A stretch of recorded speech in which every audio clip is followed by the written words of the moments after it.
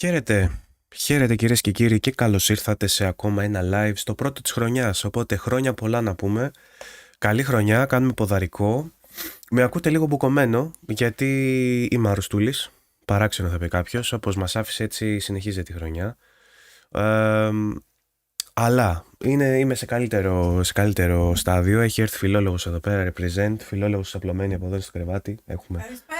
Καλησπέρα από φιλόλογο. Έχω επισκέψεις, η οποία προφανώς και με κόλλησε, έτσι να το πούμε αυτό. Συγγνώμη, λάθος μου μεγάλο. Ναι, με έχει κολλήσει φιλόλογος λοιπόν την γρυπούλα μου και η αλήθεια είναι ότι περιμέναμε να κάνουμε άλλα πράγματα και όχι να κάνουμε live. Αλλά αφού είμαι άρρωστος και είμαι σπίτι και έχει καινούριο event, λέω γιατί όχι, ας ανοίξω. Έβαλα και την ασορτή, την μπλούζα με το event που είναι γαλάζιο το event. Και λέω θα μαζευτούμε εδώ πέρα να κάνουμε την φάση μας. Έτσι κι αλλιώς δεν έχει κάτι άλλο να κάνετε σήμερα νομίζω. Από ό,τι είδα δεν έχει μπάλες, δεν έχει μπάσκετ, δεν έχει τίποτα. Γιατί όχι λοιπόν να κάτσετε να δείτε ένα event, έχουμε ε3 και στο σπίτι, κάπως έτσι. Τι είναι το New Game Plus βέβαια θα ρωτήσει κάποιος και πρέπει να σας πω κανονικά ότι να το ξεκαθαρίσουμε εξ αρχής δηλαδή το τι είναι αυτό που θα δείτε σήμερα. Είναι ένα νέο ψηφιακό showcase όπως είναι η ε3 και του Κίλι, τα shows κτλ. Όμως που είναι οργανωμένο από μια ομάδα influencers έτσι και content creators στο YouTube κτλ. Γνωστότερος εξ αυτών είναι ο Luke Stevens, όπως έγραψε πολύ σωστά και στο chat ο Μαριόκο, τα χαιρετίσματά μου και στο Μαριόκο. Είναι λοιπόν μια χούφτα από γνωστούς YouTubers οι οποίοι αποφάσισαν να μαζευτούν όλοι μαζί και να δημιουργήσουν έτσι ένα event στο οποίο θα μας δείχνουν παιχνίδια που έχουν αποφασίσει οι ίδιοι να μοιραστούν, που έχουν έρθει φυσικά σε επικοινωνία με τις εταιρείες που τα εκδίδουν για να το κανονίσουν, όμως δεν βασίζεται σε αυτό το μοτίβο που βασίζονται τα events του Κίλι για παράδειγμα, όπου παίρνει θέση μέσα στην παρουσίαση αυτός που έχει δώσει τα περισσότερα χρήματα. Τουλάχιστον έτσι υπόσχονται ότι είναι ένα event με hand-picked παιχνίδια που η ομάδα αυτών των content creators έχει διαλέξει και έχει έρθει σε επικοινωνία με τις εταιρείες που τα εκδίδουν για να μας τα δείξουν εμάς και ότι δεν έχει μέσα sponsored segments, δεν έχει χορηγούς, δεν έχει τίποτα, έτσι λένε τουλάχιστον ξαναλέω. Και στο σημερινό θα μας δείξουν περίπου 45 παιχνίδια, εκ των οποίων λένε κανένα δεν θα είναι world premiere, θα είναι παιχνίδια που με τον έναν ή με τον άλλον τρόπο έχουν παρουσιαστεί, έχουν κάνει κάπου την εμφάνισή τους, δεν θα μας παρουσιαστεί κάτι καινούριο. Όμως ενδέχεται να μας δοθούν ημερομηνίες κυκλοφορίας για κάποια από αυτά που θα είναι γνωστά παιχνίδια και να μας δείξουν και gameplay trailers και footage από παιχνίδια που μέχρι πρότινος δεν είχαμε δει. Footage από τα παιχνίδια εννοώ, τα ίδια τα παιχνίδια μπορεί να γνωρίζαμε ότι βρίσκονται σε ανάπτυξη. Ανάμεσα στα studios που θα δούμε σήμερα υπάρχουν και κάποια αρκετά γνωστά. Μισό λεπτό να κάνω zoom εδώ πέρα στο Thing. Το βάλω έτσι καλύτερα. Λοιπόν, βλέπουμε εδώ Raw Fury, Ubisoft, NetEase, Dontnod, Pearl Abyss, Xbox Game Studios, Bandai Namco, Obsidian. Ζητώ συγγνώμη που είμαι λίγο μπουκωμένος, τα λέω λίγο παράξενα, δεν πειράζει.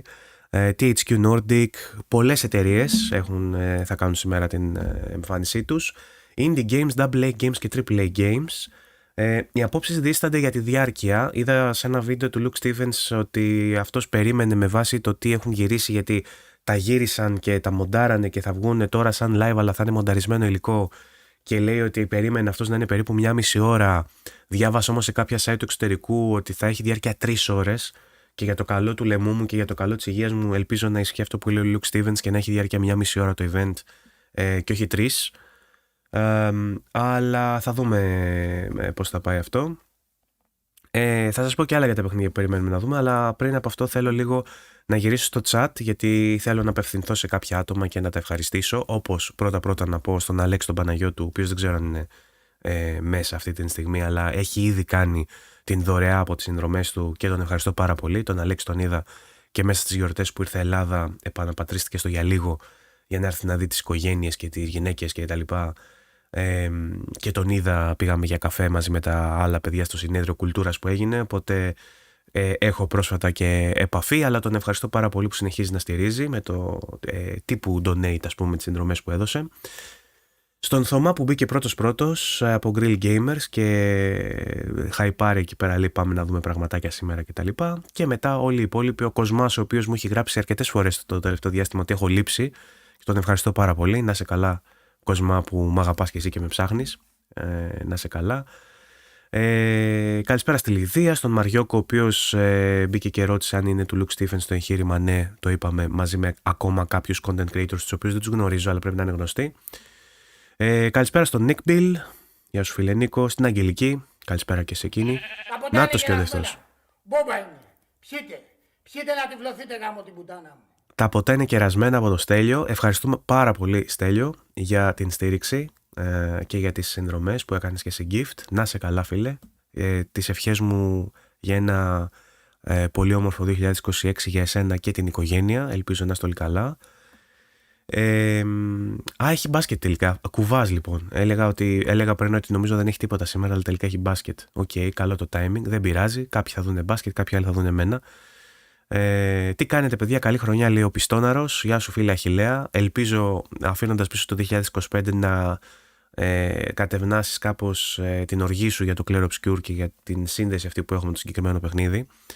Και ελπίζω να μπορέσουμε μαζί να το ξεπεράσουμε και να συνεχίσουμε τη σχέση μας από εκεί που την είχαμε αφήσει πριν αυτό το παιχνίδι μπει στις ζωές μας και μας διχάσει έτσι και μας βάλει να βριζόμαστε όλη την ώρα και να τσακωνόμαστε, γιατί δεν μπορείς να αποδεχτείς ότι κάποιο παιχνίδι κάποτε μπορεί να βγει και να συνταράξει το είναι όλης της βιομηχανίας και όλων των ανθρώπων και εσύ να κοιτάς από τη γωνία σαν cuckold. Εντάξει, δεν πειράζει, αλλά ελπίζω ότι το 2026 να περάσουμε καλύτερα όλοι. Και οι haters του Clair Obscure και οι lovers. Λοιπόν, καλησπέρα λοιπόν και στους υπόλοιπους και στον Θωμά ξανά, ο οποίος συνεχίζει και γράφει. Ακόμα και άρρωστος φρουρός ο Βαγγέλης. Ναι, ζητώ συγγνώμη για την άρθρωση παρόλα αυτά που είμαι λίγο μπουκωμένος, ό,τι μπορώ κάνω. Η αλήθεια είναι ότι κόλλησα μια σκατογρέπη η οποία μου έφερε κυρίως μπούκωμα και μια αίσθηση κούρασης. Και κοιμάμαι πάρα πολύ τις τελευταίες 3 μέρες, κοιμάμαι συνέχεια, αλλά ευτυχώς έχω μόνο μπούκωμα, δεν έχω κάτι άλλο. Ούτε πυρετό δηλαδή νομίζω πως έκανα, ούτε έχω βήχα, ούτε τίποτα. Έκανε κι άλλο. Νάτος. Άμεσος, απλός, δωρικός, λιτός. Χομπίστας. Λοιπόν, αφού έκανε δώρο τις συνδρομές ο Στέλιος, έγινε και ο ίδιος Man of Culture και τον ευχαριστώ πάρα πολύ. Λοιπόν, καλή χρονιά στον Νουμπάστικ. Γεια σου Βαγγελάρα, καλή χρονιά, υγεία σε σένα και τη φιλόλογο και τύχη. Περαστικά επίσης και ευχαριστώ για τη συνδρομή δώρο Αλέξη. Γεια σου φίλε Θήμιο. Να τους και ο Θήμιος.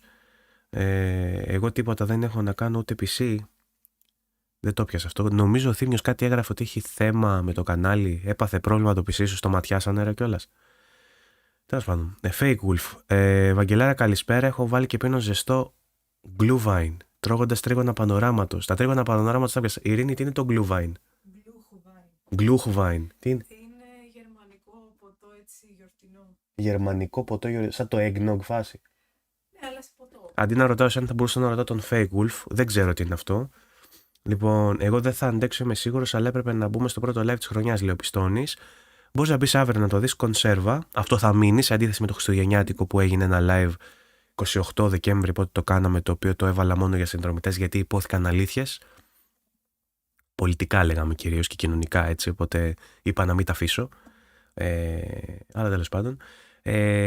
Υπάρχει και η παράδοση ότι πάντα τα Χριστούγεννα κάνουν ένα live που μετά μπαίνει μόνο για members και εκεί πέρα γίνεται βραδιά αλήθειας, οπότε το τήρησα. Σαν γνήσιος Ελληναράς, λέει ο Fake Wolf, που έχει ταξιδέψει σε 2-3 πόλεις του εξωτερικού. Οπότε μάλλον ο Fake Wolf δεν είναι στη Γερμανία, αλλά πίνει το, ναι.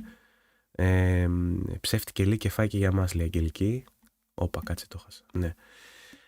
Καλησπέρα και καλή χρονιά και στον Greek Agent και στον Δάναρο, ο οποίος μου στείλε και πριβέ νωρίτερα, οπότε τα έχουμε πει. Καλή χρονιά σε όλους όπως εσείς τι θέλετε να είναι. Καλώς στον Βαγγέλη μας και περαστικά. Ειρήνη, γεια σου και σε σένα καλή χρονιά να έχεις.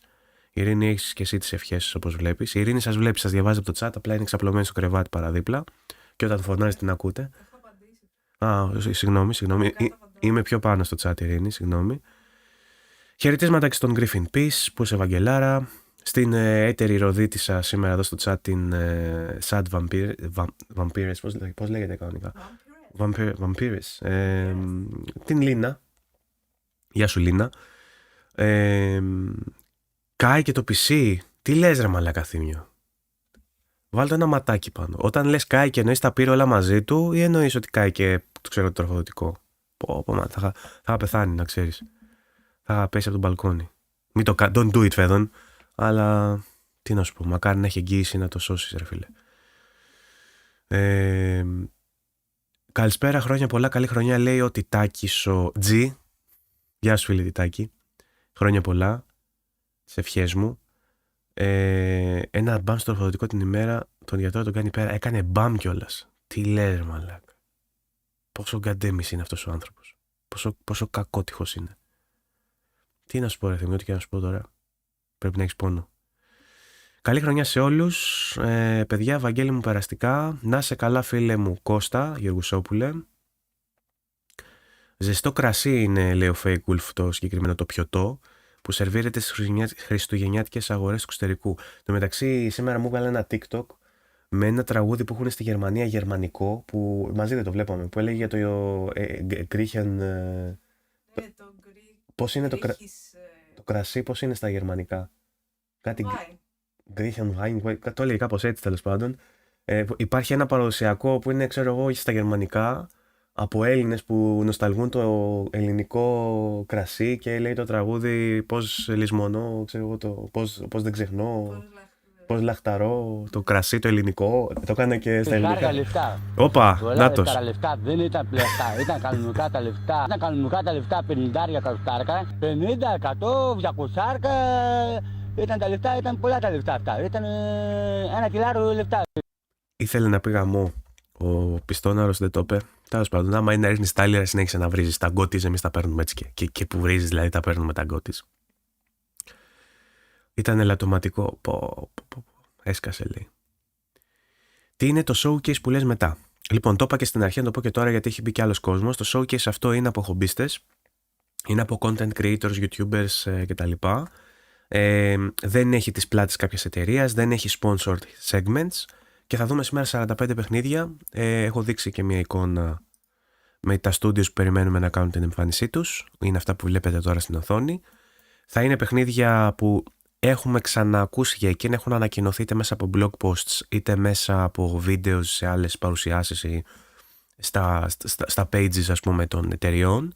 Οπότε δεν θα έχουμε world premieres φέτος. Είναι η πρώτη φορά, το πρώτο event που βγαίνει. Και επειδή το έψαξα λίγο, μπήκα και είδα κάτι βιντεάκια του Luke Stephens που έκανε σε σχέση με το event.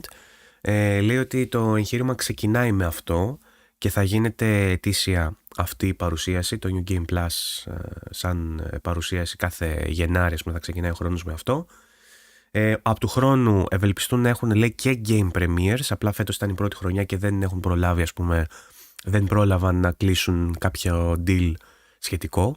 Όπα, να τους και ο Στάτζος. Τα ποτά είναι γερασμένα. Μπόμπα είναι. Πιείτε να τυφλωθείτε γάμο την πουτάνα μου. Ο Στάτζος ο Ευεργέτης που έχει καιρό να φανεί, αλλά δεν τον ξεχνάμε, από τους στυλοβάτες του... Στυλοβάτης ο Γιώργος ο Στάτζος, από τους πρώτους που έχει δώσει... ορίστε. Παίρνουν τώρα και αρκετοί συνδρομοί, οι οποίοι μπορεί να μην είχαν πρόσβαση στην κονσέρβα του χριστουγεννιάτικου stream και τώρα μπορούν να το δουν, που είναι πλέον συνδρομητές, έτσι. Ευχαριστώ πάρα πολύ, Γιώργο μου. Λοιπόν, τι έλεγα πριν? Ναι, έλεγα για το event, ότι είναι η πρώτη χρονιά που το διοργανώνουν. Από την επόμενη θα έχει και world premieres. Σε αυτό δεν θα έχει world premieres, όμως θα έχει deep dives και νέα trailers και ημερομηνίες κυκλοφορίας για αρκετά παιχνίδια τα οποία περιμένουμε. Δεν είμαι ακόμα σίγουρος, ξαναλέω, για την διάρκεια που θα έχει το show, γιατί ο Luke έλεγε ότι μπορεί να έχει διάρκεια 1,5 ώρα και σε κάτι site ξένα που διαβάζω και από άλλους influencers βλέπω να λένε για show που θα κρατήσει 3 ώρες plus. Και έλεγα στην αρχή του stream ότι ελπίζω να μην κρατήσει 3 ώρες plus, γιατί δεν με βλέπω να την παλεύω όντας στην κατάσταση την σωματική που βλέπετε και με το λαιμό που ακούτε.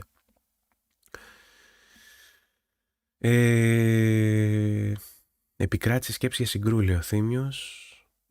Ευτυχώς τροφοδοτικό έφτασε κοντά μου, ήρθαν ιδέες.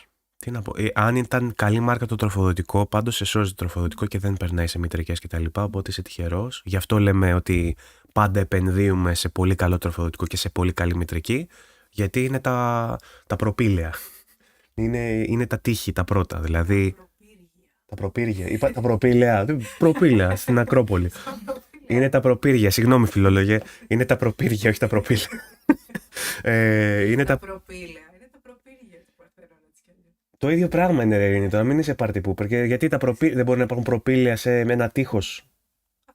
Το ίδιο είναι. Γιατί πρέπει να. Δεν μπορεί να μην είναι πύργος, να είναι απλά μια πύλη. Μαζί σου είμαι, το ίδιο είναι. Ναι, εντάξει, τέλος πάντων, αμέσως με κακολογήσεις. Λοιπόν, το καλό τροφοδοτικό λοιπόν είναι τα προπύργια ή τα προπήλαια ή whatever the fuck. Για να προστατεύσουν έναν υπολογιστή από κακή τάση και από τέτοια ατυχήματα σαν αυτά που είχε ο Θήμιος, γιατί αν δεν έχεις καλό τροφοδοτικό μπορεί να περάσει αυτή η αυξομοίωση της τάσης μέσα και να σου κάψει τα πάντα και να πάθεις τρελή ζημιά. Λοιπόν, χρόνια πολλά και καλή χρονιά σε όλες τις Λέρες και όλα τα Λερόπανα από τον Πίτερ Άλεξ, ο Παναγιώτης αν δεν κάνω λάθος είναι το μικρό του, στους υπόλοιπους σκέτο χάι. Καλησπέρα και στον Άκη, ο οποίος γκρίνιαζε νωρίτερα και δεν ήθελε να μπει στο live γιατί λέει δεν θα έχει world premieres οπότε δεν μπαίνω. Τον έβρισα λίγο και τελικά μπήκε. Λοιπόν, τώρα με τη νέα χρονιά δεν φαντάζεστε τι έχει γίνει σπίτι μου από Δευτέρα. Τα έλεγα στους φίλους της και τραγούσαν τα μαλλιά τους. Όλα αυτά χωρίς το PC που έγινε σήμερα το πρωί. Συνήθως έτσι πάει. Πάει με τις περιόδους, δηλαδή σκάει μια περίοδος και είναι όλα πουτάνα και μετά φτιάχνουν. Καλά, σε όλο τον πλανήτη πάνε χάλια τα πράγματα, έτσι, εδώ που τα λέμε, δεν είναι μόνο. Αρχικά, αν το πάρουμε σε μικροσκοπικό επίπεδο στους κύκλους μας, εμένα, ας πούμε, είναι όλοι άρρωστοι γύρω μου. Όλοι είναι άρρωστοι. Συγγενείς, φίλοι, γνωστοί, όλοι άρρωστοι. Ωραία. Δεν θα το δεις πιο μακροσκοπικά. Ο πορτοκαλί φασίστας αυτό το πουτάνας γιος στην Αμερική μπήκε στη Βενεζουέλα. Το πήραν ανάποδα. Θέλει να κάνει grande, ναι, τέλος πάντων. Τα memes δεν τα ξέρει ο κόσμος όμως. Θυμήθηκε ένα meme, Ειρήνη, με τον Τραμπ που τον κάνανε, του βάλανε κάτι με την AI και μίλαγε τέλος πάντων, σπαστά ισπανικά και έλεγε τις μαλακίες του. Τέλος πάντων, αυτό είναι meme, είναι εσωτερικής κατανάλωσης, αλλά λέμε ότι ο πορτοκαλής που ήταν ένας γιος έκανε την έφοδό του σε ξένες χώρες. Ο γαλάζιος που ήταν ένας γιος που έχουμε εμείς εδώ τον δικαιολόγησε. Σε φάση ότι δεν είναι τώρα η στιγμή για να κρίνουμε την νομιμότητα αυτού. Okay. Οπότε και εμάς, άμα θέλει ο Τούρκος, μεθαύριο μπαίνει και θα μας λένε οι αντίστοιχοι πουτάνας γη εταίροι. Εντάξει, δεν είναι τώρα η στιγμή να κρίνουμε την νομιμότητα αυτής της πράξης που μας μπήκαν οι Τούρκοι. Τέλος πάντων, θέλω να πω ότι στον κόσμο γίνονται μαλακίες γενικότερα. Δεν γίνονται μόνο στην Πάτρα και μόνο στο σπίτι του Θήμιου. Αλλά. Σε ό,τι έχει να κάνει με το gaming και την τεχνολογία, έχουν απλώσει τα πλοκάμια της πολιτικές του πουταναγιού. Έχω χάσει και τις κλήσεις τώρα. Το κοπεί την πίτα. Το κοπεί την πίτα. Εντάξει. Λοιπόν, έχει απλώσει τα πλοκάμια του και στην τεχνολογία, γιατί είχαμε CES και στην CES βγήκε η τύπισσα από την AMD, η Λί, πώς λέγεται, πώς λέγεται αυτή η τύπισσα από της AMD. Έκανε μια παρουσίαση στην CES που αφορούσε μόνο την AI, ακολούθησε και η Intel και η Nvidia και έκαναν παρουσιάσεις που αφορούσαν σχεδόν κατά αποκλειστικότητα την AI, ακόμα και το hardware που παρουσιάσαν μιλούσε μόνο είχε να κάνει μόνο με AI και πήγανε και ένα βήμα παρακάτω, καθώς ανέβηκαν κάτι τύποι, σαν να ανεβαίνει ο Πιερακάκης, ας πούμε, ο δικός μας, ο αντίστοιχος της Αμερικής. Δεν το δεις εσύ αυτό, μάθατε από μένα τώρα, Ειρήνη, θα το ακούσεις από μένα. Ανέβηκε πάνω στην CES, λοιπόν, στη σκηνή αυτός ο τύπος που ήταν της κυβέρνησης της Αμερικής και μιλούσε για το πόσο στενά συνεργάζεται πλέον η κυβέρνηση με τις εταιρείες AMD κτλ. Για να φτιάξουν ένα σύστημα έτσι που θα υποβοηθά τα πάντα σε συστημικό επίπεδο, και συστημικό με σίγμα κεφαλαίο στο σύστημα δηλαδή και στο κράτος και στο πώς λειτουργούν τα πάντα, με τη δύναμη αυτών των AI τεχνολογιών που πλέον ουσιαστικά. Νάτος. Βαγγέλη, κόψε μαλακίες. Το κατάλαβες? Κάτσε, το κάνω relevant τώρα, θα το κάνω game centric. Λοιπόν, και η φάση είναι ότι μιλούσαν για πάρα πολλές ώρες για πράγματα που δεν αφορούν τον consumer σε μια έκθεση η οποία έχει μέσα στον τίτλο της, στο CES, το consumer. Δηλαδή, αντί να μιλούν για τον καταναλωτή και τις τεχνολογίες και το πώς θα βοηθήσουν οι νέες τεχνολογίες, γιατί λέγεται CES 2026, και το πώς θα βοηθήσουν αυτές οι νέες τεχνολογίες και το hardware το καινούργιο που θα βγει τους καταναλωτές, μιλούσαν για ώρες για το πώς θα βοηθήσουν αυτοματοποιημένες διαδικασίες και το πώς θα βοηθήσει, τέλος πάντων, υπηρεσίες και εταιρείες και συστήματα κτλ. Καμία σχέση δηλαδή με τους καταναλωτές. Έναν καινούργιο επεξεργαστή που ήταν να βγάλουν, που θα βγάλει μάλλον η AMD. περιορίστηκε στο blog post που έκανε στο δικό της site και δεν είπαν τίποτα στην παρουσίαση σχεδόν για το συγκεκριμένο επεξεργαστή που θα βγάλουν. Γενικότερα υπάρχει μια μαλακία εκεί έξω που τους δέρνει όλους.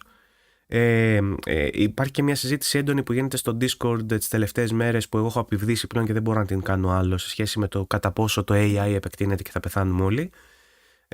Υπάρχει το λεγόμενο stagnation, το οποίο μονοπολεί και το ενδιαφέρον σε όλα τα αγαπημένα σας podcast και σε όλες τις εκπομπές και τα εγχώρια podcast και τα ξένα podcast. Παντού παίζει αυτό. Εμείς εδώ τα συζητούσαμε πολλά επεισόδια πίσω και πολλά live πίσω για να δείτε πόσο μπροστά είμαστε.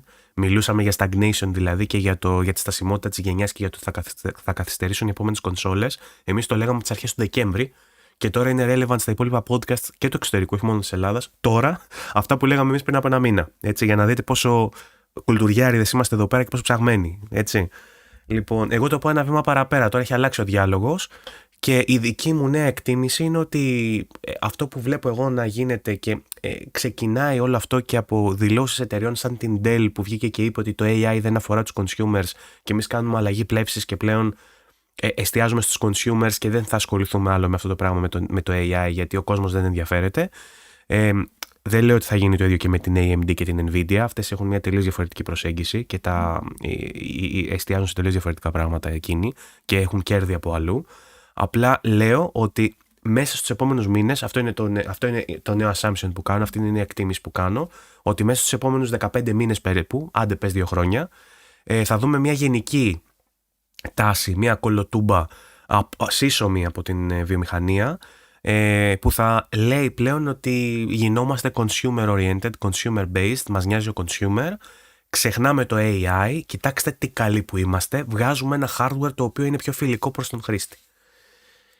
Και θα το δούμε αυτό να γίνεται μέσα στα επόμενα 2 χρόνια, πιστεύω, από όλες τις εταιρείες, γιατί η αρχική εκτίμηση ήταν ότι μέχρι το 2030 θα είναι τα πάντα AI και όλοι θα ασχολούνται με το AI. Η νέα εκτίμηση που κάνω είναι ότι μέσα στους επόμενους 15 μήνες με 24 μήνες, κάπου εκεί ανάμεσα, θα αρχίσουμε να βλέπουμε τις εταιρείες να κάνουν τις κολοτούμπες τους. Αυτό βέβαια δεν σημαίνει ότι δεν έχουν ήδη πάρει ρότα κάποια πράγματα και ότι δεν θα έχουμε αυτό το stagnation για το οποίο μιλάμε. Γιατί μια απόφαση από μια εταιρεία όπως για παράδειγμα η Sony να κρατήσει πίσω την ανάπτυξη της επόμενης κονσόλας, τον σχεδιασμό της και να πάει πίσω την γραμμή της ανάπτυξης του hardware, δεν αλλάζει. Ακόμα και αν αλλάξει η προσέγγιση των πραγμάτων και το πώς βλέπουν τη βιομηχανία και το πώς βλέπουν τα πράγματα, αργεί να αλλάξει η γραμμή παραγωγής, ας πούμε, και να δούμε διαφορετικά πράγματα εν τέλει στα ράφια, ας πούμε, και στην επικαιρότητα. Τέλος πάντων, όλα αυτά τα δυστοπικά και ωραία, όλα αυτά ξεκίνησαν το PC του θύμου που έσκασε, by the way, έτσι, για να δείτε πώς φεύγει και η ροή. Αλλά όλα αυτά συνέβησαν σε αυτό το διάστημα που δεν είχα podcast.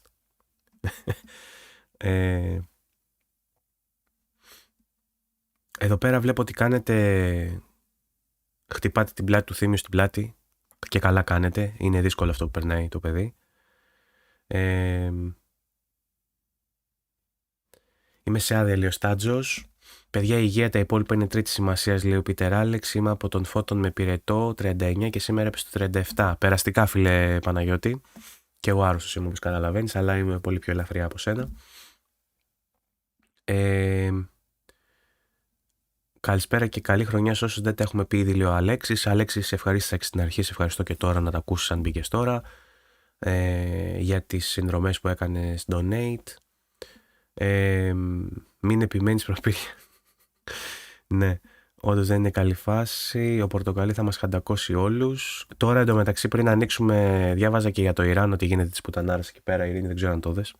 Έχει γίνει εξέγερση στο Ιράν. Με ενημερώνω από το control, ναι. Τώρα, λίγα λεπτά πριν ανοίξω, ότι έχουν βγει στους δρόμους οι Ιρανοί.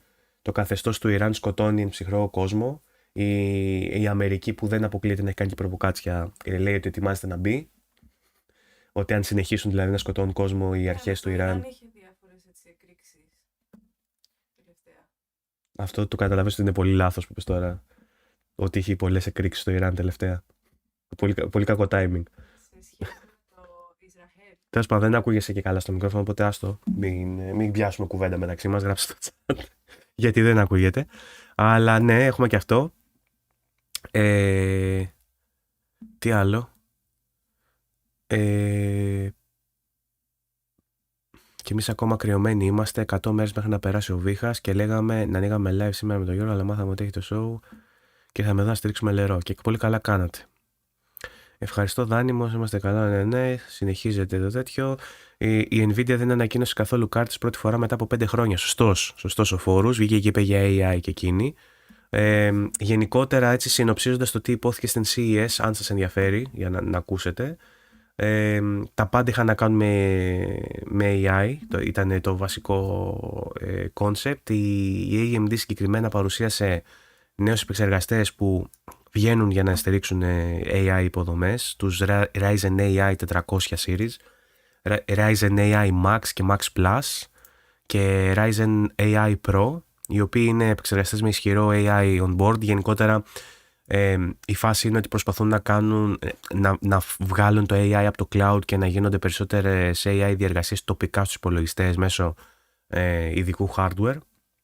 Ο επεξεργαστής ο οποίος αφορά τους υπόλοιπους που είναι και για gaming και τα λοιπά, και σας είπα ότι δεν ασχολήθηκαν καθόλου στο event πάνω στην σκηνή, είναι ο καινούριος Ryzen, ο Ryzen 7, πώς να το διαβάσω τώρα αυτό, 9850X3D, ο οποίος είναι ο ισχυρότερος επεξεργαστής της AMD που θα κυκλοφορήσει με μεγαλύτερα boost clocks και τεχνολογίες με VCAS και τα λοιπά. Τέλος πάντων, ό,τι καλύτερο θα μπορείς να έχεις στον υπολογιστή σου για gaming, θα είναι και ακριβούτσικος λογικά. Αλλά δεν ασχολήθηκαν καν αρκετά. Δηλαδή, ό,τι έμαθα εγώ το είδα από blog posts και από βίντεο που κάναν άλλα κανάλια μετά για να το καλύψουν. Η Intel έβγαλε είπε κάποια πράγματα για τους Core Ultra Series 3, που θα είναι επίσης AI, επίσης η platform, επεξεργαστικές τέτοιες λύσεις. Η Asus έδειξε κάποια πράγματα, καινούριο Nook, τα διαβάζω τώρα πολύ επιγραμματικά, πραγματικά δεν έχει κάτι ενδιαφέρον, ειλικρινά δεν έχει κάτι ενδιαφέρον, ήταν υποτονικό το gaming. Και η Nvidia έδειξε μόνο κάποιες τεχνολογίες, δεν έδειξε κάρτες. Ανακοίνωσε μίλησε για το DLSS 4.5, το καινούργιο DLSS, το οποίο θα έχει νέας γενιάς transformer μοντέλο για super resolution, το upscaling που κάνει δηλαδή το DLSS, με 6x dynamic multi-frame generation.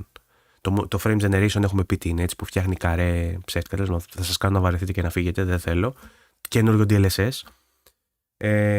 Και πάνω κάτω αυτό, δεν έδειξαν κάτι άλλο σπουδαίο. Δηλαδή έγινε ολόκληρη CES και δεν δείξανε κάτι σπουδαίο. Είναι τραγικό. Τέλος πάντων, μίλησαν κυρίως για AI. Θα δούμε πώς θα πάει αυτό. Εγώ τις εκτιμήσεις μου τις έχω κάνει. Η Nvidia αυτή λέει πέρασε το 4.5 DLSS και χάλασε. Δεν νομίζω, Θήμιο, έτυχε. Τα data centers ξεφυτρώνουν σαν τα μανιτάρια, Βαγγέλη, και οι περιοχές που χτίζονται τραβάνε όλο το νερό και το ρεύμα. Δεινοπαθεί ο κόσμος εκεί που δουλεύουν. Εντάξει. Αυτά είναι ρευστά όλα, αλλάζουν. Σήμερα χρειάζονται αυτές οι υποδομές. Αύριο μεθαύριο γίνεται μια ανακάλυψη. Σου λέει ότι βγάλαμε ένα καινούργιο τσιπάκι που κάνει την ίδια δουλειά, ξέρω εγώ, με τους μισούς πόρους, ας πούμε. Οπότε διορθώνεται. Κρίνουμε με τα τωρινά δεδομένα τι θα γίνει το 2030. Αυτό είναι λίγο λάθος. Εγώ πιστεύω ότι κάτι θα γίνει και θα αλλάξει η φάση.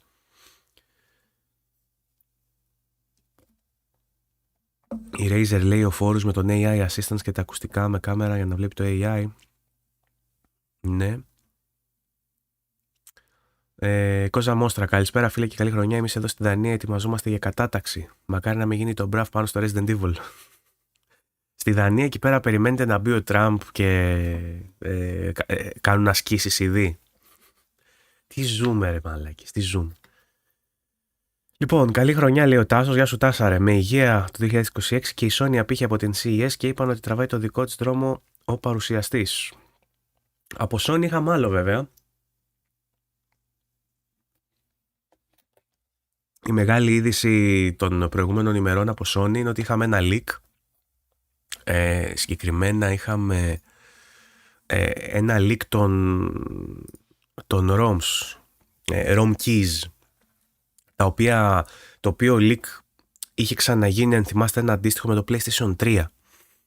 Όταν είχαν λικάρει τα κλειδιά για το PlayStation 3 και άρχισε μετά να γίνεται jailbreak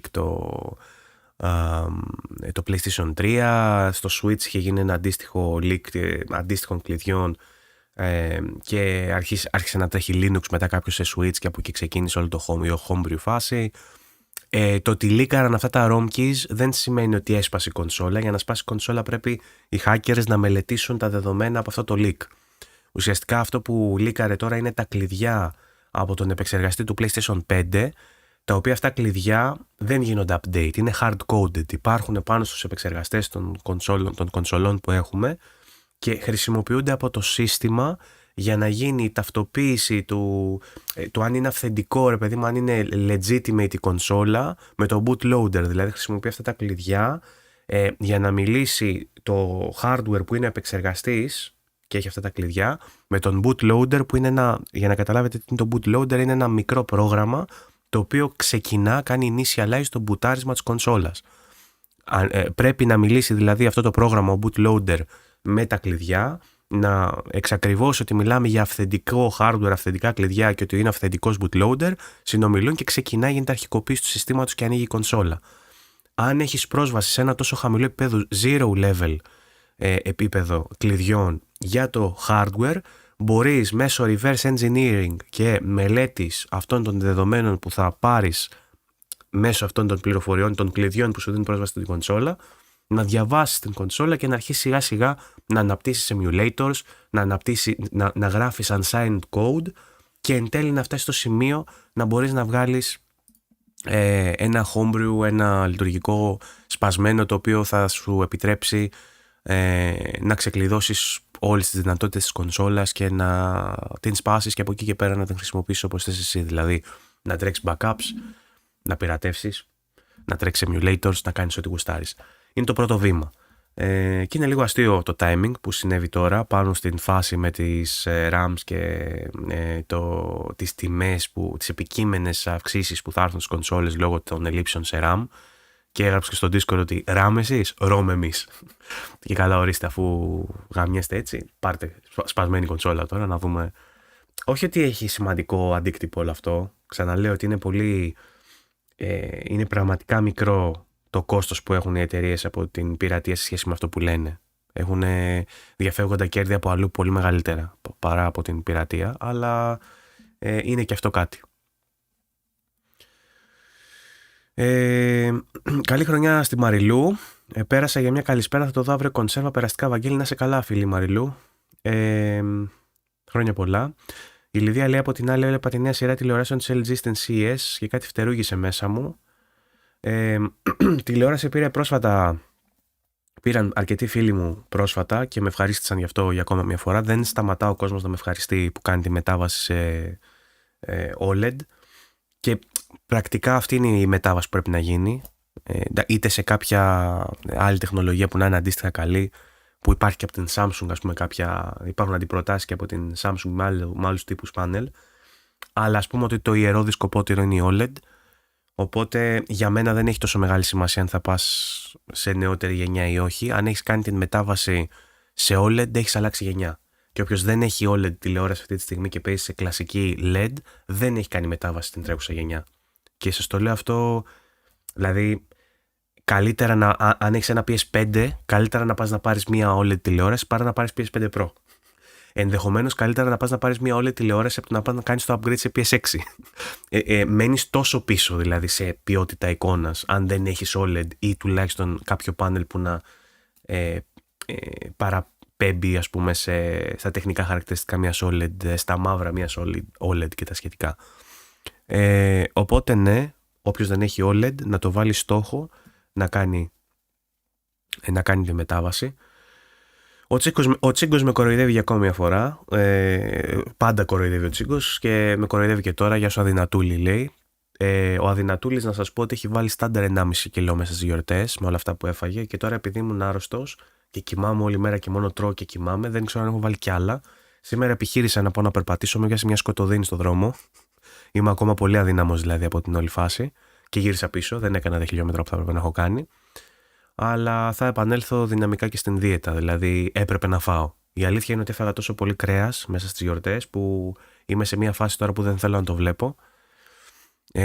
Και θα επιστρέψω με πολύ μεγάλη μου χαρά στο κοταρίζι καθημερινά μέσα στις επόμενες μέρες. Ειλικρινά το λέω αυτό.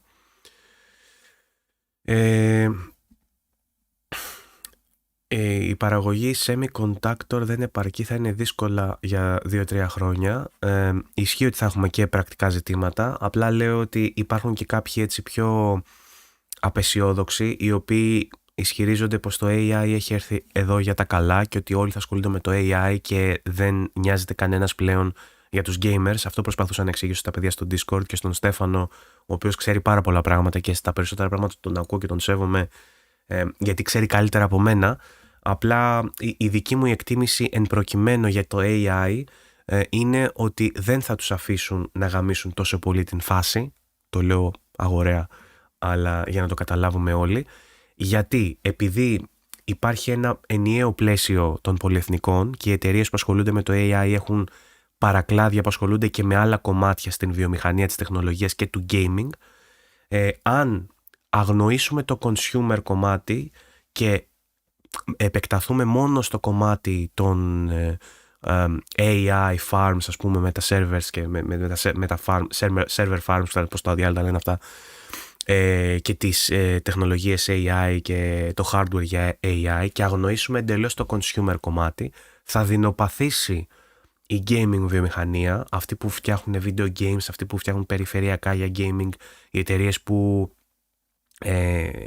παρέχουν υπηρεσίες για gaming, και όχι μόνο το cloud, γιατί κάποιοι λένε, ας πούμε, ότι θα ανέβει το GeForce Now, θα ανέβουν οι cloud υπηρεσίες και πιεστήκανε, θα βγάζουν λεφτά από εκεί. Όχι, υπάρχουν εταιρείες οι οποίες βασίζονται στην ευρωστία των PC gamers, και όταν εμείς τα πονάμε σαν PC gamers και σαν console gamers και σαν gamers γενικότερα, όταν εμείς τα πονάμε και δεν θα μπορούμε να αγοράσουμε μια κονσόλα, θα πέφτουν οι ρυθμοί ανάπτυξης και οι ρυθμοί των κερδών σε ό,τι έχει να κάνει με το gaming και με το PC gaming και με την PC αγορά.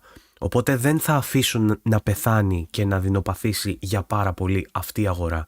Γιατί σαν ντόμινο, αν πονέσουν οι άλλες εταιρείες που ασχολούνται μόνο με αυτό, θα πονέσουν και οι θυγατρικές, μάλλον θα πονέσουν οι μαμάδες εταιρείες, και θα έχουν και εκείνοι πλήγματα. Και εκτός από το κομμάτι των κερδών των θυγατρικών εταιρεών και όσων ασχολούνται με το PC gaming και τα περιφερειακά και το software κτλ., εκτός από αυτό θα πονέσει και το κύρος των εταιρεών αυτών και το brand name τους θα πονέσει, γιατί θα τους βρίζουμε όλοι. Και θα βγει μετά μια εταιρεία, λέω εγώ, σε λίγο καιρό και θα πει ότι εμείς επειδή σας αγαπάμε, βρε κουτά, σας δίνουμε σε καλύτερη τιμή κάτι που μέχρι πρώτη το πληρώνετε πολύ ακριβότερα, γιατί είχε δημιουργηθεί αυτή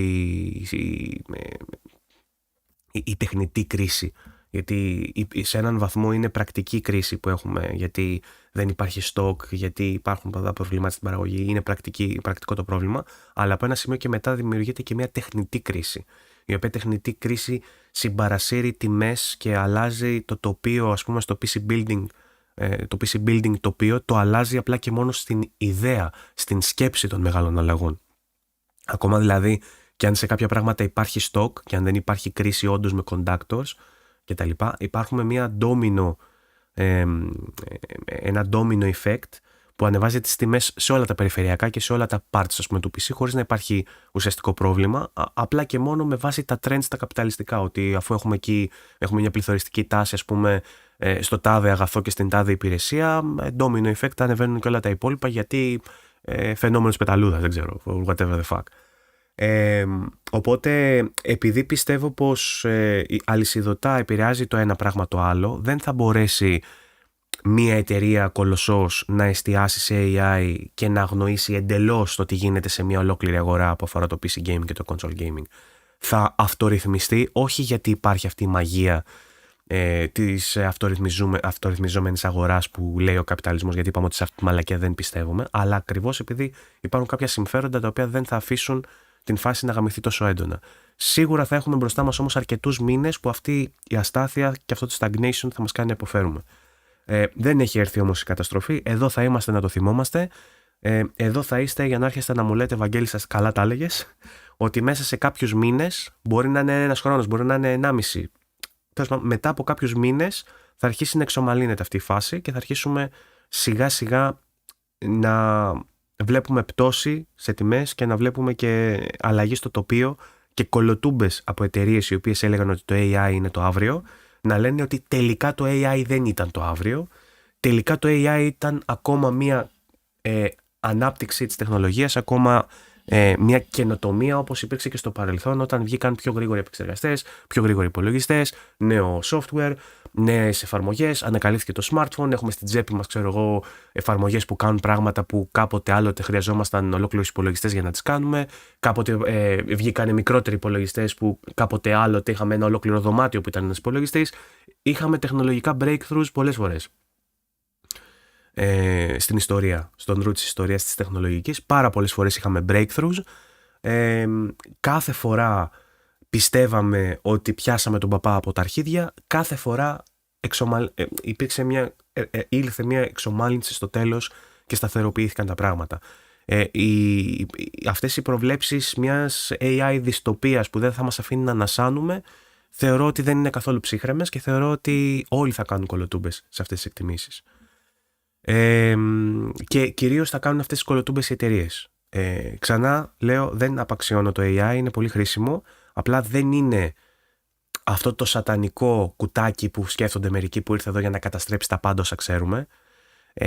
Δεν είναι ο μαγικός αλγόριθμος, το μαγικό software που θα λύσει όλα μας τα προβλήματα. Δεν είναι αυτό που θα σέρνει από τη μύτη όλη την παραγωγή του hardware για πάντα, επάπειρον.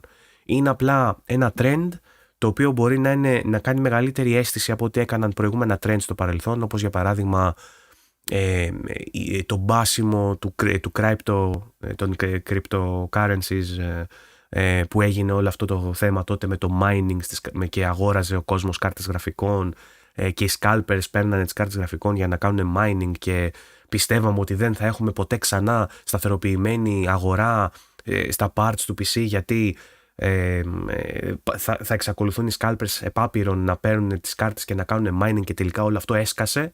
Δεν λέω ότι το AI είναι το ίδιο πράγμα. Το AI είναι πολύ πιο πρακτικό, πιο απτό, χρήσιμο, με εφαρμογές στην δική μας πραγματικότητα και όχι μόνο στους νεοφιλελέδες που θέλουν να γίνουν πλούσιοι με παθητικό εισόδημα. Είναι χρήσιμο για όλους μας, είναι εργαλείο και θα χρησιμοποιηθεί, αλλά επί της ουσίας το AI έτσι όπως το έχουμε στο μυαλό μας είναι LLMs, είναι συστήματα γλωσσικής εκμάθησης, ας πούμε, software, το οποίο απλά χρησιμοποιεί κάποιες AI δυνατότητες μόνο για να μας εξυπηρετήσει και έχει έρθει για να αντικαταστήσει κάποιες δουλειές οι οποίες μέχρι πρώτης γινόντουσαν manually από τον κόσμο. Δεν θα χρειαζόμαστε πια τηλεφωνήτρες γιατί θα το κάνει το AI, ας πούμε. Οκ, μπράβο, ναι. Έχασαν τη δουλειά τους όλοι και έγινε πιο εύκολο. Εντάξει, okay. Αλλά δεν είναι η επανάσταση που πιστεύουμε. Δεν έχει γίνει η επανάσταση που πιστεύουμε ότι έχει γίνει, ούτε θα γίνει. Δεν θα ζήσουμε το χέρι με τον Joaquin Phoenix. Θα έχουμε μια βελτίωση της εμπειρίας μας στην χρήση του software όπως είχαμε στο παρελθόν. Δηλαδή, αν συγκρίνουμε το πώς ήταν η εμπειρία μας με μια σουίτα εφαρμογών γραφείου πριν από 20-30 χρόνια και τη συγκρίνουμε με τις σημερινές εφαρμογές που έχουμε, το Office, το Excel και τις λοιπές εφαρμογές, θα δούμε ότι η ανάπτυξη του software έχει φτάσει, η εξέλιξη του software έχει φτάσει σε ένα σημείο που μας λύνει τα χέρια και γίνονται αυτοματοποιημένα πάρα πολλά πράγματα που δεν φανταζόμασταν πριν από 20 χρόνια πώς θα μπορούσαμε να τα πετύχουμε. Αντίστοιχα με το AI θα έχουμε ακόμα ένα άλμα, θα μπορούμε να κάνουμε πολλά περισσότερα πράγματα, αλλά δεν θα ζήσουμε το Matrix. Πρέπει να το ξεπεράσουμε λίγο αυτό. Και το αφήνω πίσω μου γιατί σιγά σιγά πρέπει να πούμε και λίγο για gaming, γιατί θα αρχίσει σε λίγο και το show εδώ πέρα, θα αρχίσει το Τζέρτζελο σε λίγο. Για τους άλλους δεν ξέρω. Νικ Βατής. Αλλά εγώ είμαι μαζί σου, ρε μάγκα. Τι έχουμε εδώ? Ξεκινάει το stream. Για να δω λίγο.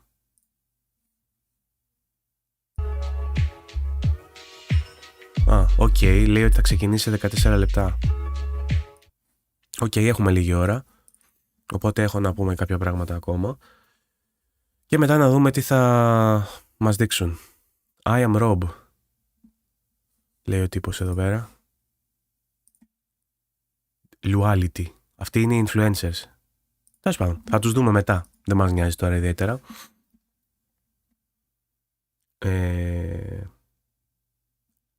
Λοιπόν.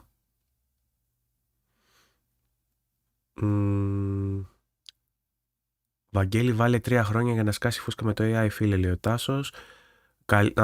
Αυτά τα έχω διαβάσει, συγγνώμη. Δεν έχει πλάκα που νομίζει τώρα ότι καταλαβαίνουμε, λέει ο Πιστώνης και γελάει. Έλα, δεν νομίζω ότι δεν καταλαβαίνετε, τα λέω απλά. Έρχεται και του PS5 η ώρα από ό,τι φαίνεται. Θα ήταν άραγε μια καλή περίοδος να πάρουμε τώρα Nintendo Switch 2 ακόμα και αν δεν έχει παιχνιδάρες ακόμα. Φοβάμαι μην πάει στα 600 € με τόσα γίνονται με τις RAM. Με την ίδια λογική θα ήταν μια καλή στιγμή να πάρεις και ένα PS5 και να μην το κάνεις update ποτέ για να το κάνεις jailbreak. Δεν ξέρω πώς το βλέπεις και δεν ξέρω τι βλέπεις ως συμφέρον, ρε παιδί μου, και το πώς βλέπεις το μέλλον. Δηλαδή, και πες ότι στόκαρες ένα Switch για να μην κοστίζει ακριβότερα αργότερα. Θες να έχεις Switch όμως? Πιστεύεις ότι θα παίξεις εκεί παιχνίδια που θα θέλεις να παίξεις?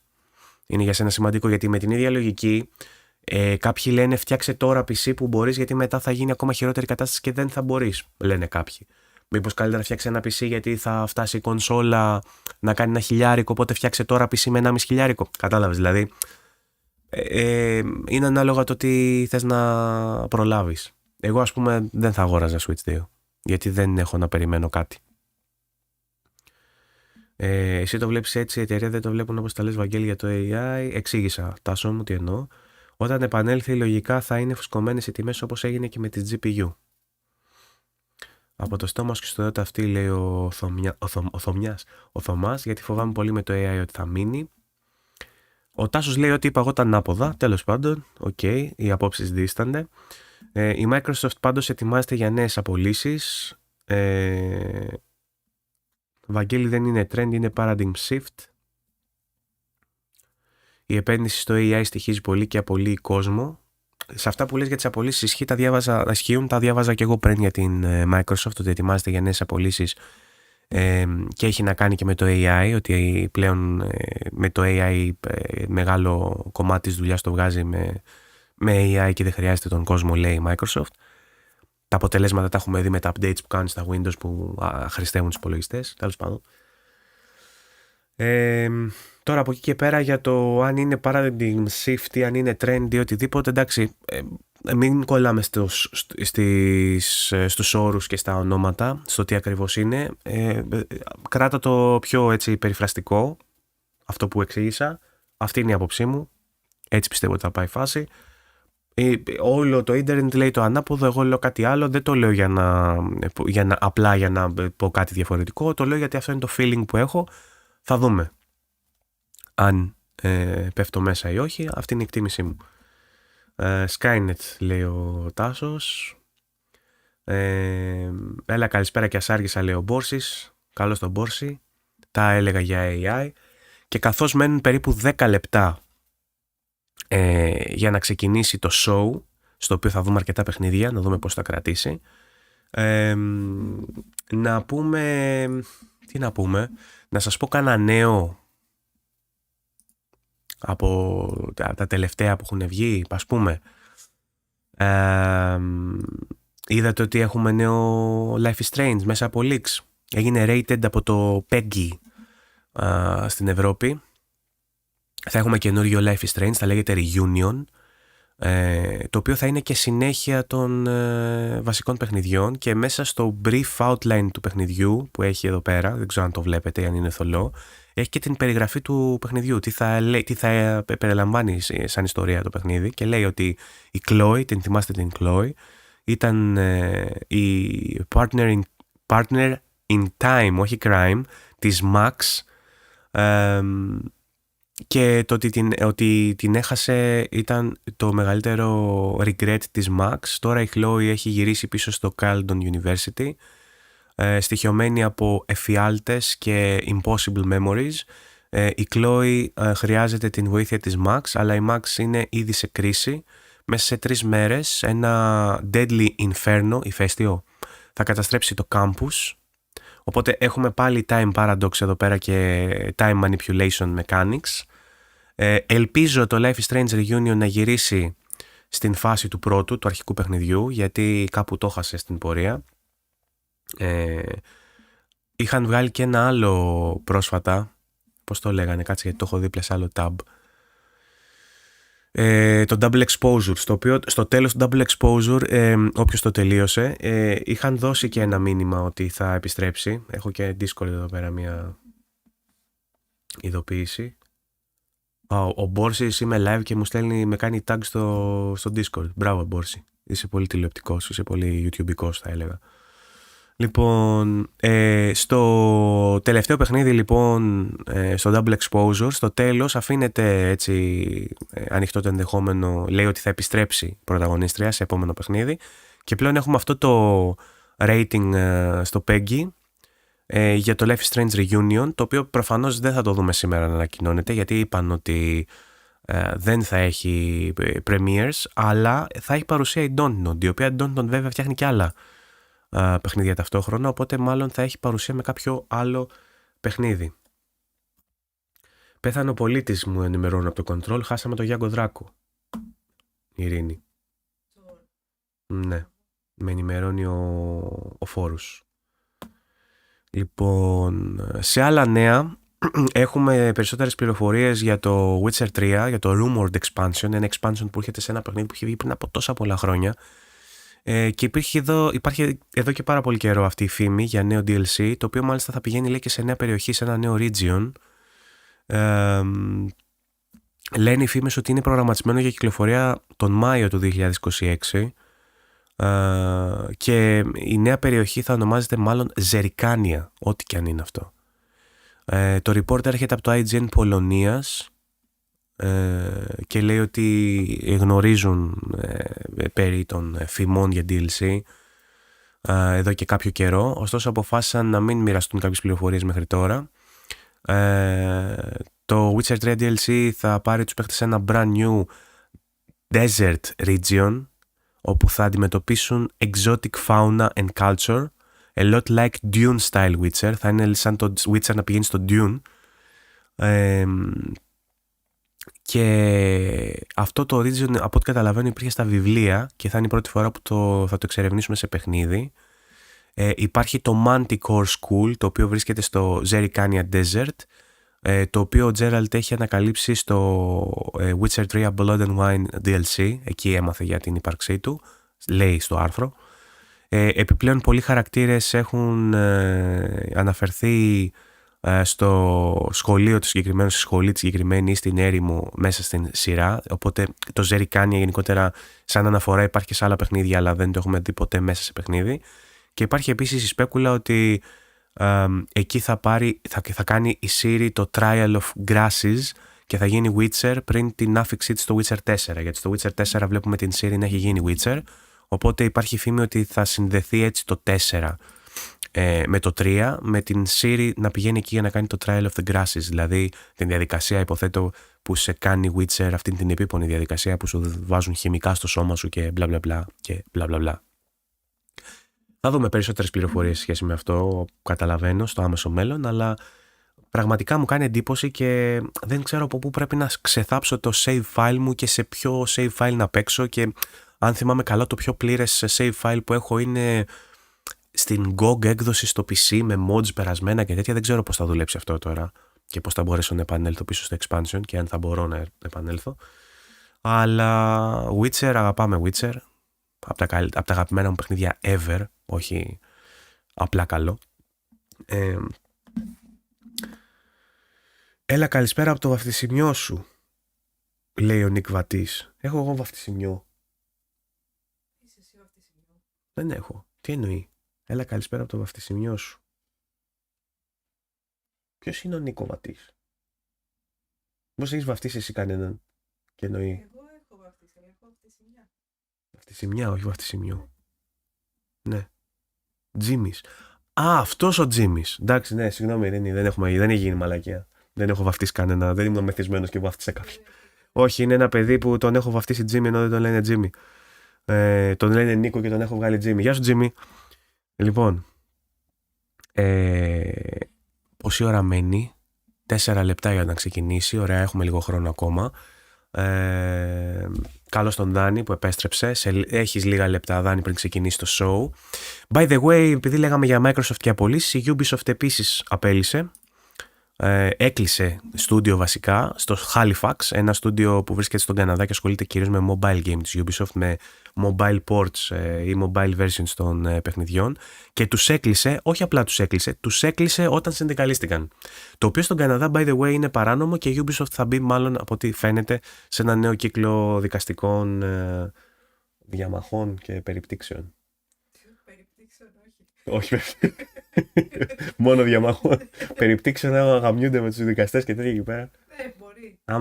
Άμα γαμηθούν είναι περιπτύξη. Σε ένα ευρύτερο πλαίσιο, ναι, και περιπτύξεων, λοιπόν. Στον Καναδά, λοιπόν, είναι παράνομο, by the law, by the court of law, να κλείσεις μια επιχείρηση επειδή συνδικαλίστηκαν οι εργαζόμενοι, και εκεί το πράξανε. Το έπραξαν. Το πράξανε. Κλείσανε το στούντιο Halifax, κλείσανε και τον τάφο τους, τα έλεγε κάποιος. By the way, τώρα βλέπω εδώ πέρα τυχαία, τα πυροβολάω τα νέα, δεν το έχω δοκιμάσει, αλλά έχει βγει demo, το κατέβασα όσο μιλούσαμε, το έβαλα να κατεβαίνει στο PlayStation και θα το δω μετά. Έχει βγει demo για το Dragon Quest 7 Reimagined, το οποίο είναι super cute. Τι έχουμε εδώ, ναι. Είναι super cute και να το δοκιμάσετε. Δεν το έχω δοκιμάσει, οπότε άποψη δεν έχω να μοιραστώ μαζί σας. Αλλά έχει βγει demo, έτσι, για το επερχόμενο παιχνίδι. Το remake, reimagined or whatever. Τι άλλο? Έχουμε Schreier, ο οποίος είπε ότι σύμφωνα με τις δικές του πηγές το GTA 6 might not be content complete, το οποίο είναι λίγο προβληματικό. Ο ίδιος λέει ότι δεν είμαι σίγουρος και δεν μπορώ να σας απαντήσω αν θα πάρει και άλλη καθυστέρηση, αλλά την τελευταία φορά που ρώτησα δεν έχουν καταλήξει ακόμα στο τελικό περιεχόμενο. Αυτό έρχεται λίγο σε αντιδιαστολή με αυτά που σας έχω πει εγώ, που η δική μου εκτίμηση ήταν πως αυτό που κάνουν τώρα είναι fine tuning το online κομμάτι, γιατί τους έχουν υποχρεώσει, έλεγα εγώ, από το board να κάνουν ταυτόχρονη κυκλοφορία στο online και το single κομμάτι. Σύμφωνα με τον Schreier, ο οποίος τελευταία έχει πει και κάποιες μπαρούφες, οπότε δεν ξέρω αν ισχύουν αυτά που λέει, αν τα λέει έτσι, δεν ξέρω. Τώρα, ο Λερός λέει για τον Schreier, φαντάσου που φτάσαμε, δηλαδή ξεφτύλα. Αλλά τελευταία έχει πει και μαλακιούλες ο Schreier, οπότε δεν τον εμπιστεύομαι και πάρα πολύ. Λέει ότι οι πηγές του λένε πως δεν έχει τελειώσει ακόμα το παιχνίδι σαν παιχνίδι το GTA 6 και ακόμα βάζουν αποστολές και βγάζουν αποστολές, πειράζουν λίγο την ιστορία, δεν έχουν καταλήξει το τι θα κάνουν εν τέλει.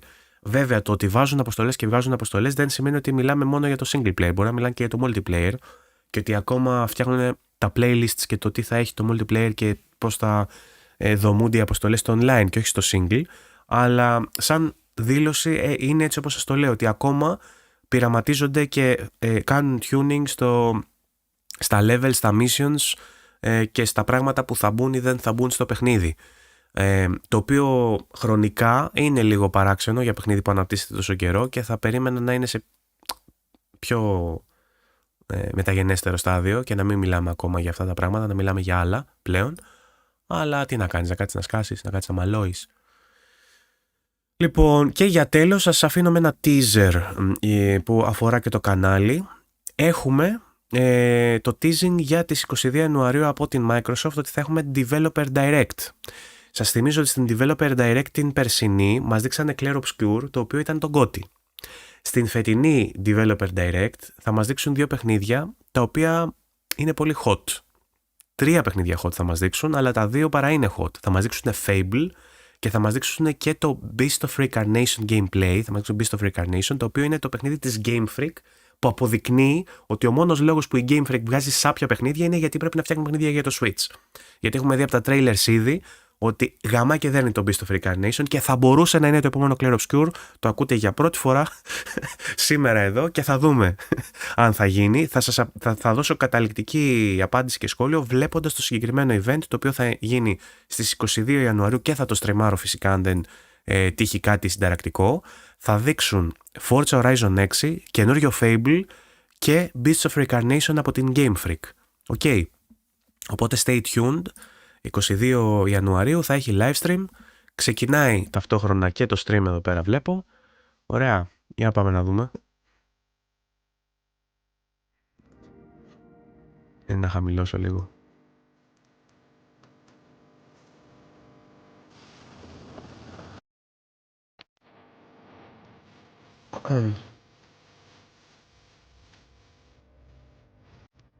Δεν είμαι πολύ ικανοποιημένος από το bitrate σας, αλλά τέλος πάντων.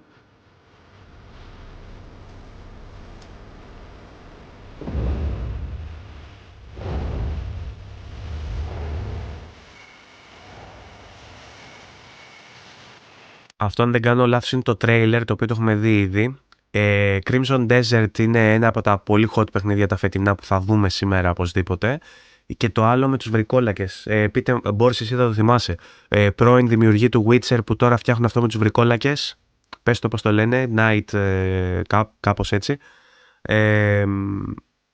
Τέλος πάντων, θα έχει αρκετά παιχνίδια. Νάτος ο Girl Gamers, πάμε ρε πουδιάρι. Ευχαριστώ πολύ για το donate. Θωμά, να σε καλά. Θα έχει και το αγαπημένο σου, το Where Winds Meet. Θα έχει λογικά ανακοινώσεις για DLC κτλ.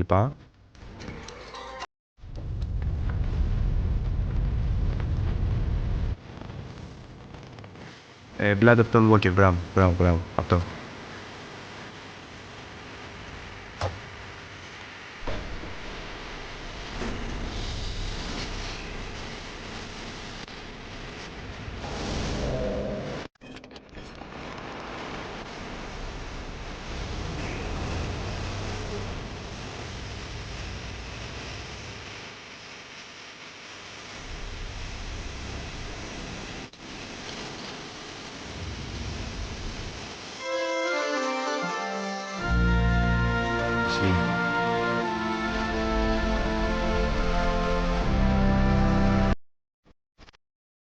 Καλή αρχή να πούμε, by the way, στα παιδιά εδώ στο New Game Plus. Καλή αρχή.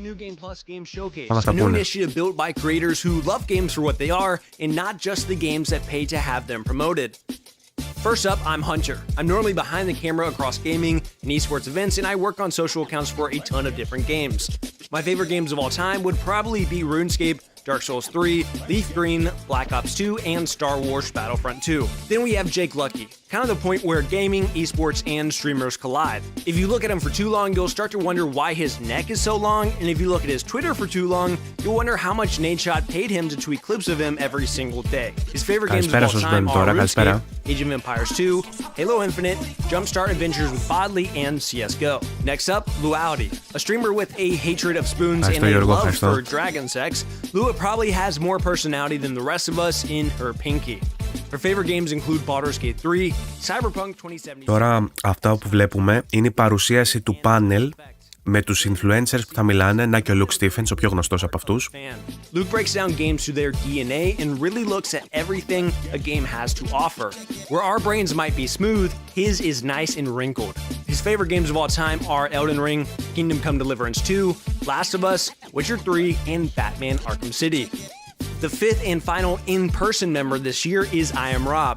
Rob came from the hell of making Call of Duty videos to the other hell of platinuming games.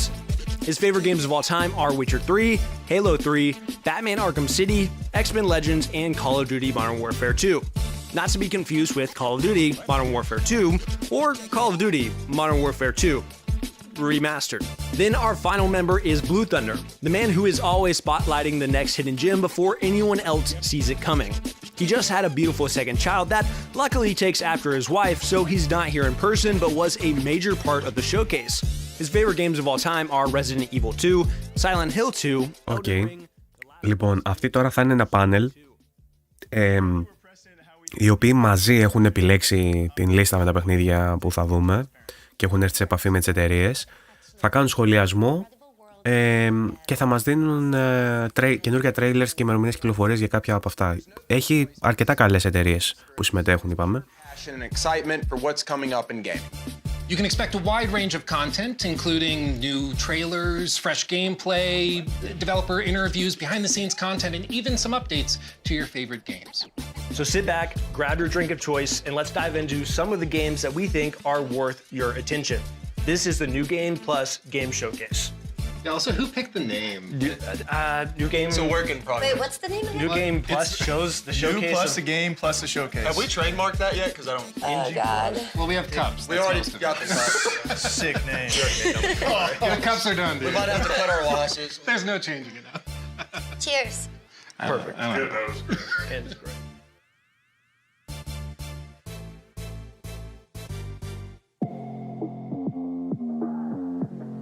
All right, guys, so first up, we have three awesome Επιτέλους games. We θέλει have Blind Darksiders. Descent coming from Owlcat. We have Deep Dish Dungeon coming from Behold and Raw Fury, as well as an exclusive interview with the Don Walker creative director. Don Walker έχουν βγάλει στο κανάλι τους πάρα πολλά βιντεάκια, by the way, πολύ μεγάλα. Έχω δει τα δύο τελευταία που έχουν βάλει. Ένα με gameplay που δείχνει τα mechanics του gameplay, το οποίο είναι αρκετά καλό, αλλά όχι όπως το περίμενα, δεν είναι Witcher, είναι λίγο πιο stripped down.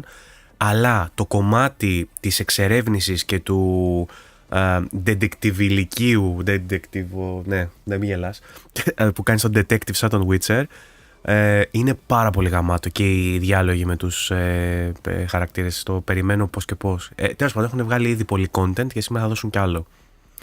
Τι είναι? Blind Descent. Ναι, πρέπει να ανοίξω και το Steam.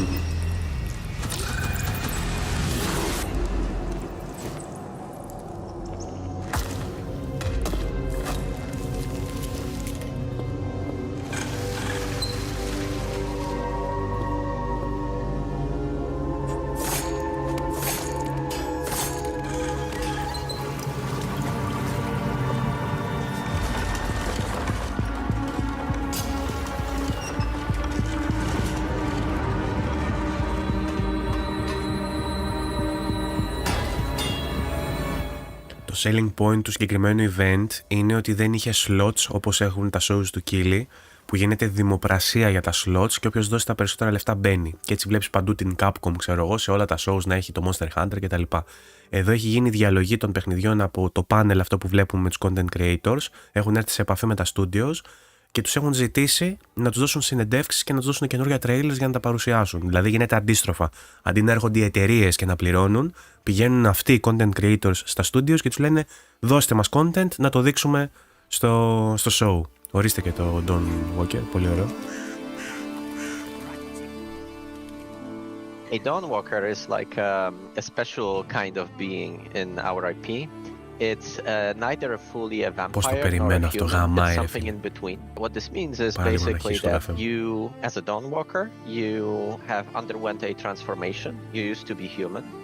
And now, during the nighttime, you do get all the powers and the difficulties of being a vampire. So you get the blood craving and so on. But during daytime, these powers are dormant and you still have to eat. You have all the weaknesses of a human, right? But also the perks of being human. One of the things that is unique to humans in our IP is being able to use magic, so casting spells. The Dawnwalkers are not very commonplace in that IP. They are very, very rare, rarer than vampires. So you as a Dawnwalker are kind of special in this regard. I would say the short-term things that have immediate impact on the character development are you have to feed on, you know, either animals or humans on blood suddenly, right? So you get these cravings, you get these like weird, eerie experiences that you didn't have as a human. Brancis and his clique of vampires actually caught him on his low point when he was vulnerable. He has used specific traits of vampiric blood in order to cement his position in the valley. Because, you know, as you might imagine, having a bloodsucker as your lord might be a tough sell.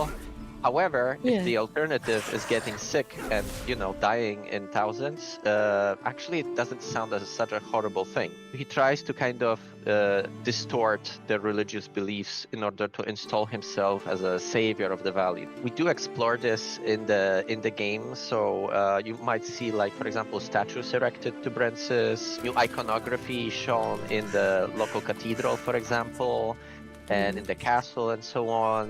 There is this whole cult of personality he builds around himself.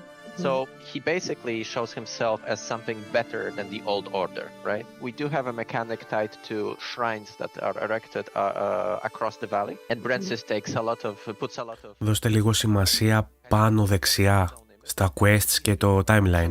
When you play the game, we have assigned specific functions to them. Generally speaking, one of the things we wanted to achieve in this game is to have Brancis being this active antagonist. You know, in a lot of games, the antagonists are out there to be defeated, but generally speaking, you have free reign, you do your own thing, and it doesn't really, change much in how they approach you. In this game, what we wanted to do is to have Francis react to your actions as you know, complete different activities throughout the valley, as you maybe undermine his operations and so on. It's kind of like his seal of approval. Exactly. So it's like, so basically the way you can think about it is like the more you do in the valley, especially if you undermine Francis, you will gain notoriety. The more notorious you are, the more edicts Francis will pass in order to thwart you. So for example, he might send out more soldiers to patrol roads and villages, right? He might, in some extreme cases, maybe even initiate a lockdown of the city to basically hamper your ways of traversing it, right? There is a number of these edicts we have prepared, and each of them is designed to kind of twist and change the general open world gameplay. It also has benefits. There are factions in the valley that dislike Francis, so the more notoriety you gain, you know, the better standing with them you get, like they actually like that. There is a number of plot lines. Για αυτό που μιλάει τώρα δεν έχουν ξαναμιλήσει για τον notoriety. We have added these systems where... η φήμη σου ουσιαστικά, ανάλογα με αυτά που κάνεις, αλλάζουν οι ρουτίνες στο παιχνίδι. Λέει και το πώς αστυνομεύεται η πόλη κτλ. Then the plot line just cuts off basically, or you get some alternative version. There are some ways to enter the castle in the open world. You can ignore these side plot lines. You can level up Cohen and decide to attack the castle on your own, right? Out of curiosity, is there romance in the game? Romance, yes, of course. We do have romance options, yes. We didn't delve deep into like with whom yet. Okay. And I'll leave that for the future to talk about. However, yes, you can expect to build relationships with characters. Like I said, there is like one main goal, very varying ways to get to it. These different ways that you pick will impact, you know, what happens with Veil Sangora in the end. And it's all up to you. And I think, I really recommend experimenting with this stuff and having fun with it. Επειδή το συζητούσατε στο chat, να σας πω ότι κάθε αποστολή σου δείχνει πόσες μπάρες σου τρώει από τη μέρα που σας είπα να προσέχετε πάνω. Οπότε πρέπει να κάνεις ένα micromanagement στο ποιες αποστολές θα κάνεις και πότε, ώστε να σου μείνει χρόνος, γιατί με αυτές τις αποστολές μπορεί να ανεβάσεις το notoriety και να σε κυνηγάνε περισσότερο. Άρα θες να βάλεις, ας πούμε, τις πιο δύσκολες στην αρχή που δεν έχεις notoriety. Καταλάβατε, έχει να κάνεις τέτοια πράγματα. Maybe a reach for expectation wise, and definitely a tall task, but when I heard Martian, I thought No Man's Sky-esque. Like you said, a lot of survival games, but I think it's popular right now. And I'm hopeful that a lot of them do it right, but this is like going underneath Mars and has aliens. It looks interesting. I like it. I'm intrigued about the variety of ecosystems and aliens and plants that they bring up. Well, like you said, it's popular right now because people like them, and so they share a lot of things mechanically, but for me, it's usually the vibe, and this one has a vibe. Yeah, it's a good vibe. That's why I wonder how that gameplay loop goes. Like, how far down can you go? What kind of biomes are you experiencing as you continue to go down? And like you said, with survivals, we see like a lot of the same loops. So how can they? Are there trees you can cut? Μπόρση, δεν έχουν συνεντεύξεις για όλα τα παιχνίδια. Έχουν για κάποια, οπότε δεν πιστεύω να σταθούν τόσο σε όλα. I'm the target audience. Then we have Deep Dish Dungeon, co-op dungeon crawling, a survival game, a handcrafted dungeon. You gather resources, cook to strengthen your party. You can party up with friends. I'm excited for it. Speaking of vibes, this thing is a vibe. Like, I don't know what you'd call that art style, but whatever it is, like injected into my veins. It's kind of retro, right? It's like pixel art, but then they also have like some voxel type tech for digging and breaking things. I don't know, whatever it is, I like it. What's voxel type tech? Okay, so when Luke said voxel, that's big word count number one of the day. When I see that, I'm very basic. I'm like, that's got to be some form of pixel art, which is definitely coming back. I feel like we're seeing more games kind of pull back that old view, that old like Minecraft pixel art, whatever you want to call it, voxel view. I will be honest with you guys. While you guys are talking about pixels, I'm thinking I hope I can kill my teammates in funny ways. So sure. We'll go for the pixels. Yeah, we were watching the trailer together, and the first thing she was saying was like, "Hey, how do I kill those I'm with?" I mean, I have to imagine it's a dungeon crawling game about cooking in the dungeon. Surely you're going to be able to accidentally poison yourself. Do you think you can get like bad ingredients on purpose to murder your... Ναι, αυτό που σχολιάζεται τώρα στο chat είναι η ιδιαιτερότητα του συγκεκριμένου event, ότι γίνεται από αυτούς. Οπότε θεωρούν ότι νοιάζεται ο κόσμος και την άποψή τους. Αναγκαστικά θα τους ακούσουμε να μιλάνε κιόλας. Το καλό είναι ότι επειδή είναι σχετικοί, λένε ενδιαφέροντα πράγματα. Δεν λένε κόρπο μαλακίες. Έχει ένα ενδιαφέρον αν σε νοιάζει να ακούσει για τα παιχνίδια. Yeah, like at least... Me and Jay gonna be in there dishing in that dungeon. Like at least a co-op. He's across the world. I'm like, Rob, you there? I'm dishing, baby. I'm dishing. I'm dishing. Making Can you bring the carrot? What are you making? Lasagna. Yeah, no, but it looks very promising though. Next up, we have Dawn Walker. Lua had a crazy conversation with her creative director. Single player, vampire, RPG. It looks incredible. I think the 30-day system is awesome and, like you said, gives weight to things. And then the whole, like, there's so many decisions you can make. What I find really interesting about the game is that Cohen, the protagonist, is half vampire, half man. And even though, like, all of that sounds great by itself, there's even another layer where at night, of course, he can use vampiric abilities that he doesn't get to use during the daytime.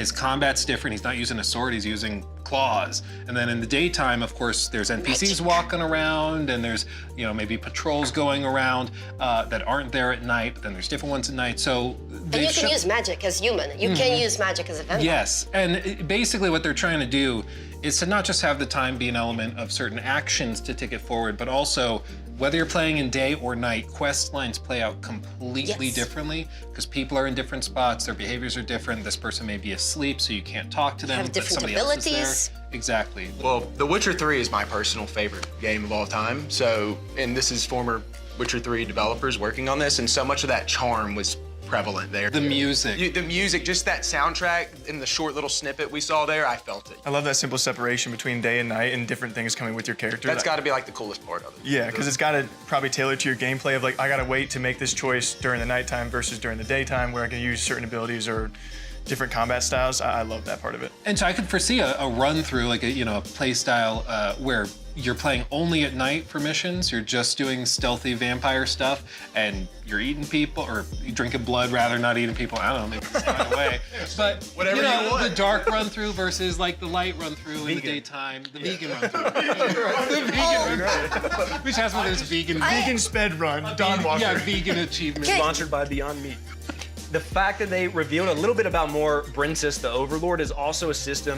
He really talked a lot about systems that they have not spoke on yet at all, and didn't with us either. Like the edicts. As you go around the world trying to find your information, you can side with different people, and depending on what you do, you can make the Brinsis quite upset. So he can start making laws and rules to stop you from progressing in a certain way. I also like that Brinsis as an antagonist is not just like pure evil, doing all sorts of horrible stuff. Like he is helping the people in some ways in order to, you know, get control of them, but he's like curing them of the plague. Like he offers them something they aren't getting elsewhere. So he's doing bad stuff. Τέλος πάντων, το ενδιαφέρον από ό,τι καταλαβαίνω για το παιχνίδι που λένε είναι ότι έχει πολύ ενδιαφέρον αυτό που χωρίζει σε μέρα και βράδυ, και όταν είσαι σε human form δεν μπορείς να κάνεις μαγικά, αλλά μπορείς να έχεις μια διαφορετική διαπαφή με τον κόσμο και να αλληλεπιδράσεις διαφορετικά και να φέρεις στα μέτρα σου κάποια πράγματα που θες να γίνουν γενικότερα στην ιστορία, ενώ το βράδυ είσαι πιο δυνατός και έχεις, ξέρω εγώ, μπορείς να κάνεις τα μάγια σου και το ένα σου και το άλλο σου. Και έχει σπάει σε φοβερά κομμάτια το questing, δηλαδή σου λέει κάνε κάτι, δεν σου λέει ακριβώς τι να κάνεις και έχει πολλά διαφορετικά outcomes. Αυτό έχω καταλάβει που ξεχωρίζω εγώ και μου αρέσει πάρα πολύ. Θα δούμε όμως. Beautiful Light from Deep Worlds and Project Shadow Glass from Starhelm Studios. Όχι, Θωμά, εμένα μου αρέσει που μιλάνε, δεν με νοιάζει. Εσάς σας βλέπω να κοιμάστε. Generator with some game loops on top of it. So you have a survival loop, which is pretty hard. Get to the weather tower, we give you a map and a compass and not much else. Some basic survival mechanics, and it's a game against yourself more than anything else, and kind of the decisions you make. Then we also have just objective survive, which is just see how long you can last in the world, and free roam for those that just like a hike. The differentiator, or the thing that makes a difference, is that we can generate essentially infinite maps of 8x8 scale. Like, we have a map editor in the game and stuff like that, but we want to be able to give you the ability to give a deep link to someone, so I can just send you like a HTTP link that starts up the game, loads a map and a seed, and I can share stuff I've built with you with just a link, right? So it's kind of, Go Way Back is just, it's a technological experiment that, or proving some technology we've developed. It's no longer an experiment, it's in production, so it works. Λέει ότι μπορείς να μοιραστείς κόσμους που έχεις φτιάξει σε σένα, να μοιραστείς ένα link με τους άλλους που τους βάζεις στον κόσμο που έχεις φτιάξει. Και έχει και μηχανισμό, έχει και mode που σου φτιάχνει εντελώς τυχαία και έχουν φτιάξει αλγόριθμο να φτιάχνει εντελώς τυχαία maps στον καθένα άλλο map. So you and 4 friends could technically race to the weather tower and see who gets there first because you have the same conditions. And while we don't have multiplayer yet, you have this kind of asynchronous multiplayer that as long as you can share the seed with people. And I thought, wouldn't that be a cool thing for events where you have 16 streamers and see how long they can survive in objective survive mode, right? Or see who can race to the weather tower quickest, or we can set up the weather just to get progressively colder and see who lasts the longest. There's a weather tower on top of one of the higher points on the map. It's generally the other side of the map. We do have prompts now that tell you what to do in the world. But yeah, there's some simple survival. Είναι ασύγχρονος multiplayer, νομίζω δεν είναι απαραίτητο, δεν είναι must να παίζει multiplayer, παίζει και μόνος άμα θες. Body in a good temperature, get across the map, and we don't tell you where you are on the map, except when you find a new map in the world and it updates your position. You're left for basic navigation. It's kind of set in the 80s, so you don't have digital GPS, stuff like that. I want to make sure that the worlds we're generating have enough depth that when we add story and mission and quest-based content, that the worlds feel like coherent and real enough that it makes sense. Like, I want to have pathing. I want to have like infrastructure, like telephone lines, this kind of stuff. So the cabins aren't just random cabins in the forest, that there seems to be some like, you know, logical placement of stuff in the world. And once we have those in, then we can more easily go, well, okay, you need to connect all the substations to bring power to the weather tower so you can get a message or go and do various things. Right now, there's a bunch of cabins and there's survival mechanics. Σαν σκληροπυρηνικό Firewatch είναι δηλαδή. Εμένα μου αρέσει γιατί γούσταρα πολύ το Firewatch και είναι άλλο ένας από το Firewatch που έχω wishlist στο Steam, δεν θυμάμαι το όνομά του, θα το πούμε κάποια στιγμή που θα σας πω για indies. My last game will be preface because it'll just be a visualization of what's possible with our engine at that time.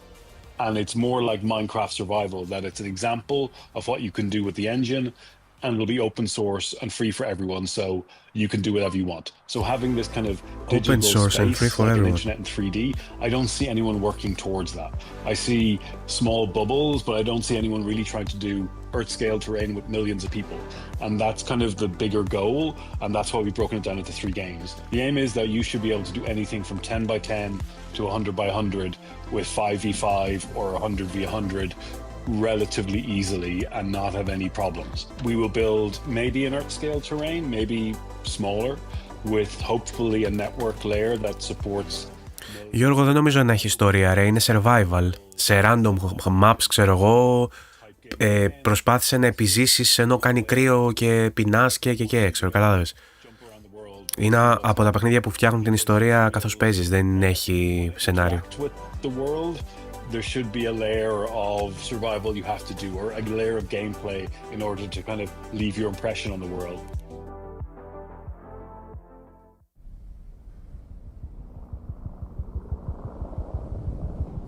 Quebec Charlie to Quebec Romeo Foxtrot. We got your location report. We are monitoring you on the operation zone. Good luck. Over. Αυτό είναι με τους δεινόσαυρους.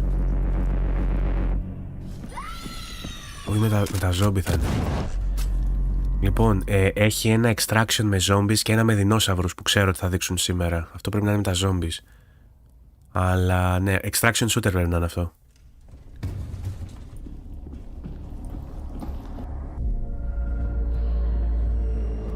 Και σμεντέν.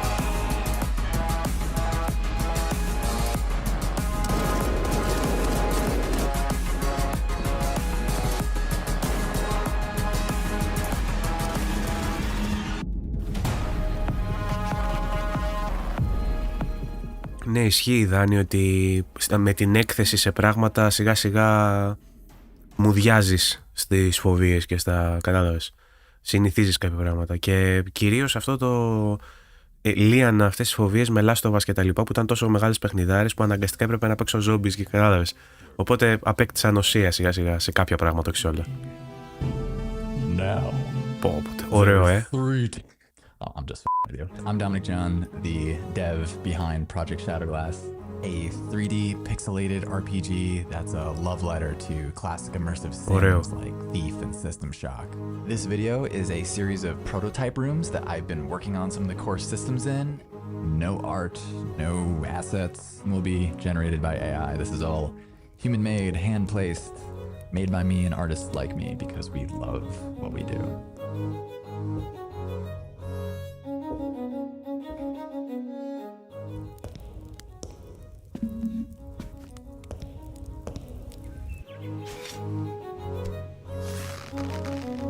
Kingdom Come Deliverance, old school,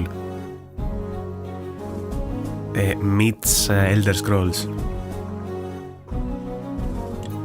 If you have headphones, I would highly suggest wearing them. All 3D, and not just 3D, but simulated. Μάλιστα. The music emanating from this orb is going into the left ear and the right ear, but as I change the size of the space, you can hear the character of the sounds change.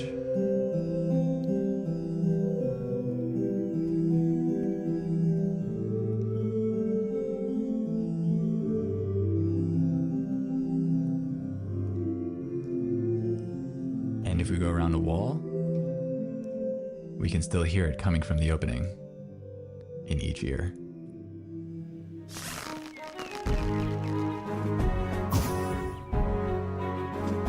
Εντάξει, ουσιαστικά εδώ μας μιλάει για τη μηχανή που έχει φτιάξει, τη μηχανή του παιχνιδιού, ότι είναι πολύ ικανή, ότι έχει φοβερές τεχνικές, ας πούμε, με την κατευθυντικότητα του ήχου, με τη φυσική, και για ένα παιχνίδι με τέτοια γραφικά σου λέει ότι είναι εντυπωσιακό και είναι όντως εντυπωσιακό που έχει μεριμνήσει για τέτοια πράγματα, ενώ στα γραφικά βλέπετε πως είναι. Πολύ ενδιαφέρον project, έτσι. Δεν ξέρω αν θα το έπαιρνα day one, αλλά πολύ ενδιαφέρον. Shadowglass. Thank you so much, all the crew at New Game Plus for having me. Be well, my friends. Αυτό θα βλέπεις αν πατήσεις τα μάτια σου και μετά τα ανοίξεις ξαφνικά, λέει ο Δάνης. Έρχεται demo μέσα στο 2026. To start with Prologue, Go Way Back, another survival game that we're seeing, and we were talking, it's a bare bones survival game where there is no common enemy. Your enemy is the elements, where you just have to try and survive and make it to that point. So if you guys don't know Brendan Green, he not only was behind the Battle Royale mode of H1Z1, which we talked a long time about, he was also the creator of PUBG. So people have a lot of faith in him and what he calls his 10-year plan, and he talks about his ultimate goal being he wants 1 million players on a server. He wants the internet to be made 3D and for all of us to actually truly be able to play together. Which I know is a crazy transition from us talking about a survival game. Single-player survival game? Like we want to cover their survival game because I love survival games, and they're going to be branching out in this game for the next few years until they have multiplayer, until they have weapons, and they have PvE and animals to fight against. But it's also part of a much bigger picture. Also story. He mentioned that they will be adding also a story to the Things world. to do, yeah. Yes. That's got to be like the most ambitious, one of the most ambitious projects out there right now. Yeah, I mean, it's crazy to what's think so funny about. Him is that he's like, yeah, I want like millions of players to be playing together on like a gigantic map, but You know, not to undersell it. Shoot for the stars, brother. Shoot for the stars. No one's done that yet. Next game we talked about was Beautiful Light by Deep Worlds SA. That's a PvPvE tactical extraction shooter. There are 6 3-person squads, and there's also a lot of anomalies and monsters and stuff that we saw in it. Looks like I'm gonna be scared. It looks very scary.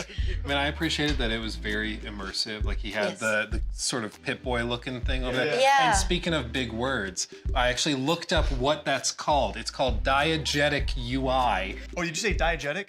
Diegetic. Thinking the same. Diegetic. Write that one We're down. all thinking of that word. But it's really, really cool in games like this, especially because it's like hyper immersive. Yeah. There's no UI popping up being like, oh, attack incoming. It's just, no, you are in the moment, you're in the game, listen around you, look at the thing on the character itself. I love that. So you can play as a monster, yeah. or as really? or as the soldier. Is there controller support? I don't know. Great question. Duality, she just threw up in her mouth. I have nothing against controllers, but I believe there's a right time for mouse and keyboard and a right time for keyboards. And he believes that the right time for a controller is when you're playing shooter games. It's obviously better. The mouse and keyboard is better for that. But not for him.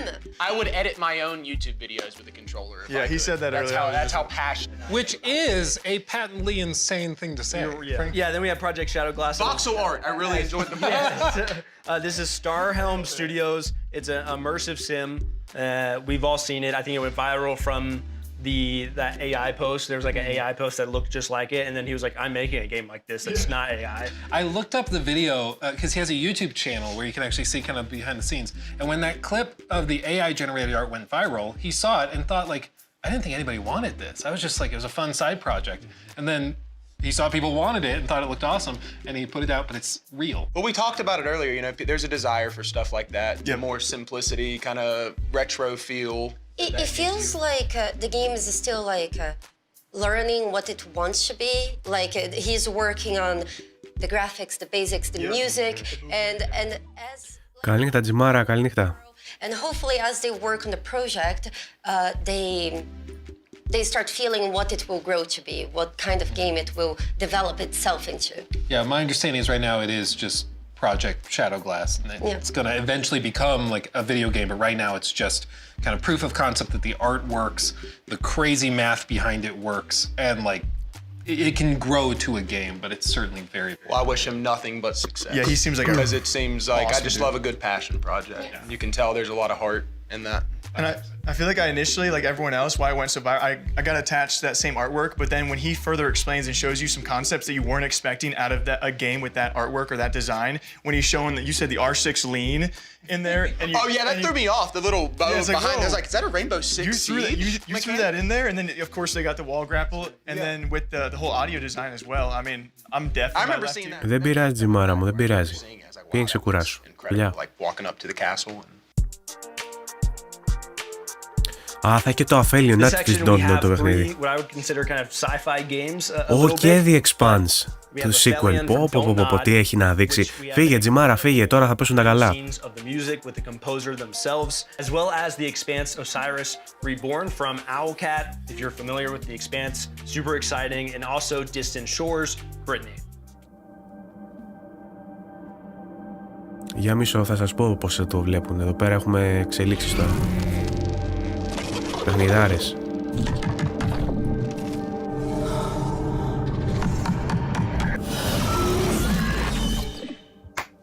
My name is Amin Bouafa. I'm a film music composer, and I am the composer for Aphelion, the video game. I remember having a message from Talal saying that he loved the score of Summit of the Gods, and they are working in a new video game, and inviting me to come to the studio and to meet the team. It was very important for me to understand how the music would be interactive.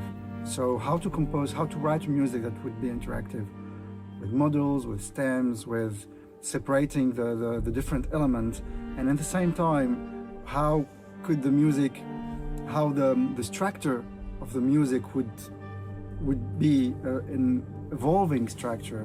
It was very important for me first to have the story of Ariane and Thomas, like that the log line is the story both of them. So there is a theme that conveys this emotional relationship between them. And then the frozen aspect of the music. I mean, for me, it was very important first to feel the cold in the music, to feel the wind, to feel the ice. It's an instrument that had been invented by the Bachet brothers in the mid-20th century. For me, it looks like an alien instrument. When you see it, cannot even predict that it's a musical instrument.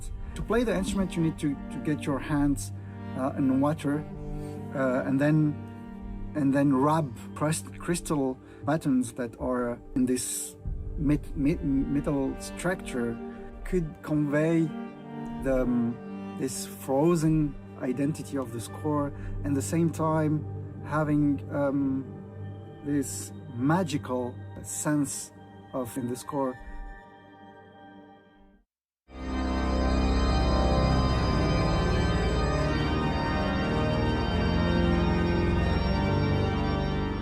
There is a sacred feeling also to this planet. It's a huge planet, but I wanted to get this huge instrument and that it could also play very soft. The organ has a lot of sounds. It could be very soft, it could be very aggressive, it could be large, it could be intimate. For me, it's the planet. The planet could be very welcoming and suddenly very, how to say, very dangerous and very sacred at the same time. So I thought that the organ could give this majestuous feeling to the score.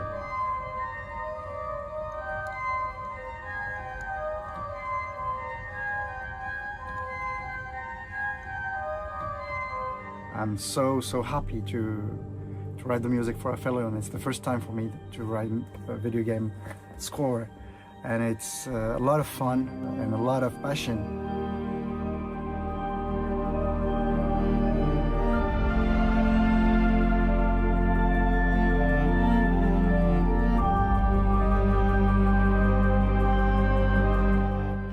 Vibes από Death Stranding νιώθω εγώ, μες στο χιόνι, μαζί με λίγο The Alters.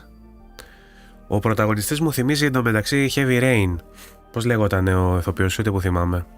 Τέλος πάντων, άνοιξαν τα pre-orders, βγαίνει και σε physical, βλέπω για κάποιους από εσάς που τα γουστάρετε. Warhammer, για να δούμε. Θα δείξουν και Warhammer, άκουσα. Αν και νομίζω είπε ποια παιχνίδια είναι αυτά, αλλά...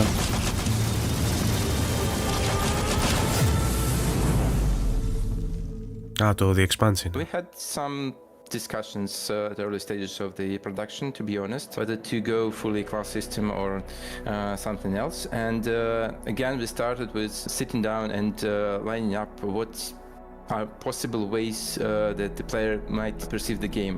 The power fantasies, how he can express himself in combat. So he might want to be a sniper, he might want to be a hacker, maybe an engineer, something else.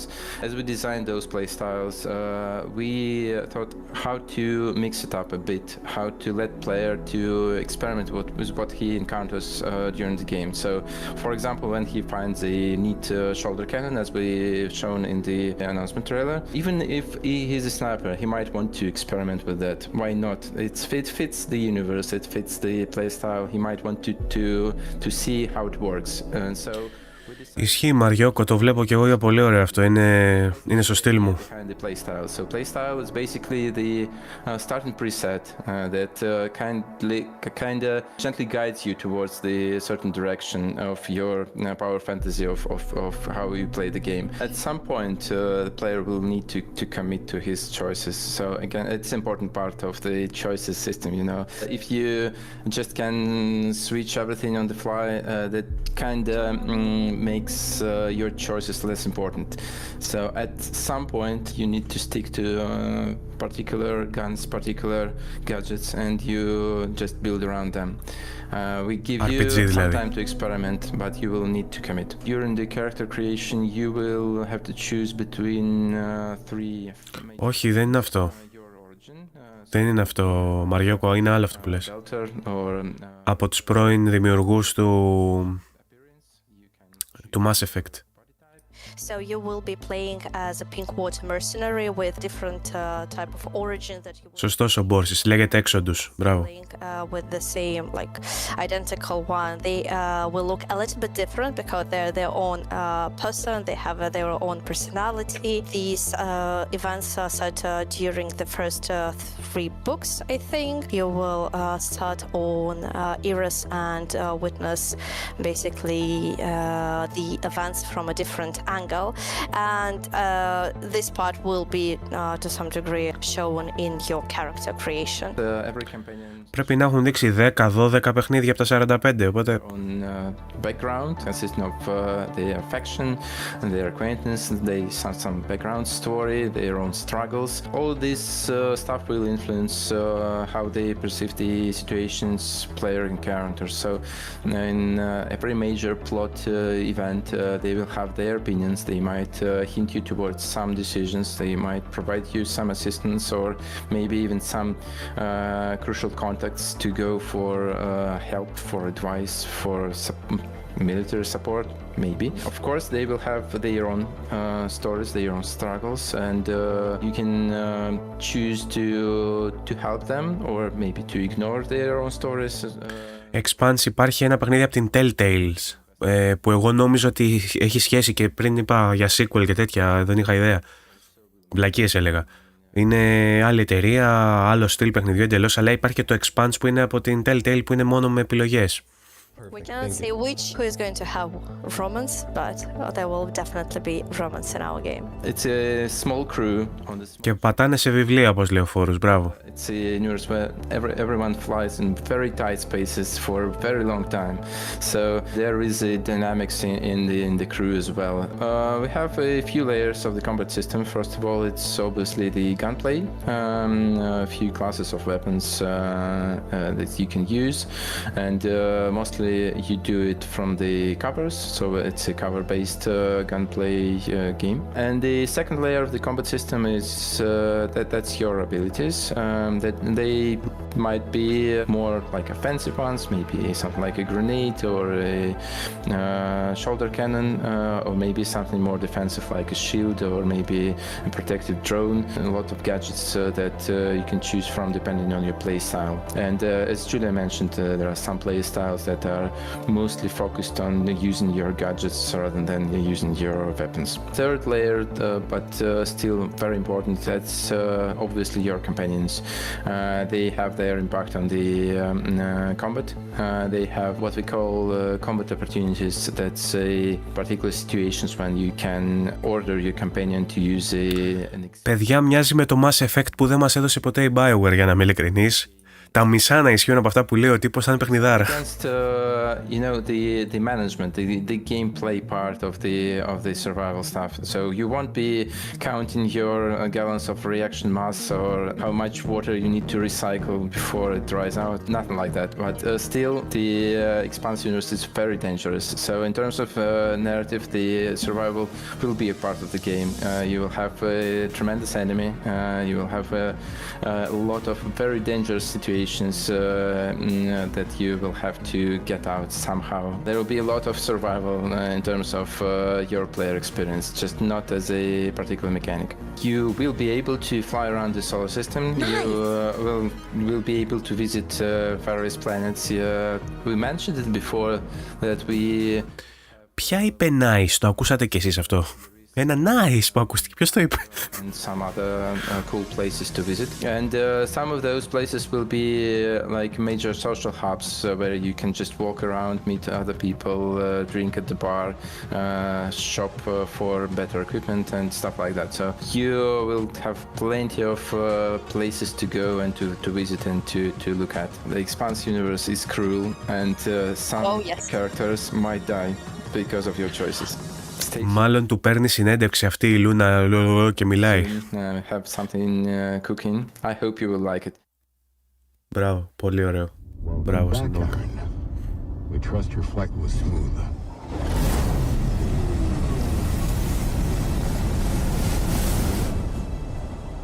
We have landed you on the outskirts of Genyak Island. Stay alert. Ναι, Βαγκό, Σεργίου. Το είπαμε, ναι, από βιβλία που έγιναν σειρά που γίνονται παιχνίδι. Ναι. Hey, Aaron, it's Thomas. You know, your brother. You said you would visit me here, but you never did. Look, bygones be bygones. Just find me in the West Zone. I'll be waiting. Και τώρα θα μας δώσουν και ένα Fallout όπως θα έπρεπε να είναι το Fallout, ξέρω εγώ.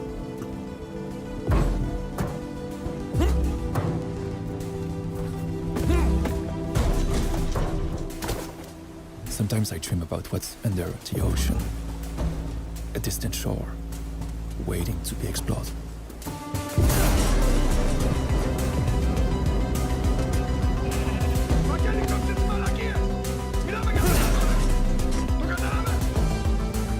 Εντάξει, Τάσο.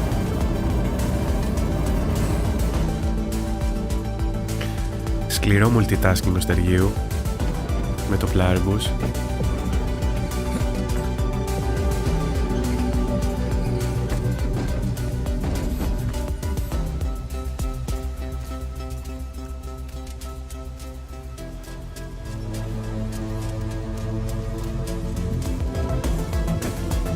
Στα ναυπηγεία του Καραμαγκά είμαστε.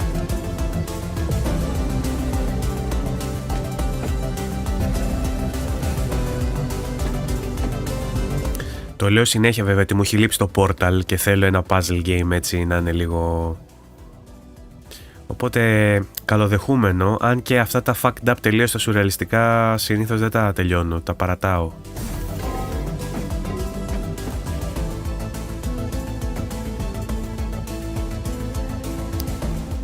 Οι πίστες αυτές εντωμεταξύ μου θυμίζουν Clair Obscure που παθαίνω PTSD με το Platinum που έκανα στο Clair Obscure και ήμουν πάνω στους πύργους εκεί πέρα με τα Gestrals.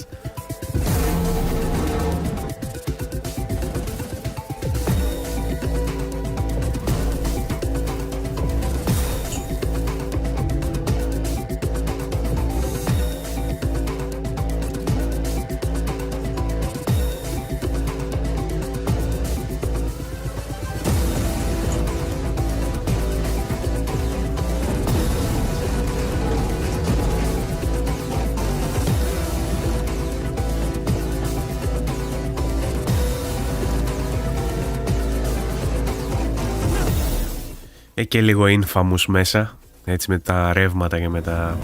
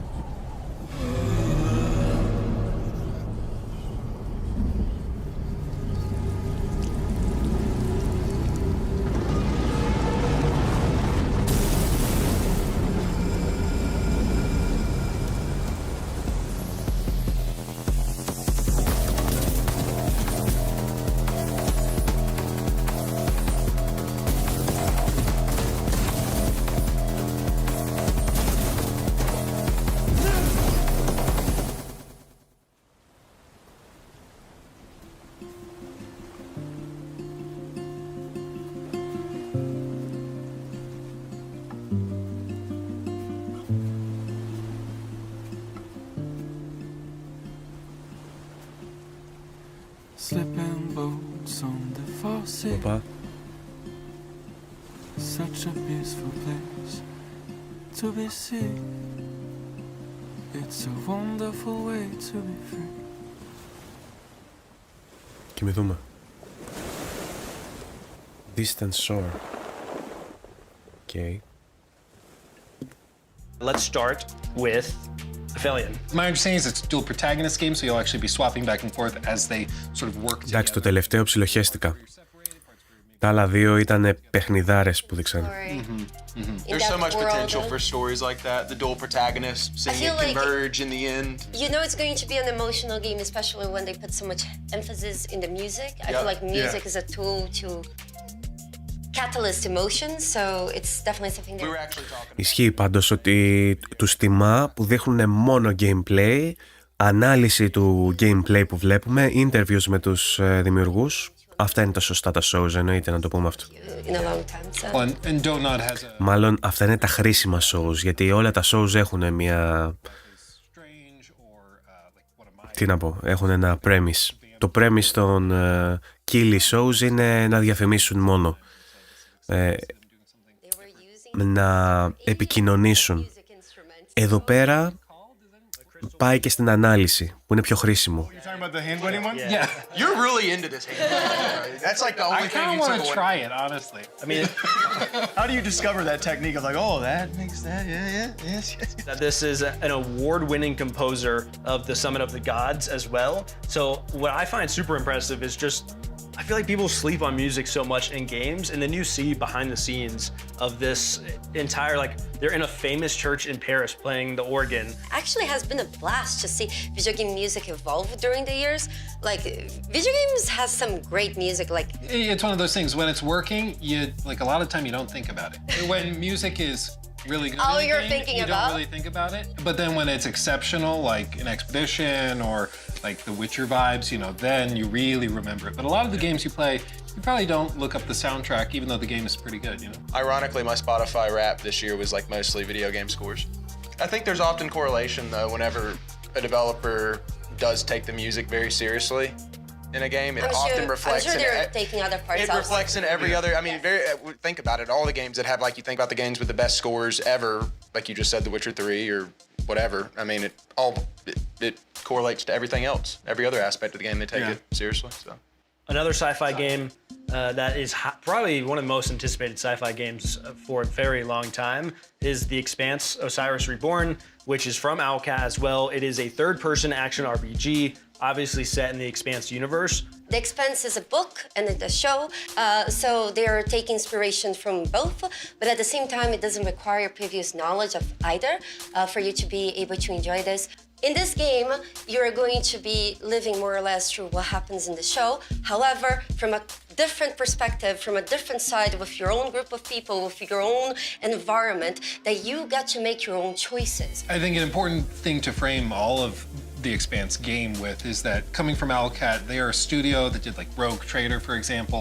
Their bread and butter is intense, gritty narratives with unbelievable levels of roleplay depth and choice and consequence, complex systems that interweave, and so seeing them go. Το είδα και εγώ, παιδιά, που γράφετε στο chat για το Battle After Another. Έγραψα στο Discord γνώμη, μην την πω εδώ τώρα και χαλάσω το stream. Επίσης είδα ρηφιφή μέχρι το 4ο επεισόδιο που έχει βγει και μ' άρεσε πάρα πολύ. Από τις πιο ωραίες σειρές που έχει βγάλει η Ελλάδα, νομίζω. It required that cinematic flair, and that's what they tackled, and they're doing a phenomenal job. I mean, the game looks beautiful.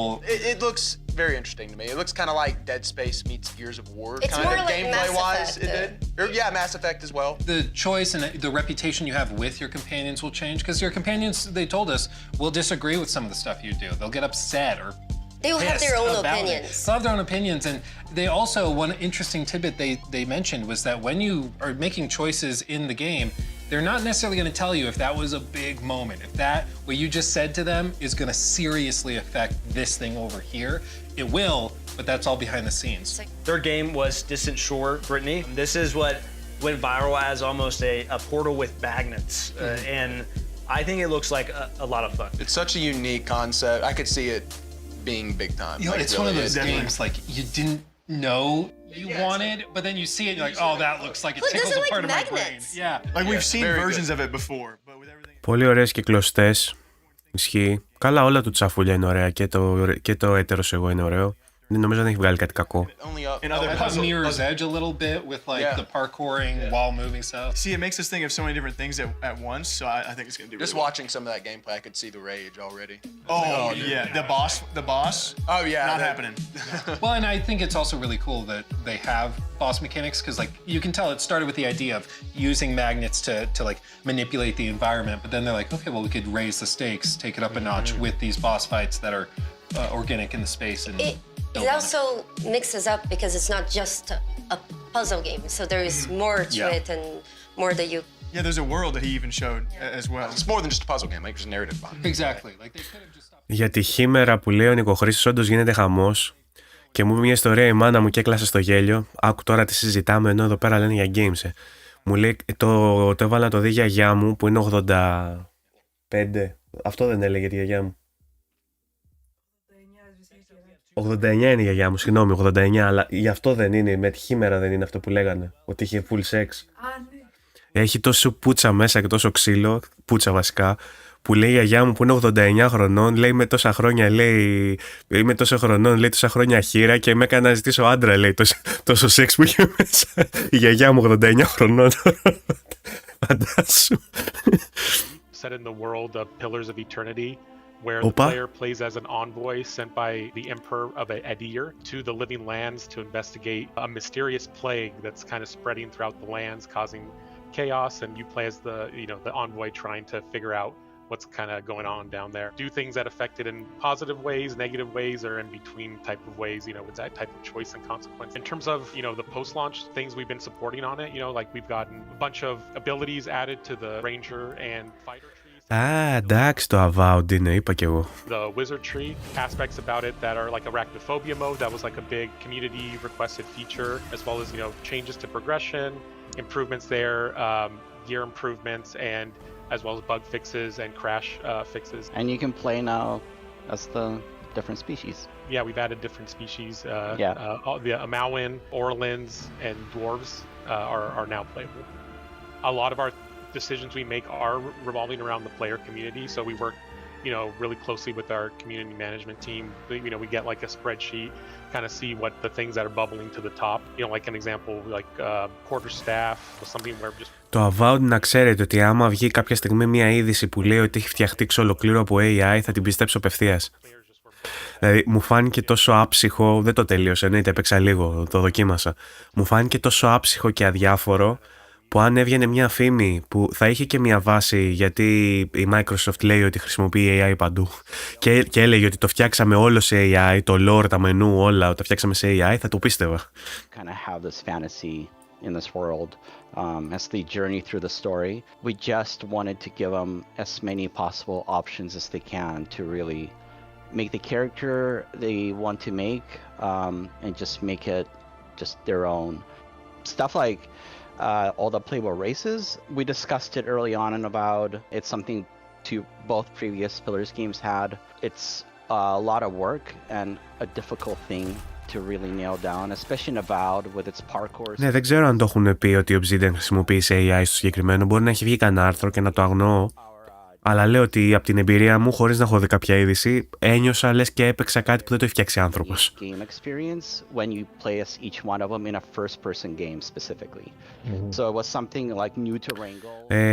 Θωμά, ισχύει αυτό, αλλά είναι στα Magenta Deals. Δεν ξέρω που θα το. Εγώ που έχω WhatsApp, έχει στην εφαρμογή του WhatsApp.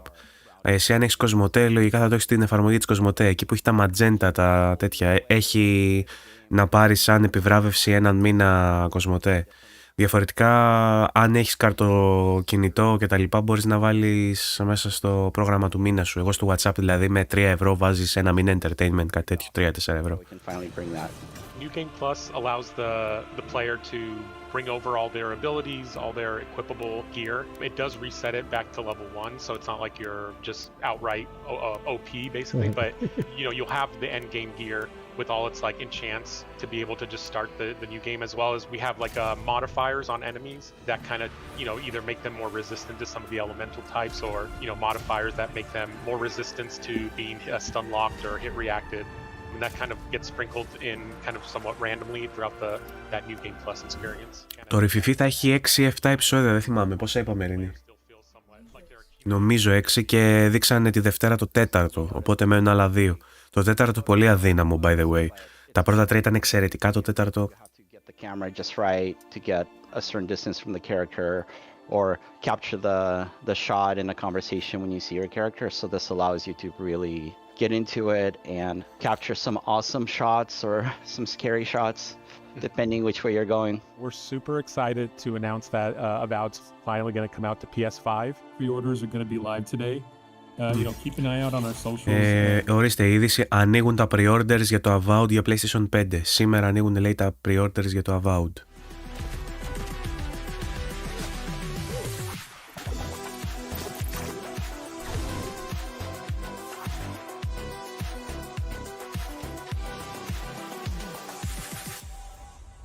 Grounded 2 is a survival game. It is set in a gigantic city park. You play as a teenager who has been shrunken to roughly the size of an ant, and you just have to survive in this environment with, insects that are... Ακόμα ένα παιχνίδι που δεν θα έπαιζα με τίποτα. Ούτε το 1 μ' άρεσε, ούτε το 2 θα έπαιζα. Αλλά τέλος πάντων, ακούω πολλούς να μιλάνε για το Ground. Δηλαδή, κυρίως Xboxάκηδες που δεν ξέρω αν το κάνουν επειδή είναι για Xbox, αλλά ακούω κόσμο να ενδιαφέρεται. A number of huge updates planned for the park. This is the first big content update that we have. We've been calling it the winter update. It's really about adding in this next big chunk to the park, and that comes with a lot of things that are very, very exciting for us. With this winter update, which is the community garden, is attached right to that early picnic area. On the map, it's just to the east of it, behind the gigantic statue of Tully and Burgle. This was our opportunity to really start delving into a brand new biome with everything that entailed. You've got a vegetable garden, you've got a greenhouse, and you've got a pumpkin patch.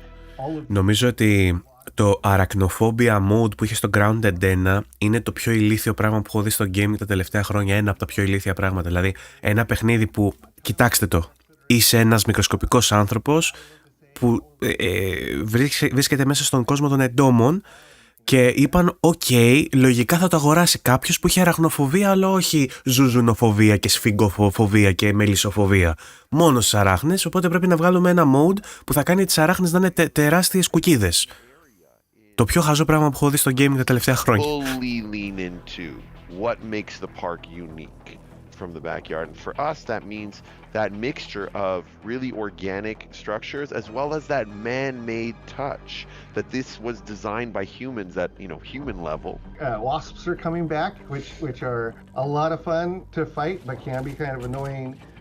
Again, this is a survival game, so excited about those things coming back. Black ants are also coming back too, and like with both of those, you get sets of armor and different weapons that you can craft after you've defeated these creatures. We're more excited about the new creatures that are coming in the garden update, though. So we developed a brand new creature in the cricket. The cricket is pretty big. Again, this is the size of a large bus, probably. It has some very unique attack combinations that are a lot of fun. It can also, of course, jump very, very far. It has its own armor sets. It has its own weapon or weapons that you can craft based upon it. By the way, μιας και λέμε για child's games, για παιδικά παιχνίδια, σήμερα κατέβασα στο PlayStation από το Plus, το Epic Mickey's, αυτό το Mickey που μπήκε τώρα στο Plus, και χωρίς να το καταλάβω έπαιζα 2,5 ώρες. Μου άρεσε πάρα πολύ, δεν ξέρω, θυμήθηκα τα νιάτα μου. Οπότε έχω tolerance στα παιδικά παιχνίδια, τα παίζω πολύ χαλαρά. Απλά νομίζω ότι είναι λίγο αχνός και ορισμός του τι εστί είναι παιδικό παιχνίδι. Γιατί εμείς νομίζουμε ότι παιδικό παιχνίδι είναι κάτι που έχει για πρωταγωνιστή το Mickey, αλλά παιδικό παιχνίδι ίσως είναι το Fortnite. That means even looking at the old legacy creatures and going, okay, how do we make them a part of the system? How do we make them challenging in this new dance? How can we leverage our systems to make them more interesting? And so hopefully there's a couple of twists coming, even with the old favorites, that will keep veteran players on their toes and will surprise and delight new players. We have a brand new buggy, the ladybug buggy, which you'll be able to get and raise and hatch and then ride around in the yard. And we're pretty excited about all that stuff. Like, I think all of it is coming together just really well. I think every single Grounded player from Grounded 1 at some point jumped on the ladybug and let it transport them around, and we often joke that that was the original buggy prototype.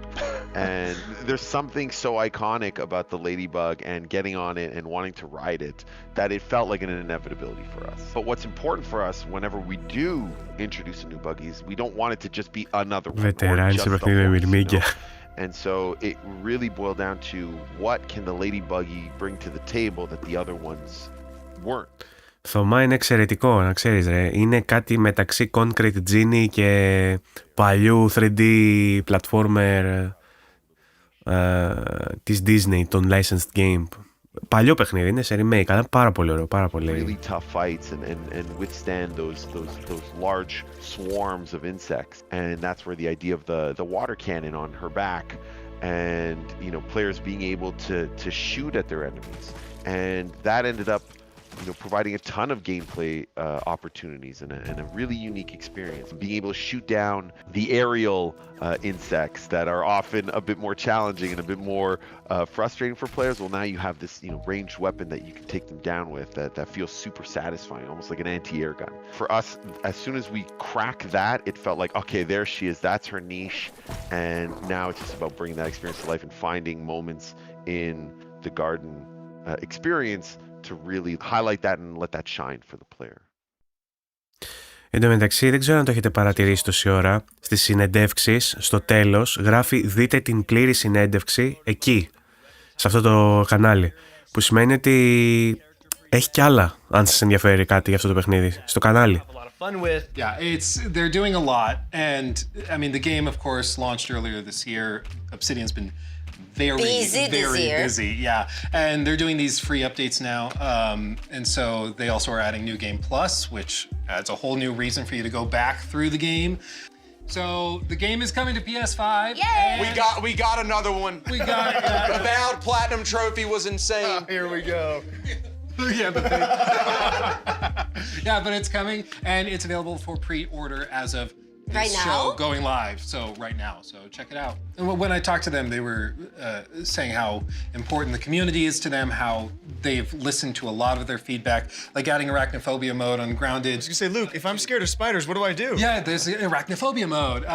But they that's kind of their driving force, is looking at the community, what the community is saying, communicating. They're like, hey, we'd like more species and more customization options in Character Builder. Okay, we'll do that. And it's just really nice to see them do that. They could put it in a paid package, but they're not. They're just, it's a labor of love, and that's... I really like how, as you're going to New Game Plus, you can also change your... Γεια σου φίλε Γιάννη. Ναι, είμαι άρρωστος, ισχύει. Είμαι λίγο γρυπωμένος, αλλά προσπαθώ. Το Λέρος είναι νησί. Ή Λέρος είναι νησί. Εγώ είμαι Λερός, να ξέρεις. Και κλείνεται νομίζω Λερέ. Αλλά όπως θες, και ψίτνα μου είπες και μαλάκα. That is now going to be open, so it's a new biome. They have new creatures, new tools, a new mushroom brick material that you can build more stuff with, and also a new ladybug buggy. A lady buggy. So sweet. For those of you watching, it's a play on word. Allow me to explain. Ladybug E, because you can mount it and ride it like a buggy. Yeah, and speaking to listening community, they also take a lot of feedback. Ποιο τα φαινιά ρε γέρο, με 33-10 είσαι.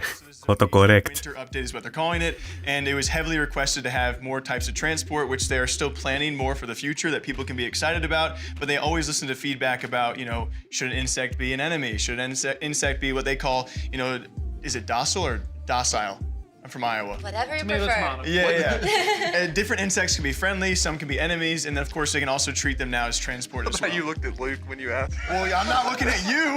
And so with this update, they're doing this throughout a lot of the timeline. Like they're going to give you a lot of these big updates, and you're going to be kind of surprised of like when it first released early access, there was still plenty to do. It was a survival game, but if you were a fan of Grounded, the original, you knew they were still going to have a great winter update for you like this, and so they have a lot. Το έχω ακόμα το 3310 εγώ, δουλεύει. Απλά έχει ξελιγωθεί η μπαταρία λίγο. Γεια σου φίλε Γιώργιε. Να έχεις καλή χρονιά και εσύ. Έπαιξα το trial, ναι. Δεν το έχω τελειώσει. Έχω ακόμα μια μισή ώρα που μου έχει μείνει. Δεν έχω αποφασίσει ακόμα αν θα το πάρω. Ωραίο παιχνίδι όμως. Pretty sizable games in 1 year and a bunch of updates for it. And it seems like they were cooking something huge, right? Because... Yeah, they just had Tim Kaine come back out of retirement. He's one of the creators of Fallout back in the day. And he... Didn't he also was some of the original creators of Vampire Bloodlines? I think he did work I think on so, it, yeah. Yes. He's kind of a legend of the industry. He, in 2020... Φίλε Άφαλο, αν προτιμήσω κάτι και έχω την επιλογή, θα φτιάξω PC στην επόμενη γενιά και δεν θα πάρω καμία κονσόλα. Αν πρέπει να διαλέξω μεταξύ των κονσολών που λες, θα πήγαινα σε PlayStation, γιατί στο PlayStation θα παίξω και τα παιχνίδια του Xbox, θα παίζω και τα παιχνίδια του PlayStation. Μέχρι να αποφασίσει η Sony να φέρει τα παιχνίδια της και στο Xbox, που μπορεί να γίνει σε κάποια χρόνια, δεν ξέρω σε πώς. Hope at least for Fallout stuff, because the TV show being excellent and everyone itching for more Fallout, so... Next up, we have 3 fantasy RPG games that are looking very cool, as I would say.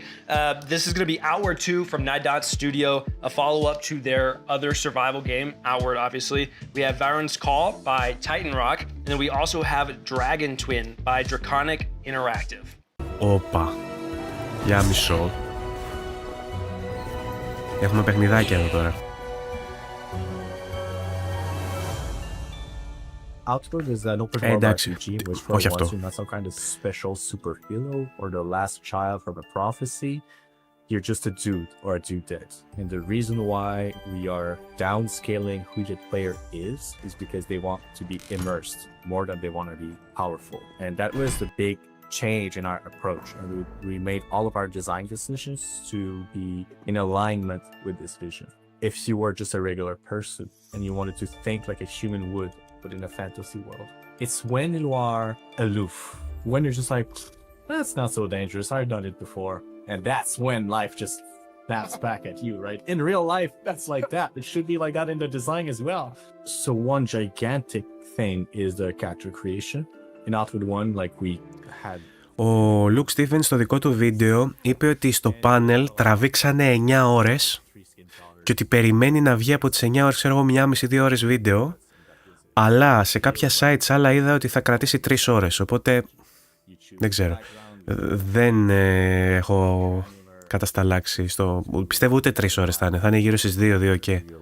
One of the big thing is you choose one of 3 starting locations. So as a regular person, what justifies throwing yourself into danger? Το ξέρω, Γιώργο μου, ότι έχεις την πρόθεση να στείλεις, το ξέρω. Σε ξέρω ότι είσαι τέτοιος και βοηθάς, οπότε το εκτιμώ. Ακόμα δεν έχω πάρει οπτικό πάντως. Ακόμα δεν έχω πάρει drive. Το βρίσκω τεράστια σπατάλη να δώσω 80 ευρώ αυτή τη στιγμή να πάρω drive για το PlayStation. Δεν ξέρω. Μου κακοφαίνεται πάρα πολύ. Θα έπρεπε να έχω πάρει βέβαια. Είναι έλλειψη. In Haboob, you are just a clerk who just bought a house. What could possibly go wrong? You know? And very mundane situations, like you're not special or anything, but something special happens to you. And then you have to live up to the situation. We want a weather system that is very dynamic, so now we... Μαριόκο, δεν ισχύει αυτό που λες για το Hogwarts. Θα είναι, λέει, campaign based, απλά συζητούν για το αν θα βάλουν και multiplayer elements, στοιχεία. Δεν θα είναι game as a service όμως. Δεν ισχύει αυτό.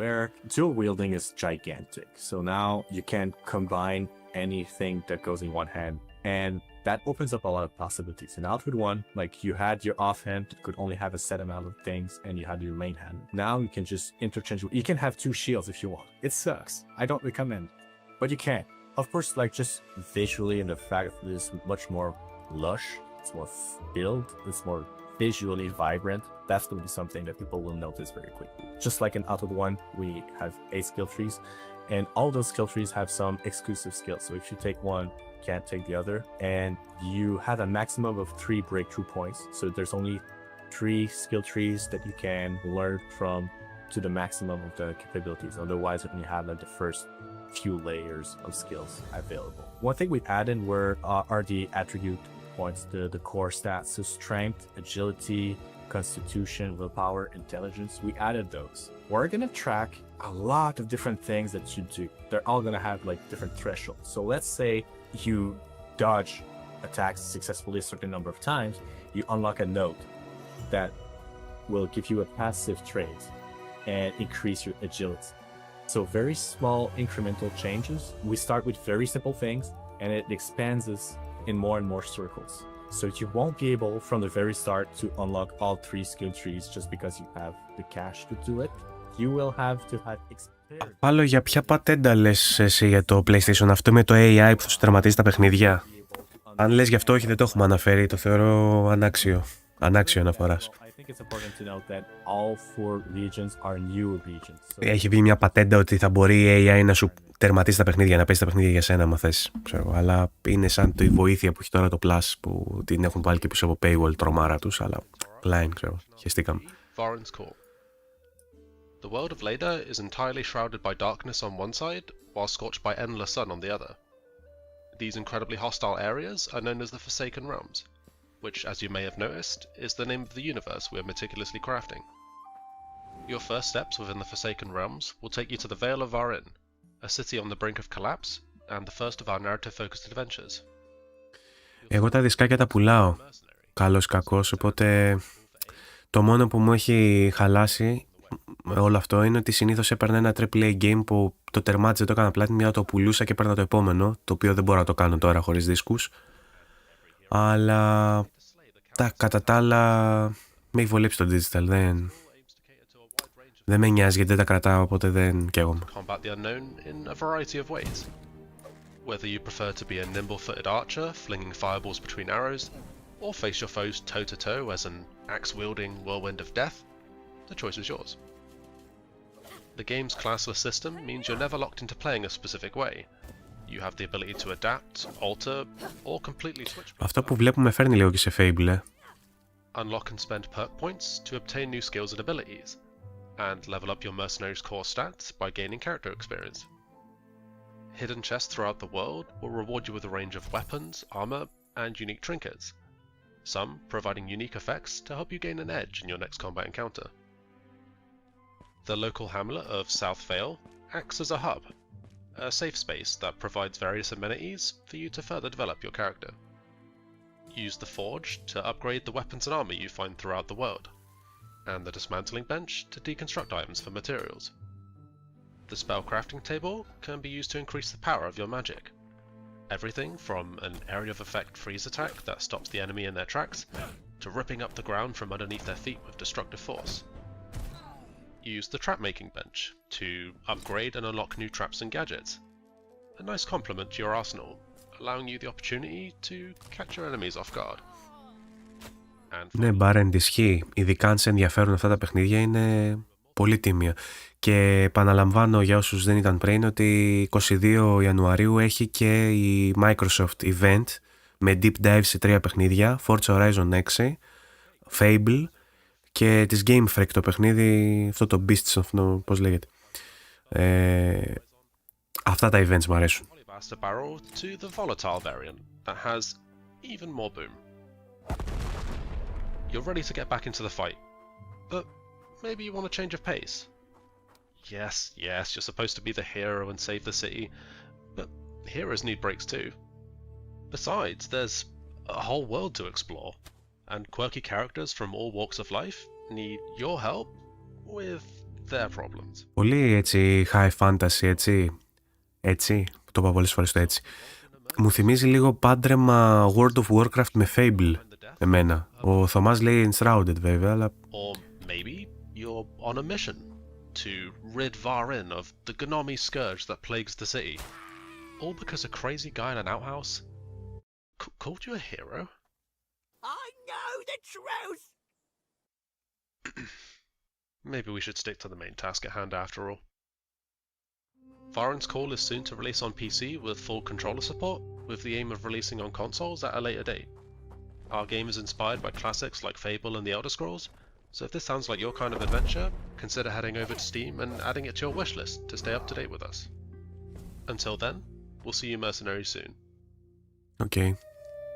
Δεν κακό, not exactly my cup of tea, αλλά πολύ καλό. Μπράβο τους. Ακόμα ένα καλό παιχνίδι.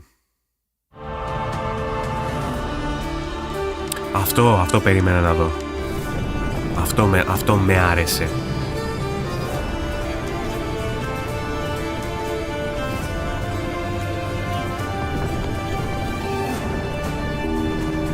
Create your dragon. Ride into battle. Τι λέει ρε μαλάκα.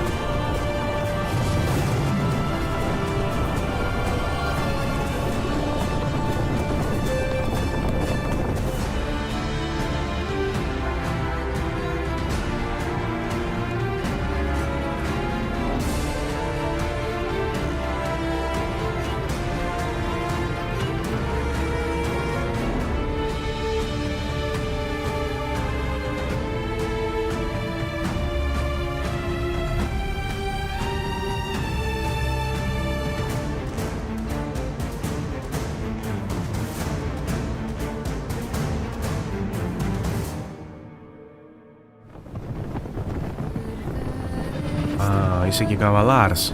Το καβαλάς κιόλας στον δράκο. Available to patron supporters and demo. Κρίμα, έπρεπε σε όλους.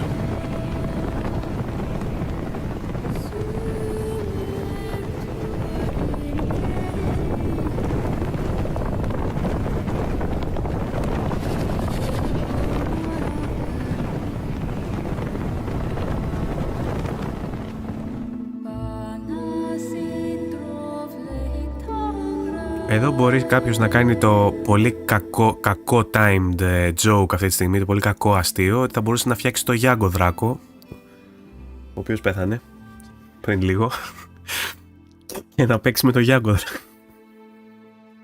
Συγγνώμη Γιάγκο Δράκο, rest in peace, συγγνώμη.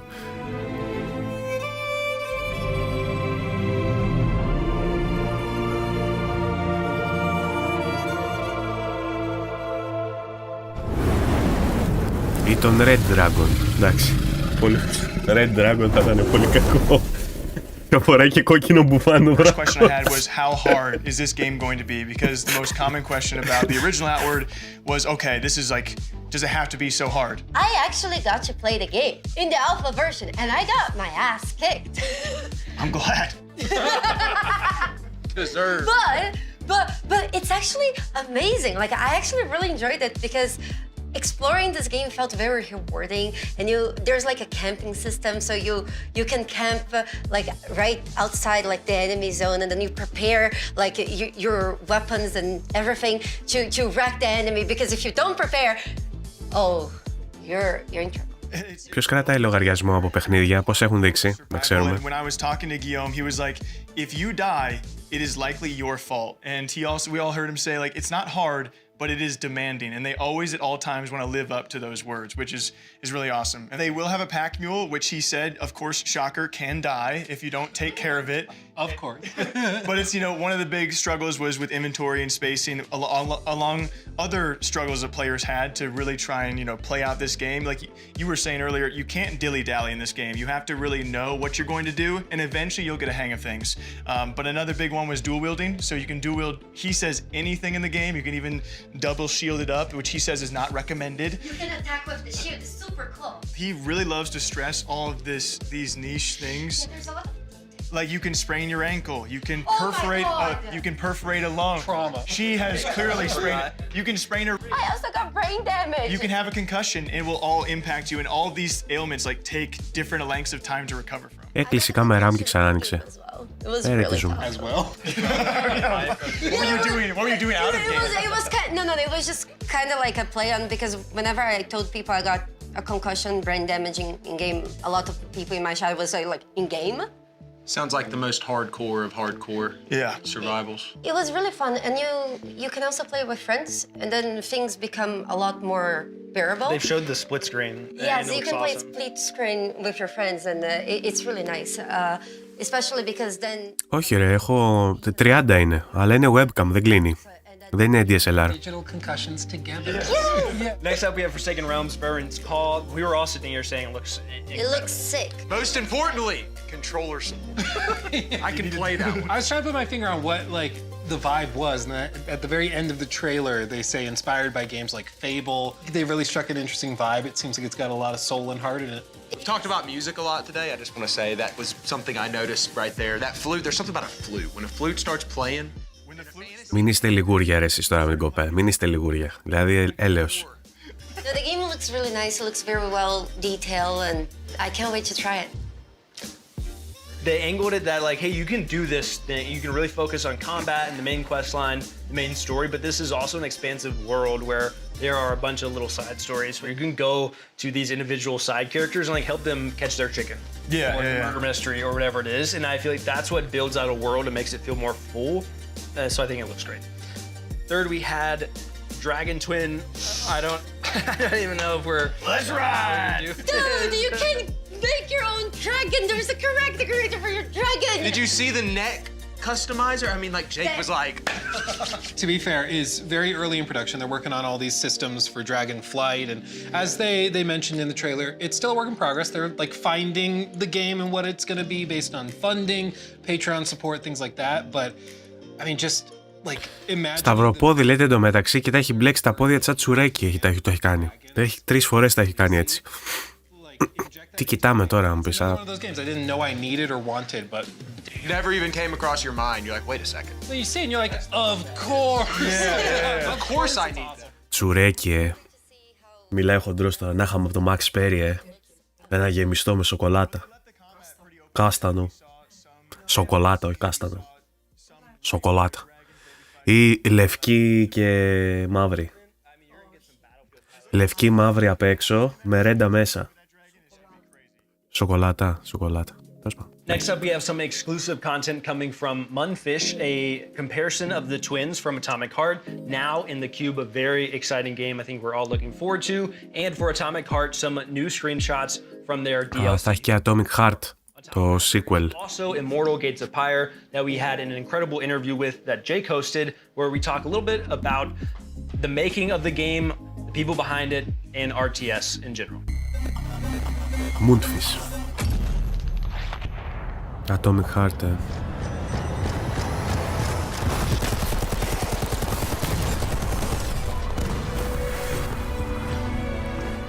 Εδώ βρείτε τον Τόνι και φέρετε τον να ξεροχήσει, που έχει μέκα ρομπότ και μέκα ξέκολα.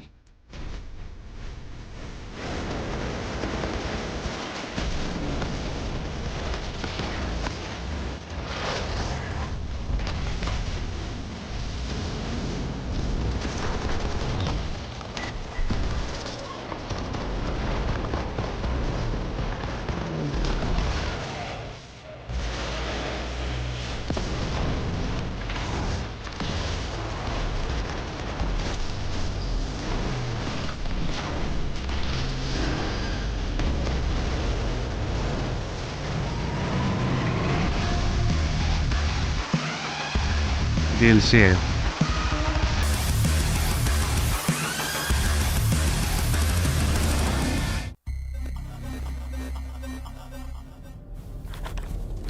Is it recording?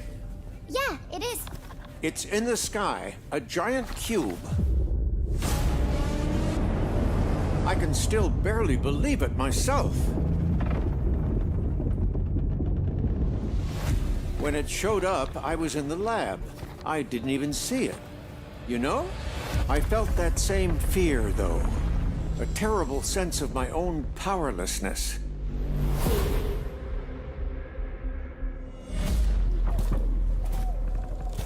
How did the whole of humanity miss it? And did we actually miss it?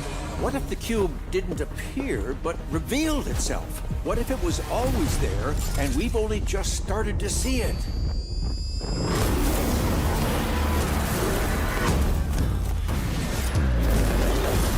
Αυτό θα ήταν ωραίο σαν Souls-like, τώρα με τα όπλα δεν ξέρω.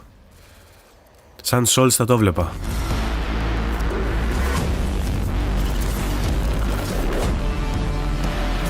Έχουν ένα θέμα με τα μπουτια και με τα βυζιά όμως αυτοί, ρε φίλε, δηλαδή έλεος.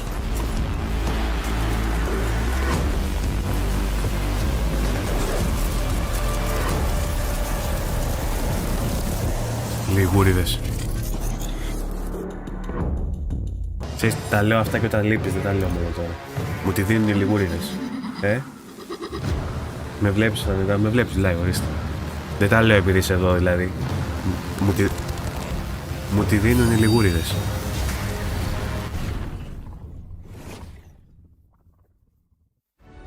Γκότι, να το σωτώνει.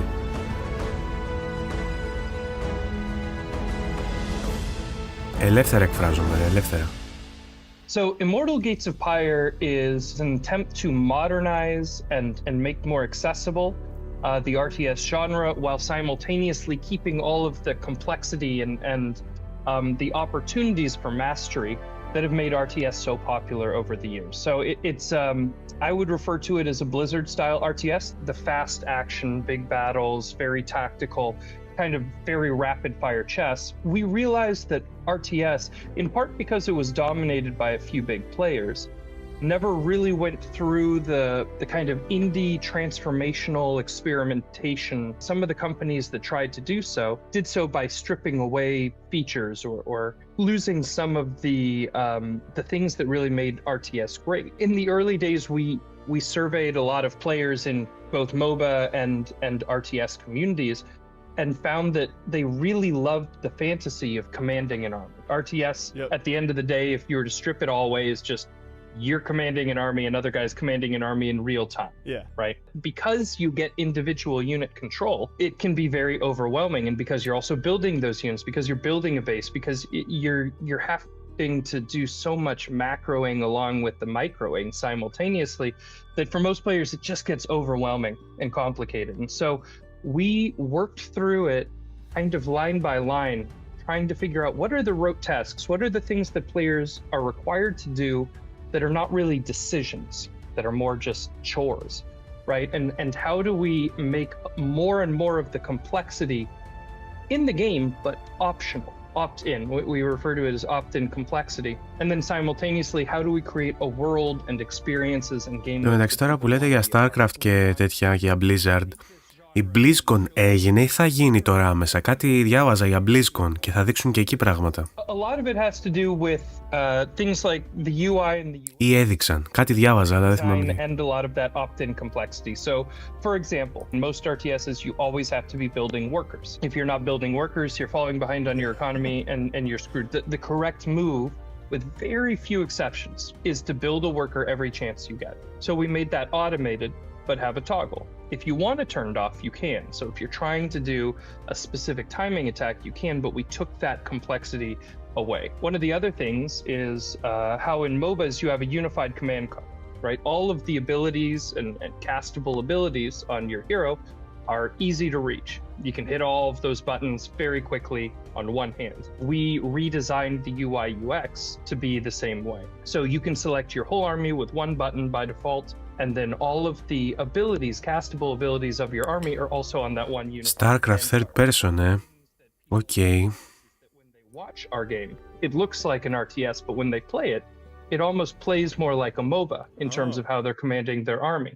Our early idea was if we bring the top, 10 modders within generally the strategy gaming space, if we bring them all together and we say, if we were to come together and build a game that truly is the next generation of RTS, what does it look like? And that's what we set out to do. The 1v1 or 2v2 PvP experiences, they're similar to a StarCraft or a StarCraft 2. Maps, we did redesign the maps and we redesigned the mechanics in a way that 2v2 is actually really, really fun. It's a core support gameplay mode.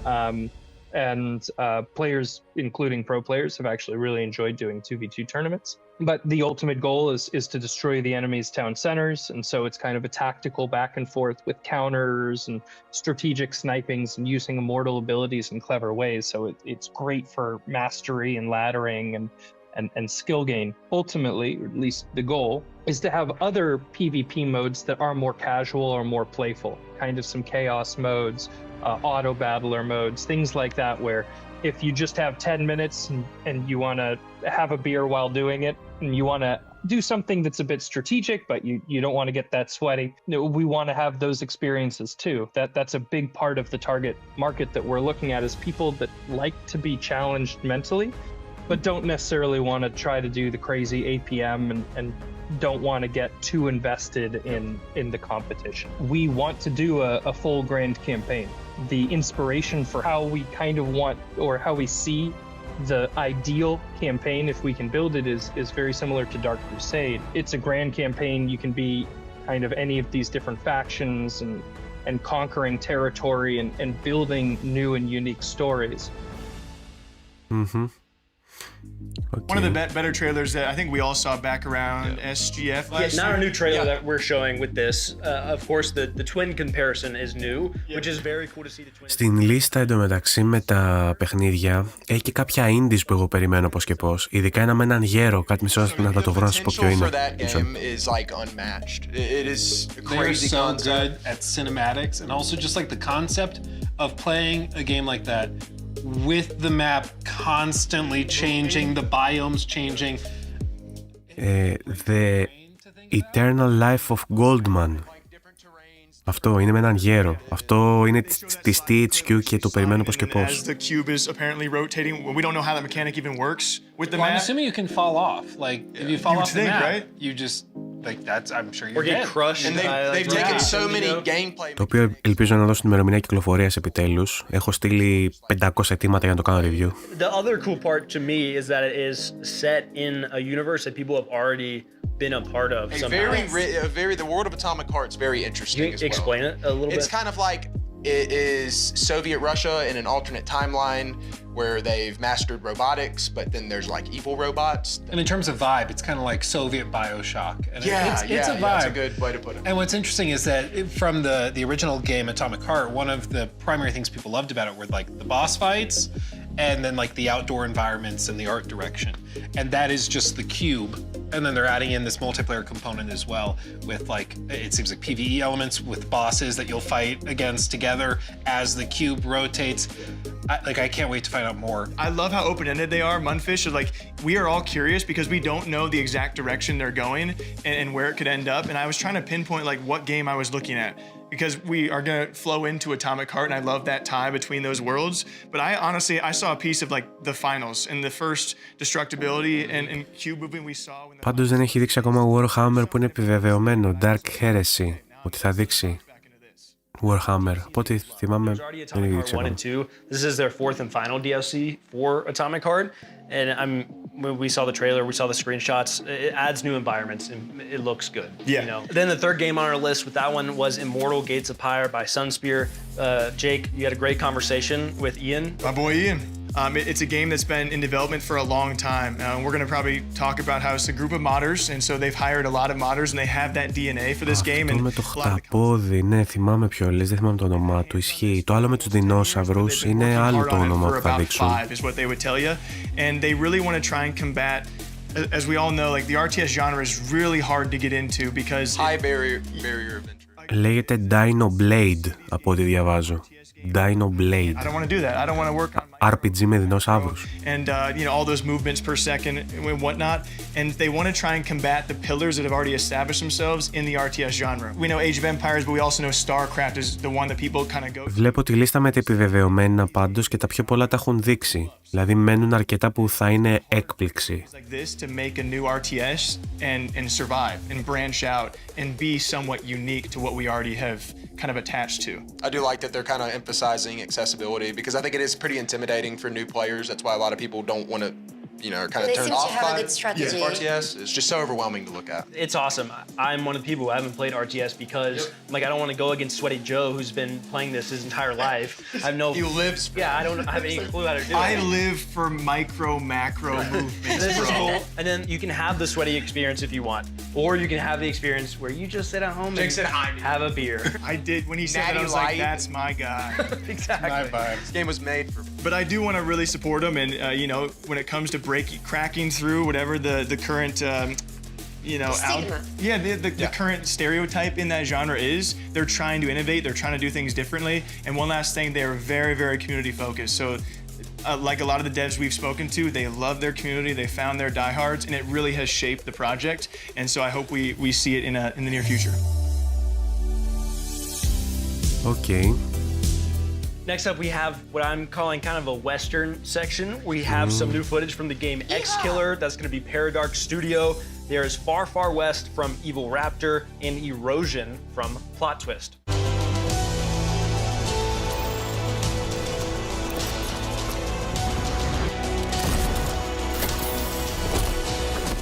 Cyberpunk meets Mad Max. Welcome to the world of Execular.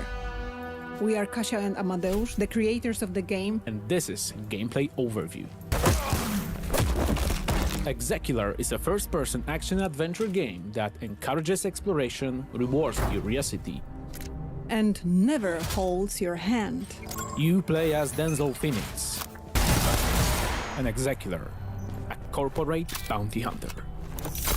Execulars hunt down Καλή νύχτα Μαριώκο, ευχαριστώ που πέρασες. souls from those who try to escape the system. One of the game's main hubs is the Tower, a massive fortress city ruled by the Hellion Corporation. Πολύ cyberpunk πάντως εδώ αυτό. Upgrade your gear and prepare for missions. Job well done, contract fulfilled. The game is structured in chapters, and almost everyone begins and ends in the tower. Outside the tower lies a harsh, scorched desert. You travel through it in a heavily modified car designed to protect you from extreme conditions such as heat and radiation. Inside the vehicle, you have access to your computer, storage, and a working radio.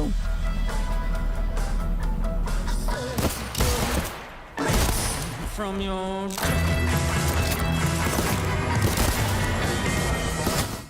Cyberpunk Western λοιπόν. Το Mad Max θα είναι δικό μου.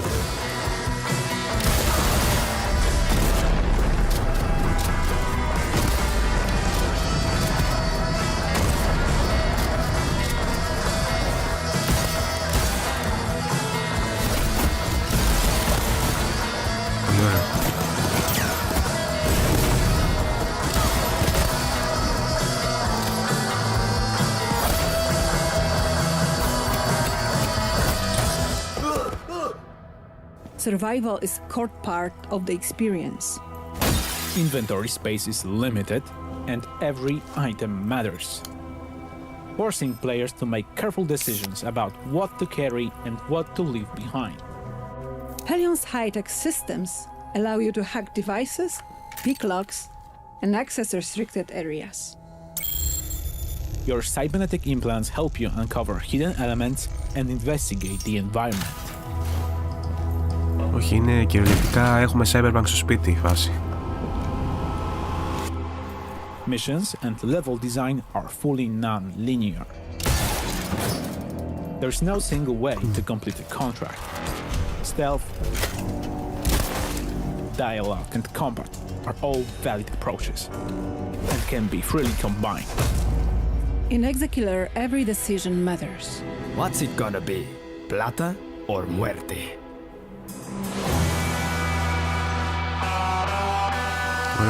Wishlist Exekiller on Steam. Hi everyone, Robert here from Fireshine Games. I am the senior product manager for Far Far West, developed by the incredible 6-person team at Evil Raptor. Far Far West is a 1-to-4 player co-op PvE first-person shooter where you play as robot cowboys in a weird western world. Work together to kill bosses, collect bounties, and cleanse the lands of the evil enemy invaders. Today, I'm going to talk you through a short, single-round session of Far Far West. Here, we're exploring the Far Far West hometown, an evolving space where you can upgrade your weapons, spells, and characters. Once the team is geared up and ready to go, we can pick the bounty we want to hunt and drop into the game.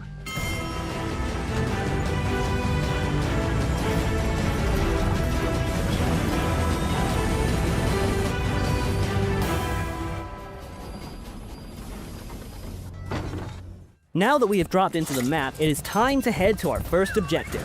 We can travel around the map much faster with the use of our trusty horses, which you can summon with the press of a button.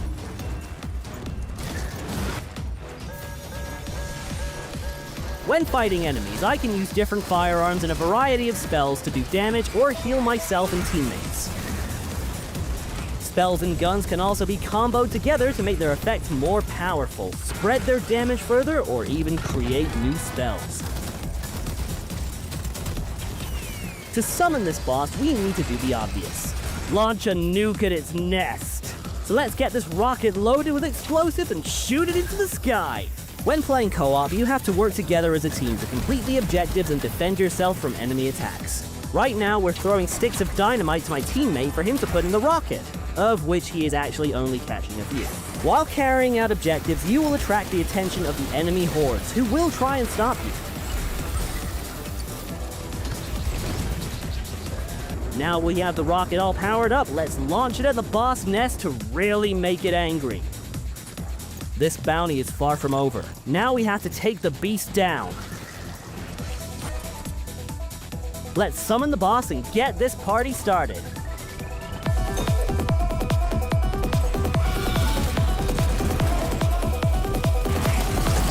Έχει και μουσική με μπάντζο, ξέρω εγώ, αλλά είναι σαν psychedelic μπάντζο. Ωραία φάση.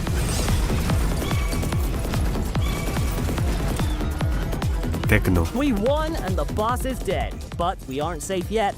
So let's get to the station to get the last train out of town. When the train is called, we have to stay alive for its arrival, which is easier said than done when the whole of the far west wants you dead.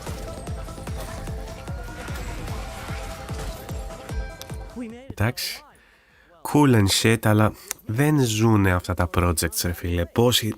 Πόσοι θα το παίξουν? Δηλαδή το πρόβλημα με αυτού του είδους τα παιχνίδια είναι ότι πρέπει να διατηρήσουν ζωντανό το community και να συνεχίσει ο κόσμος να τα παίζει. Πρέπει να είναι game as a service, να βγάζουν συνέχεια καινούριο content. Αυτό που έχει κάνει το Fortnite, δηλαδή, που κάνει αυτές τις φοβερές συνεργασίες και βάζει licensed skins και τέτοια μέσα content συνέχεια, δεν μπορεί να το κάνει οποιαδήποτε εταιρεία και είναι δύσκολο να το κρατήσει ζωντανό ένα παιχνίδι έτσι. Τι είναι αυτό, roguelike?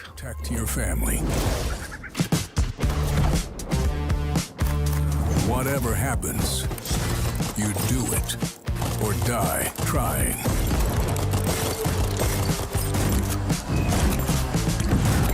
But even if you kick the bucket, you don't stay dead for long.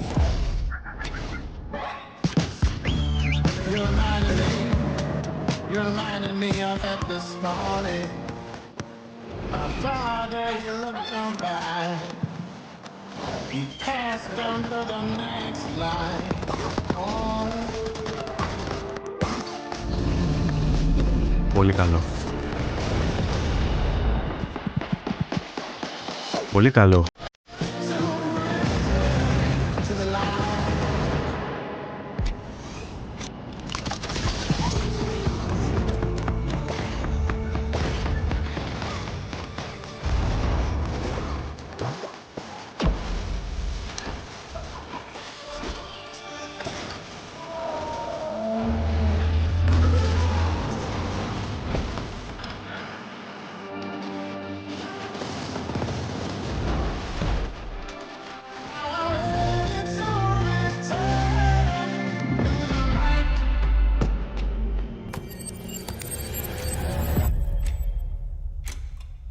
Πάρα πολύ καλό. Playtest ξεκινάει. First up, we saw X Killer. That's coming from Paradox Studio. Ωραία φουρνιά με αυτά. Τα δύο τουλάχιστον μου αρέσανε πάρα πολύ. Ειδικά το τελευταίο. You disagreed, but like a cyberpunk in the wild. No, I just see it.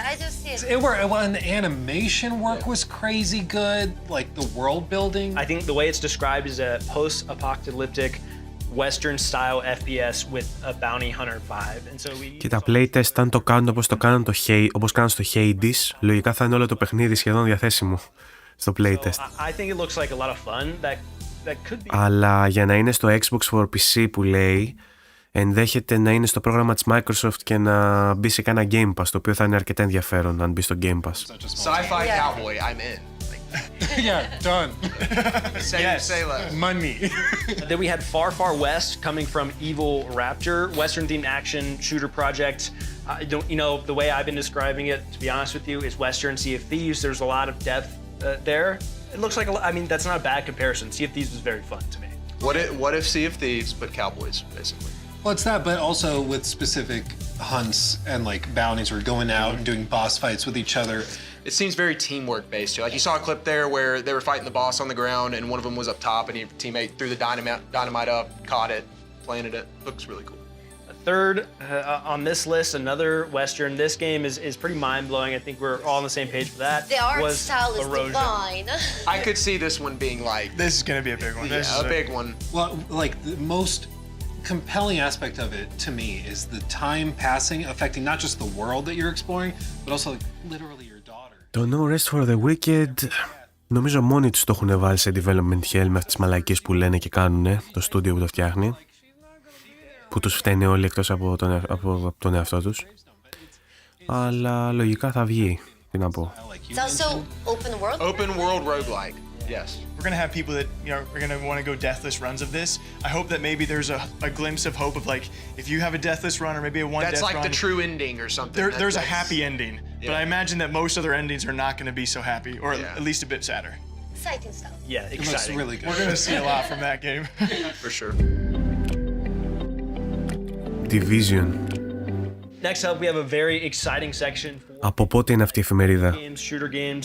We have an awesome interview that Jake did with the executive producer of the Division franchise. We also have Ναι, θέλω να ακούσω από τη Ubisoft να μου μιλάνε. original creator of Counter-Strike, Min Lee, or Gooseman, whatever you know him as, Last Man Sitting from Pixel Pizza, and Sand Raiders of Sophie by Holygriff.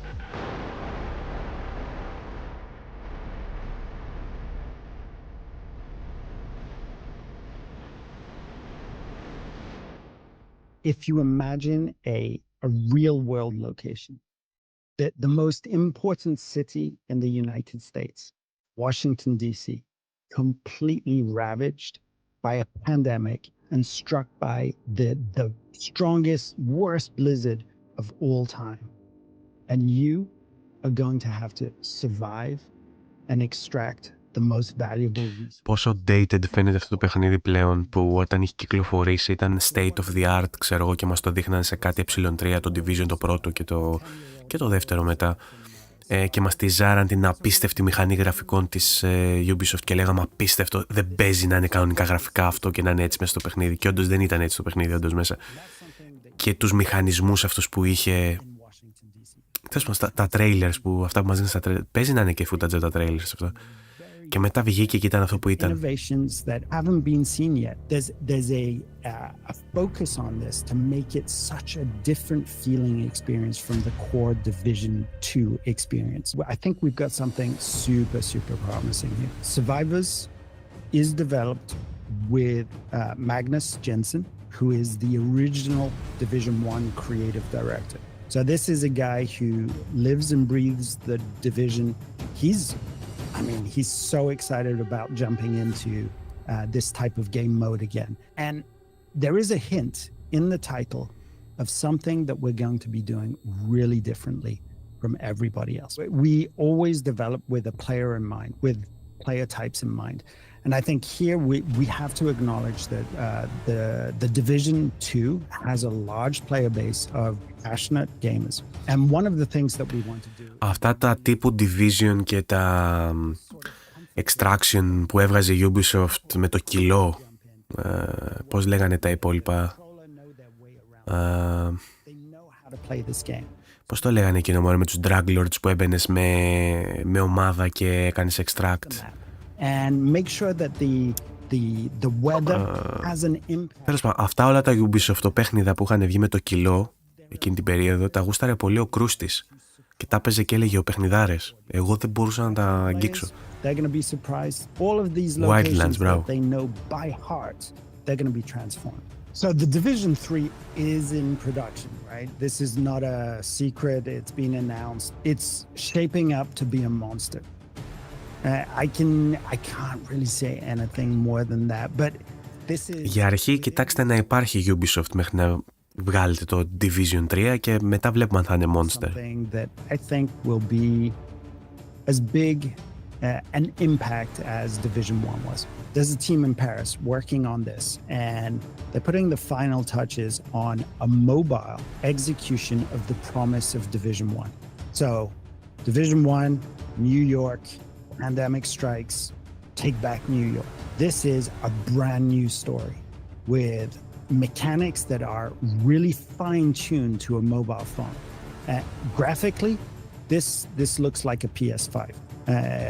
You may have seen the adverts for it. It looks phenomenal. Really good. Phenomenal. Εντάξει, θέλω να χαλαρώσεις λίγο.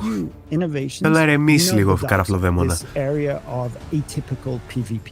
It was an area where, much like other games today, popular games today, you could walk around, you could hear gunshots, go over there, there'd be another agent. You'd approach cautiously, feel each other out, and decide whether to partner or to actually engage in PvP. The whole of the Resurgence map is friendly to other agents. So you'll hear gunshots on a corner. You won't need to be in the dark zone. It could be anywhere, and you can group with those people. So PvP is off by default, but being able to group up and to see other agents in the streets, That's never been done in a Division game before, let alone a mobile game.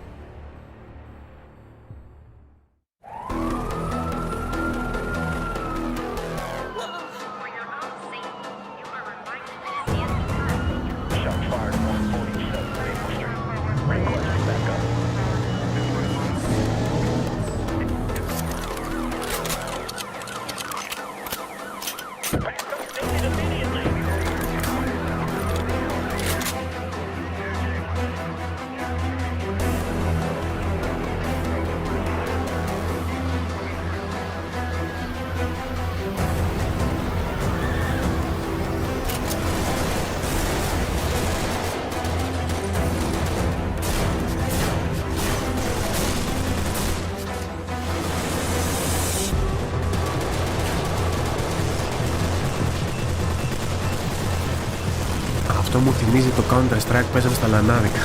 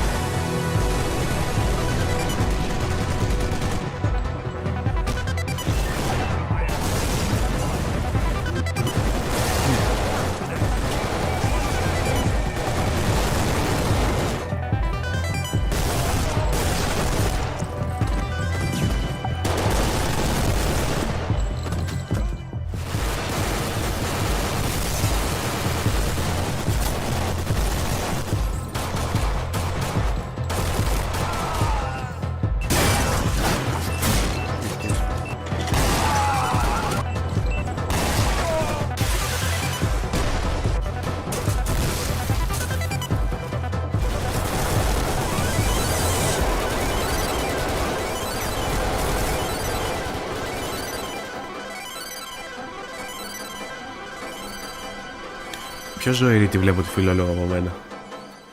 Πιο ξύπνια από μένα τη βλέπω.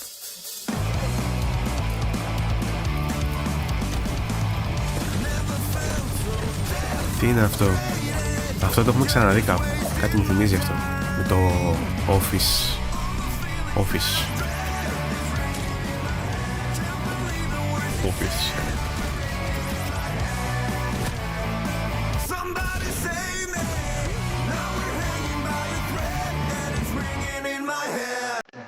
Μάλιστα, Last Man Sitting, όντως το έχουμε ξαναδεί αυτό.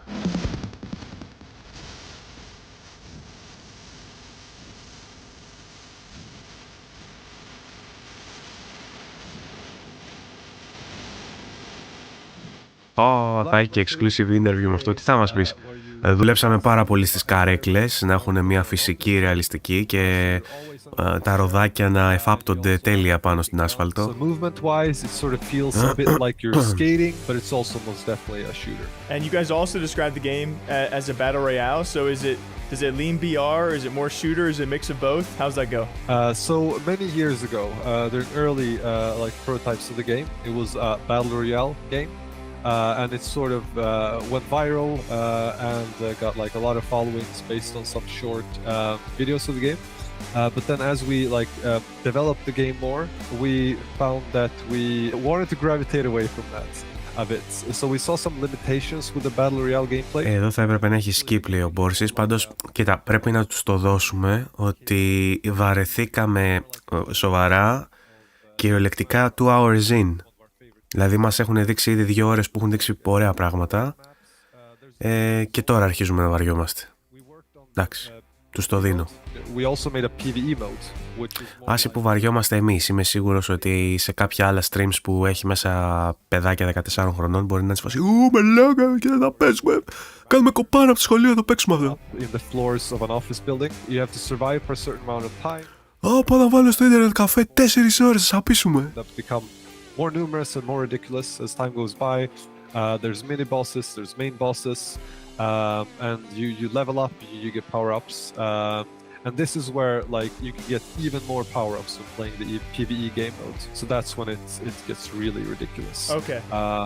And you can unlock, of course, new weapons, new characters, new abilities. You can upgrade your chair, so you can. That was one of my questions. So we looked a lot at this like early 2000s aesthetic, which we thought was like really cool, especially like when we started designing the user interface. Πάντως, τα έχουν χωρίσει και σε θεματικές κατηγορίες. Δηλαδή, πριν μας έλεγε, ξέρω εγώ, τα western και είχε το cyberpunk τύπου western, είχε μέσα το άλλο με το PvP που ήταν πάλι σαν western μαζί με Fortnite. Πιο πριν είχε βάλει τα άλλα που έμοιαζαν με Firewatch, δηλαδή τα έχουν χωρίσει και σε κατηγορίες να μοιάζουν μεταξύ τους. Οπότε είναι σε φάση, ok, τώρα θα σας δείξουμε 3 παιχνίδια τα οποία είναι Battle Royales. Πηγαίνετε να κατουρίσετε, πηγαίνετε να φτιάξετε ένα sandwich, ένα toast. Πηγαίνετε να φτιάξετε τη μύτη σας. Κατάλαβε, δηλαδή είναι ωραία δομημένο, εγώ το δίνω. Είναι πολύ ωραίο show μέχρι στιγμής. Punk music and you're playing on your Windows XP computer. That's sort of the feeling that we want the game to have. Όπα, εδώ there will be blood.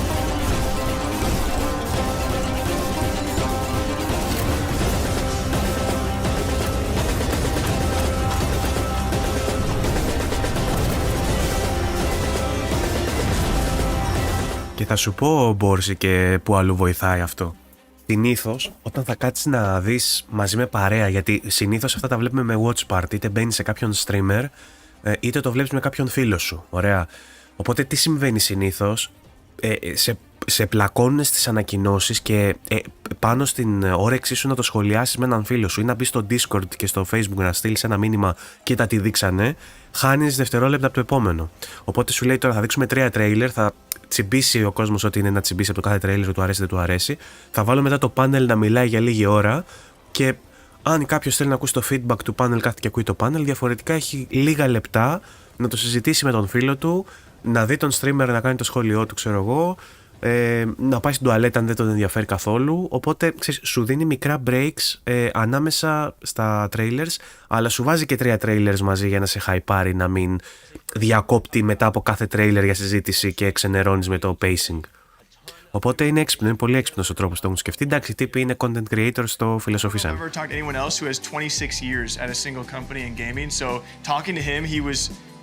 I was doing a bit of glazing because everything he said felt like a storytelling experience. And so we're talking about survivors, and this is the kind of redone version of Division 1's original survival. And so it's a snowstorm impacted, weather hit Washington D.C. and it's what he kind of also alluded to as like one of the original extraction shooter-esque like games. But yeah, you have to fight for survival out and weather the elements. He says it's really shaping up, and also original players of survival are going to experience, he couldn't tell me everything, but they're going to get to experience, you know, remastered things and things that are updated from the original that they did want, but he couldn't tell me too much as to what it was, besides that it's really shaping up and it's really interesting. And both new coming players, you don't have to play Division or Division 2 to stumble across this and love it just as much.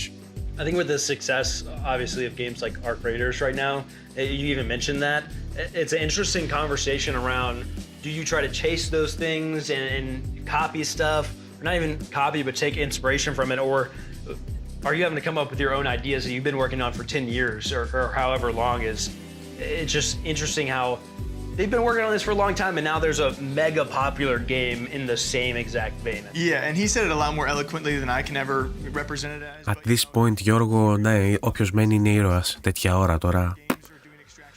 Καταλαβαίνω, αλλά επειδή δείχνει ωραία παιχνίδια, όποιος βγαίνει ας μπει αύριο να το δει σε κονσέρβα, να δει τι άλλα θα δείξουν, γιατί λογικά θα έχει κι άλλα.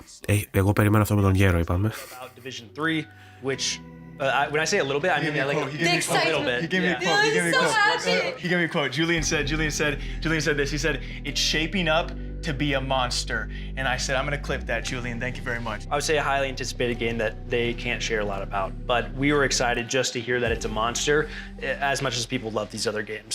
Next up, we had Alpha Response coming from Min Lee. For anyone who doesn't know Min Lee, the original creator of Counter-Strike, I love this guy. We've had the chance to meet him on a couple occasions, also sit down and talk with him. He went to his first Counter-Strike major this past year. It was an incredibly rare experience to see like such a notorious dev get to see what his game has truly become, and he was there since the very, very beginning. And then to see like an esport develop out of it was crazy. Not to go on too much of a tangent, but he still has that. Πού είσαι ρε Μαριλού, έχεις χάσει τόσες ανακοινώσεις ωραίες. Πού γυρνάς σήμερα 1 ώρα το βράδυ και δεν βλέπεις? Ντροπή. Law enforcement, but the goal is to complete a series of missions, and yeah, definitely remains true to the whole. Από αυτούς που είναι στο πάνελ, εγώ παρακολουθώ μόνο τον Luke Stephens, αυτός με τα γυαλιά στη γωνία που κάθεται, με τα μαύρα, ο οποίος είναι αρκετά καλός. Είναι λίγο συντηρητικούλης βέβαια, έχω καταλάβει, αλλά στο content του είναι πολύ καλό σχέση με το game, κάνει πολύ καλή κάλυψη. This was Last Man Sitting. It's so ridiculous, and I love it. We need games like this. It feels like a mix. Ναι ρε Μαρέλου και εσύ, πας για μπύρες σήμερα που έχει τέτοιο show. Pro, but replace the skates with chairs, and then. And give them all weapons. And give them some guns. Why not? The clips are going to be insane.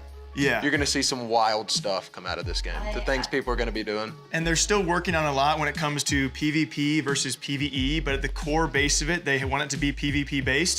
It's going to be a round-based game. And... Θα τους ψάξω και τους άλλους να δω τι content κάνουν και άμα είναι καλή θα τους προτείνω σε κάποιο podcast, μήπως και τους ακολουθήσουμε και αυτούς. By round. So their unique feature in competitive balancing is it's the first player to win 5 rounds.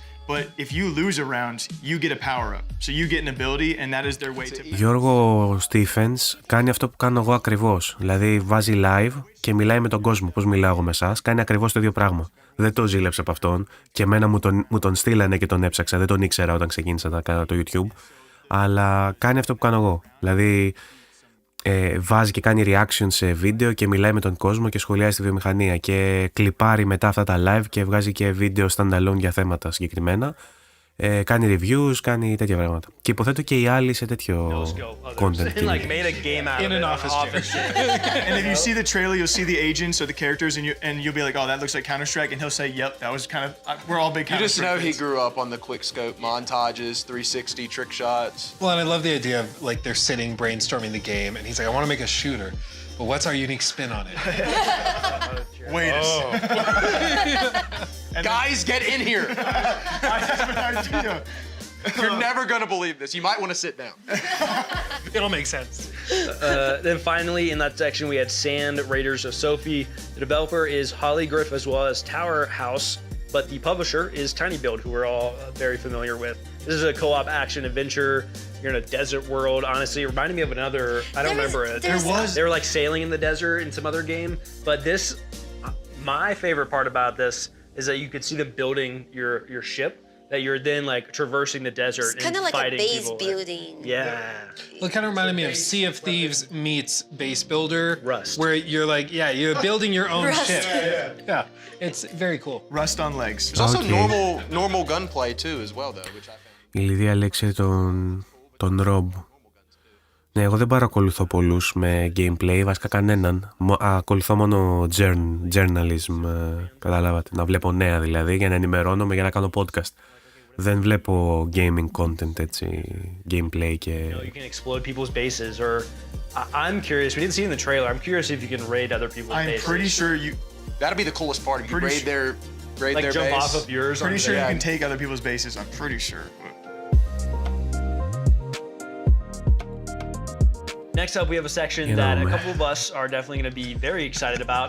This is the 25th year that Jagex has been making RuneScape at this point, which is extremely impressive. I know Jake and I have been playing it our entire lives. We've got old school RuneScape, we've got RuneScape 3, and we have Dragon Wilds. The Trinity! Right, so 3 games, massive games that have been around for a long time, a lot of people have heard of. I think we should just give the room to Jake. I love it here. This is the bathroom real quick. This is my favorite part for all you RuneScape fans. When we all arrived here, the first thing I saw was Jake on his laptop and RuneScape was pulled up. Το βασικό είναι ότι καταλαβαίνεις τις ηλικίες από τις κάλτσες πλέον. Κοιτάξτε τα νέα, τα παιδιά που βρίσκονται στα δεξιά, τι παντελόνι και τι κάλτσα φοράνε. Και τον Stevens που είναι στην ηλικία μου, τι κάλτσα και τι παντελόνι φοράει. Αν φοράς καλτσάκι είσαι millennial. Αν φοράς ψηλή κάλτσα και κοντό παντελόνι είσαι Gen Z και μικρότερος. Μπορείς να προσδιορίσεις πολλά.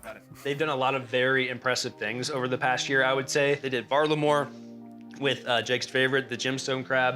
Just AFK there, it's awesome. Has the Delve with Doom.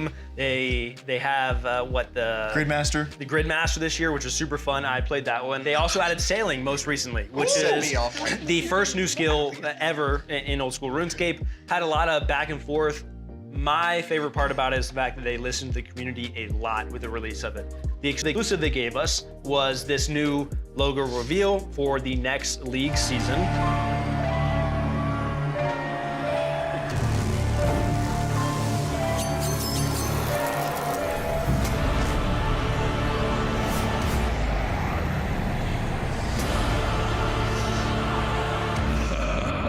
So that was League 6 Demonic Packs.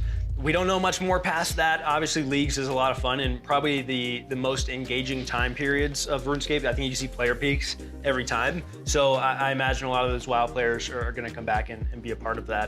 Outside of that, RuneScape 3 was also in the news a lot this year. For a variety of reasons. One of the biggest ones being they removed the biggest monetization methods they had in the game, which was widely talked about and has been for probably next to a decade. You know, obviously, in the MMO genre, you have to make money to sustain such big games and big servers for a reason and to keep these updates coming. They're not small teams. And so it was that community battle of like, we need monetization, but at what point is it too much monetization? And they finally reached that breaking point. I think we also have some reveals of some of the areas they're revamping, which is very cool. They're trying to declutter the entire world because right now the game, if you, as an old school player, log on, you're probably like, what is going on? Most of the time. So that's very cool. They also gave us the image of their anniversary cape, which looks fire. Isn't that beautiful? And I actually have one behind me. This is Jake's Avengers Endgame. Oh, man. And then finally, we also had Dragon Wilds, which is a game that we are very excited about. Another incredible game. We are big fans of those types of games. Yep. Valheim, we spent a ton of time on. So when RuneScape announced this, we were super stoked personally and played it. They're in early access, but they talk a lot about their 1.0 release and everything that's coming. For those unaware, Dragon Wilds is the survival game inspired by RuneScape. And so being a big survival game guy and my love for RuneScape, it was kind of the mixing of both worlds. So Dragon Wilds was always going to be a big thing for me. And as you said, it is early access, still developing.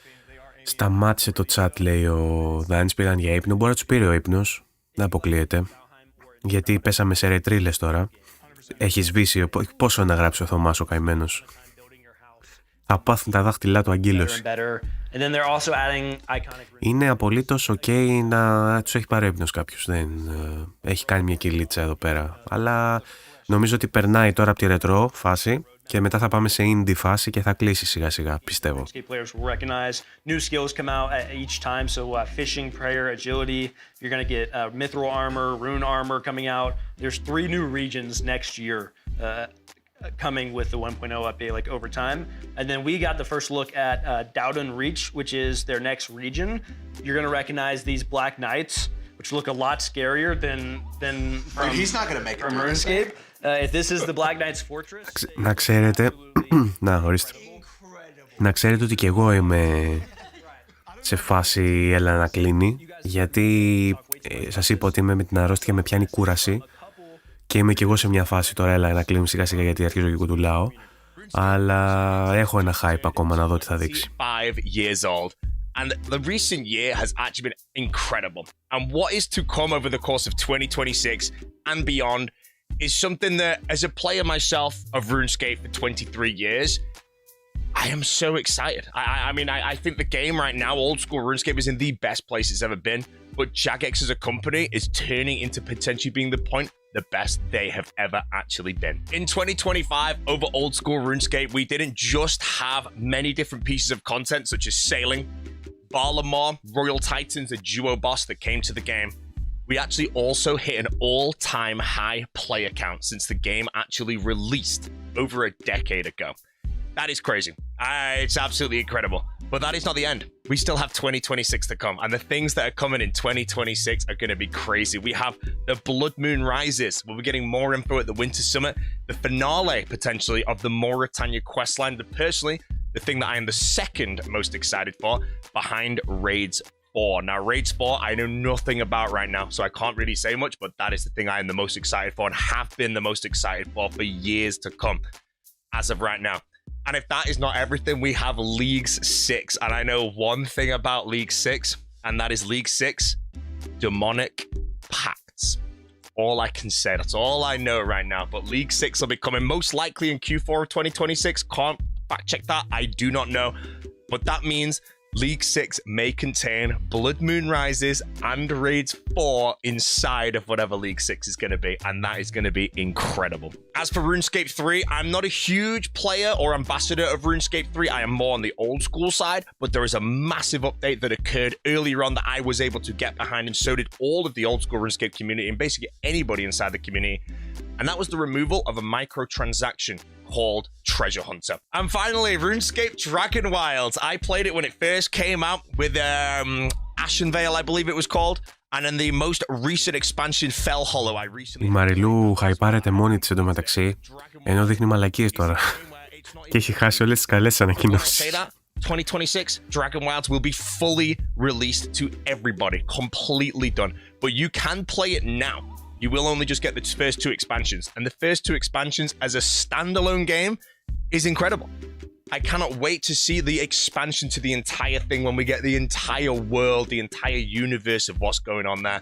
So far, the gameplay is incredible. Whoever's working behind that team, honestly, I feel Dragon Wilds, when it's released later this year, I don't know when, again, it's going to be a masterpiece when it's fully done, when you can start a new character, go through Ashenvale, go through Fell Hollow, and then go through the next 3rd, the 4th, the 5th, the 6th, whatever level of different realms there's going to be. But you can still play it now, early, and you can play the expansions as they release. Right now, we have Ashenvale, we have Fell Hollow, and we will be getting another expansion fairly soon into 2026, and that will be the release of the Mithril, and I think the Fishing Skill. Honestly, Jagex, 25-year anniversary, the game, the company, everything, it's looking good, and I'm very, very excited for the future. And if you guys haven't yet, make sure to go play RuneScape, one of the greatest games of all time. Yo. Opa. Next up, we have a group of 4 games, that being Darklight Survivor coming from Mirai & Co., Άντε, Tape 101 coming from Subversa, and Unawake from Reality Art Studio, Nested Lands from 1M Bits Horde.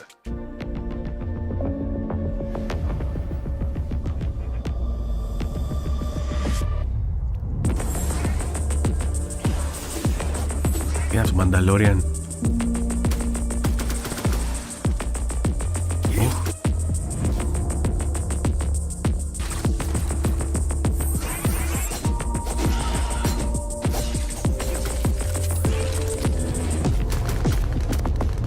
Εναλλάσσεται από third person shooter σε isometric.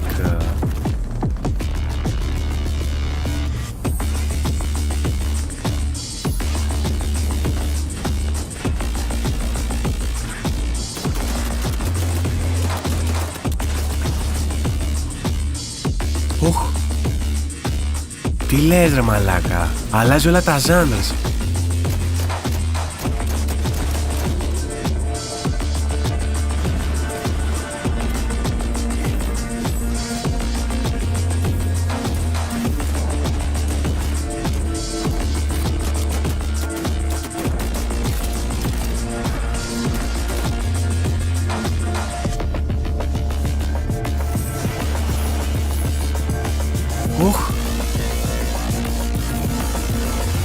Τι κάνουν οι τρελοί ρε μαλάκα. Μπράβο.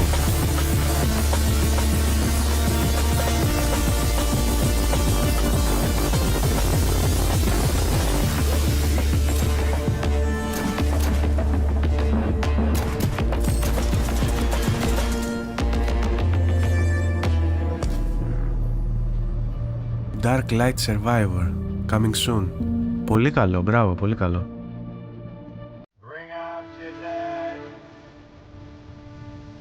Bring out your dad. Bring out your dead. Bring out your dad.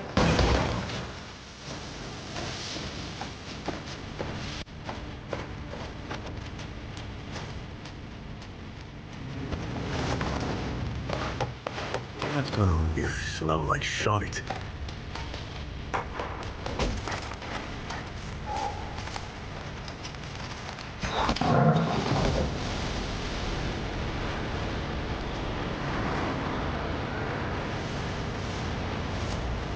What the hell is that smell?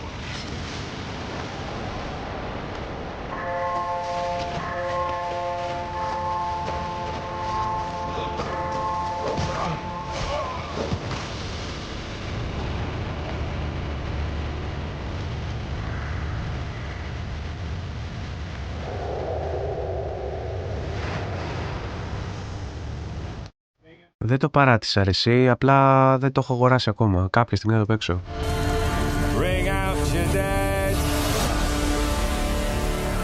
Τι μαλακία είναι αυτή που είδαμε τώρα, Nested Lunch. Δεν κατάλαβα τίποτα.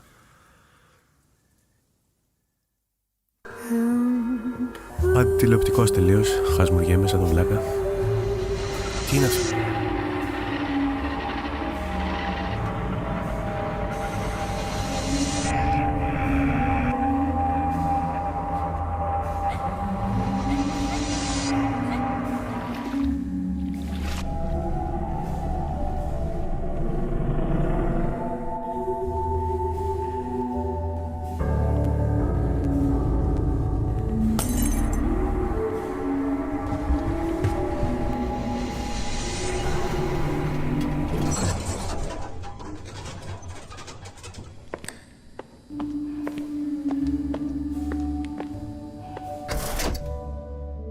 Demo. Όχι ότι κατάλαβα. For eternity, I struggled to become an aspect of courage, freedom, and honor.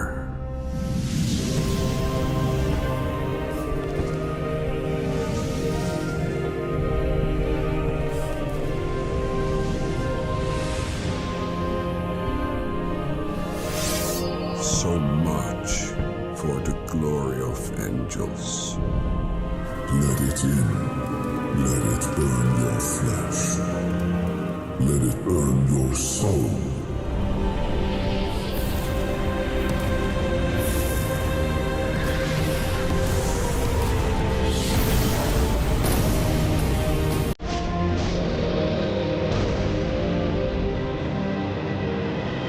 Τι είναι αυτό, ρε?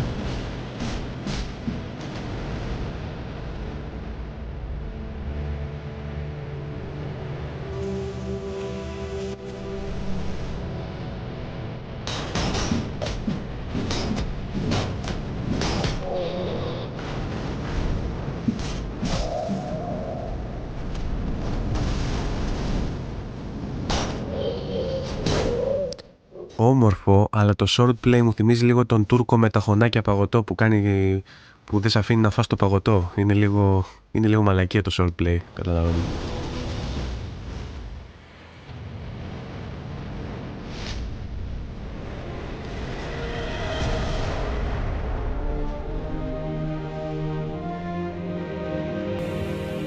Unawake.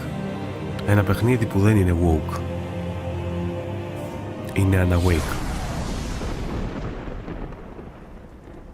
Nice. Reality arts. First up, we saw Darklight Survivor.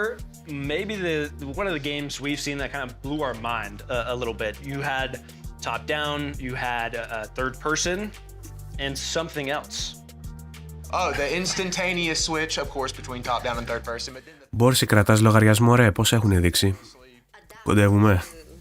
It's really, really sick. Yeah, combining both those features, because you said it and I was like, wait, is that what it's doing? I had to. Yeah, you can sort of like just toggle it. That's such a crazy. My understanding. Such a crazy feature. So it's a game like a roguelike game. Yeah. And a little bit kind of like Vampire Survivors in the style of Megabunk. So you can either have the top-down view, first-person view, whatever you prefer, and you swap all the time. Sick. I think it's interesting to think about the strategy element of that probably that comes into play, like when you're fighting certain things. Maybe some Maybe if you're bosses seeing it's a boss. useful. Because on the surface, it seems Λερός. like it's just like it's a personal preference thing, but it might actually have its place in like the gameplay loop. Like if you're in a certain situation, like, I should go top down. Or maybe real quick. depending the skill that you use. Yeah, because you may think that it's just like a gimmick for a different viewpoint or filter or whatever, but the idea that you could use it tactically as a gameplay mechanic too is really cool. Aiming for early access in late Q1 of 2026. They already have a demo out that a lot of people have played, and we've said this a lot of times. One of my favorite parts about these devs already is that they have listened to their players who have played the demo. They made it a point to tell us, like, we've made 6 patches in the demo based on player feedback, and I think that's super important, especially for a game that looks as good as this, because it can be a lot of fun. You know, roguelike survival with mechanics we've never seen before, as far as I'm aware, so it should be fun. Next up, we had Tape 101, a game that's probably too scary for Jake to play. If I had to, I had to literally cradle him while we were watching that. I thought he was gonna. All these things are true. Yeah, you guys know me so well. What I appreciated about it is it's not a jump scare game. Yeah, they've stressed they don't want to do jump scares. It's specifically psychological, mind melty, unnerving horror. You will not have jump scares, but you have nightmares. You know the thing is, that sounds like something that a developer of a game that has jump scares in it would say. Yeah. You know what I'm saying? Like, there's no jump scares. There's. You said they sound like my chat anytime I play a scary game. No, I feel like you just have trust issues Ο because Δάνης έχει μπει σε mod μαζορέτα, είναι σφάση, έλα chat, πάμε. Ωραίος, ευχαριστώ Δάνη. That would be awesome. I was definitely unnerved by just the music, whatever's going on in the background. They did a great job. But there's cool little twists to the background too, it kind of right? feels at times that you're also hallucinating because of like the camera. Well, angle. it's like video camera, and you were in an RC car during certain points, like exploring it. We had nested lands as well. It's a village in survival, like village management in survival type of game, where obviously very medieval. A lot of, I mean, what was the last shot? Like throwing bodies on a fire? Yeah. Bring out your dad. I will say, I love management games. I love management games and sim games, village management sim games. Like this is right up my alley. This feels like Manor Lords meets survival. So it has a different viewpoint, and you got to take care of not just yourself, but everyone around you. If you don't, your entire village is just gonna be. Yeah, they even show you the burning bodies. Like, yeah, sorry, lost some of your peeps. Yep. Better make better decisions. What I liked was seeing the blend of, like, obviously you're playing as this person and you have to survive, and he was like hunting stuff and like that, but I imagine you're also recruiting people for your settlement as like the king, and then you have to like choose who to recruit and build on a village. Initially it may start with you doing the micromanagement, but you eventually can assign villagers to go do the forage, go hunting. Kind of like in Power World, how your pals become your workers without a wage. Exactly, yeah. Then finally we had Unawake, a game, a first-person action game, mixed kind of a little bit of fantasy. Μην κοροϊδεύεις, Μπόρση, εσύ έπρεπε να τα κάνεις αυτά. Έπρεπε να είσαι πιο δυνατός. Αν. Kind of like a Doom Skyrim to me. I mean, honestly, the art direction was beautiful. Yeah. Και όχι μόνο να κρατάς την βιογραφία μου, να κρατάς βιογραφικό σημείωμα. Something about it, I don't even know if I have a comparison. For some reason in the back of my mind, this probably won't make it. Mordor-esque, like, it just looked really good. Yeah, Mordor. Very dark version of Mordor, but The atmosphere. Yeah, that's That's like a bummer version of hell. Δάνη, δεν έχω πατήσει τίποτα, ρε. Έκανες unsub, μήπως? Τον Δάνη δεν τον αφήνει να γράψει. Του λέει ότι πρέπει να είναι εγγεγραμμένος, ενώ είναι, λογικά. Δεν ξέρω γιατί το έκανε. Πρέπει να είσαι εγγεγραμμένος για να σχολιάσεις. Similar to Path of Exile, but more approachable. So it's not going to break a skill forest instead of a skill tree. Skill forest, lots of complexity, lots of interlocking skills, layers of progression. So I think a lot of it's going to be a game for people who really like their builds of things and like, okay, how can I specialize in this? Oh, dude, I'm doing this all day. Just Did you know that Do that for me one more time. Και εσένα στο έβγαλε. And then the double sword grab they were doing. And the fact it's moddable, I would love to see the direction that goes. Yeah. Well, there's so much potential. You could have modders come in, do additional levels, boss fights. Θα είναι bug του YouTube, παιδιά, δεν έχω κάνει τίποτα. Έχω βάλει μόνο ότι μπορούν να σχολιάσουν εγγεγραμμένοι. Κάποιο bug θα είναι που σας βλέπει σαν να μην είστε εγγεγραμμένοι. Well, with that attitude, yeah. But maybe with romance, it wouldn't be so dark. Love can exist anywhere. A mod could brighten the world up a little bit. πρέπει να κλείσει το βίντεο και να το ξανανοίξει ή κάνεις ένα refresh. Σε όσο σας βγάζει μήνυμα ότι δεν μπορείτε να αφήσετε σχόλιο, κάντε ένα refresh στη σελίδα, μήπως σε κολλήσει. Bug του YouTube είναι. 40K series, as I understand it, Anatoly Shestov. Κάνε ένα refresh, Δάνη. My enemies from within. My enemies from without. My enemies from beyond. Imagine you're playing inside Warhammer universe by the guys who can't use the army, who need to find this. Άντε Μπόρση μου, καλή ξεκούραση. Τσάου, ευχαριστώ. To make Imperium stand for one more day before grumbling to dust. That's basically how I would describe it. Just imagine the true Warhammerish stories where no choices are good, but you don't have an option to go away. You need to get your hands dirty, and it's just a matter of how precisely you will achieve this. One of the most significant changes that any player would experience compared to the Rogue Trader would be more stakes, more value in a surrounding, in any environment that you're playing with. The covers, the line of sights, we read how they are calculated, how they are working, and how much benefit they provide. Ισχύει, ναι, μπήκε ένα παιδί που το λένε κλειδαρά στο Discord, ναι. More playing around the environment. Μου στείλε και μήνυμα πριβέ να με ρωτήσει για την έξυπνη ζυγαριά που πήρα αν δουλεύει καλά. Behind some wall. There won't be like one circle around you that allows you to step up of this cover and to shoot at anything. If you so the place where you start your turn, the place where you're Δάνα ρε, βγαίνεις κι εσύ. Would be more significant. Other thing is role-playing model. There are way more roles being made inside the combat. Lots of the things making you roll something, lots of the things make your opponents roll something, so it's not just your weapon skill or ballistic skill, it's way more significant influence of the role-playing choices that you've made previously. Almost all of the combats in the game will have alternative ways to finish them. Not just killing all of your enemies. We are allowing player to target specific parts of the body of the enemies, and by doing this we're allowing to make your opponent lose an option to move or lose the option to use abilities. There are different ways how you can tactically approach your desire, your design of how to proceed with the combat. And of course there is a whole new subsystem that came on a change of the momentum. This is a morale system. Momentum was a party based, and you spend it to activate some heroic moments of your companions. For the Dark Heresy we feel it need to be more intimate, more personal, and not just for your party. We are not just telling a story through the environment or the words of in the dialogue. No, we're actually making cases. We're actually making the culprits. We're actually collecting and interpreting evidence and discussing them with your retinue and analyzing them and making conclusions. There are some other mighty forces inside the scintilla because you're not playing in a vacuum and you need to struggle for power. But most of the time, you are playing as a person in charge, as a person that have authority, and a person who need to make hard choices.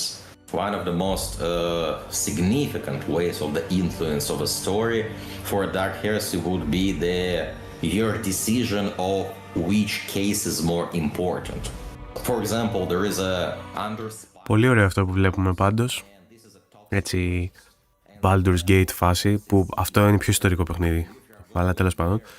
Αλλά θα έπαιζα, έτσι όπως το βλέπω, γουστάρω. Τώρα πόσα παιχνίδια έχει δείξει, πρέπει να έχει ξεπεράσει τα 30 λίγα. Getting ready to be consumed by the toxic waste.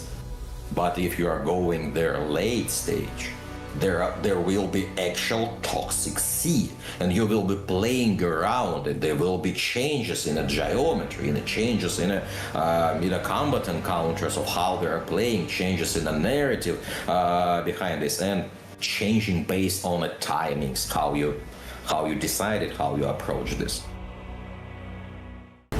To venture forth into darkness and bring the light of the Emperor to the uncharted void. All must be cleansed in his name. Is there anything you can tell us about like new factions, new notable characters, or iconic Warhammer 40k lore? There would be Treason, I don't know, most iconic thing that you can potentially name and encounter as a rogue trader, as a Treason. It would be some interesting takes on Astra Militarum. I won't share specifics not to spoil the fun, but it would be there. And there would be some brand new systems, like augments ones. You will be able to replace some parts of your body with interesting pieces of Imperium technology. There would be some elaboration on a story of the world behind the main road of the Inquisitor Calcasarch. Γεια σου Κώστα. Όλοι για μπύρες πήγατε σήμερα και γυρίσατε. Τι φάση, και έχετε χάσει τα πιο ωραία.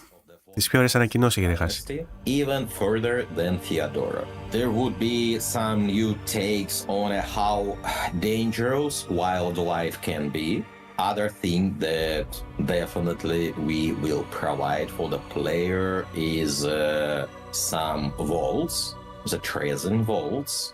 Some collections of pretty wild things being gathered by this Necron. Of course, this is a rogue trader story, and rogue trader is kind of part of his void ship. So there would be some expanding of the void ship, some new places to visit, some old places to revisit. It would be new companion with a whole set of unique mechanics inside it.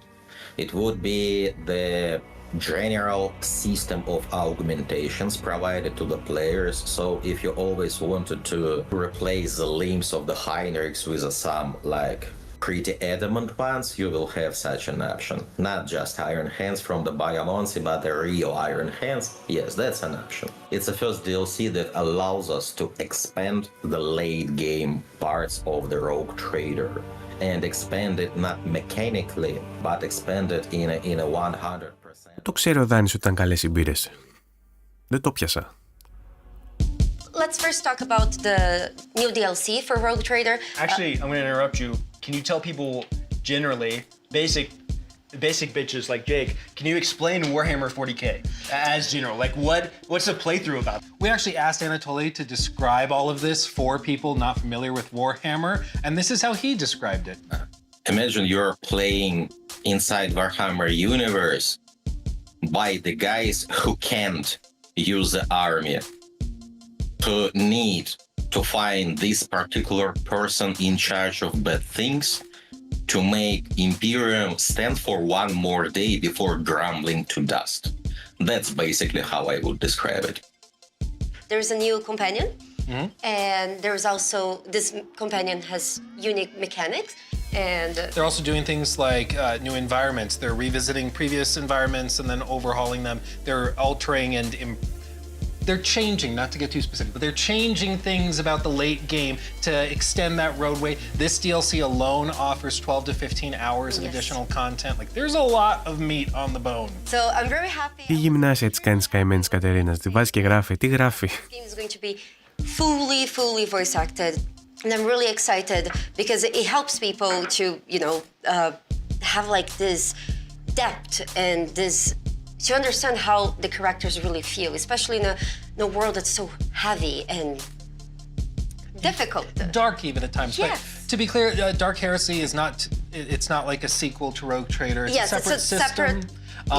It works different mechanically. There's different things going on. But my understanding, in speaking with Anatoly, was that it's going to be a very narrative focus. That's the primary concern. Not that Rogue Trader was not a focus, but that's where a lot of the effort is going with the voiced cast throughout the entire thing and many other aspects of it. The narrative is like the central. Πώς έχετε φτάσει, αφού σημειώνετε που σημειώνετε, για πες ρε Δάνη, πώς έχετε γράψει. You can target enemies' specific body parts to sever them during fight. That was the coolest part that I'd seen. So it's really nice because if they have like a they're very fast. So you want to target their legs to cripple them and so on. Not only that, but you know how sometimes you get into a very awkward situation where you're crushing the combat, and there is still that one guy that, in spite of all his friends being dead in the battlefield, he's still trying his. That's not going to be really a thing. Enemies can surrender. Έχουμε 13 παιχνίδια ακόμα, δηλαδή. Δεν νομίζω, ρε. Πώς γίνεται αυτό. Their way out of this, and it's up to you to decide. Αν είναι 3 ώρες το event, έχει άλλα 20 λεπτά. Like you can render your opponent useless in whatever different limb you want to actually target, but you can also make them blind. There's so many different unique features to the combat where even when I was listening to talk about it, I was like, okay, wow, I've never played a game like this, but it sounds really intriguing. Yeah, and it was just interesting to see Anatoly describe how the team wanted to revisit some of those things that are taken for granted in RPGs, like the concept of just an enemy.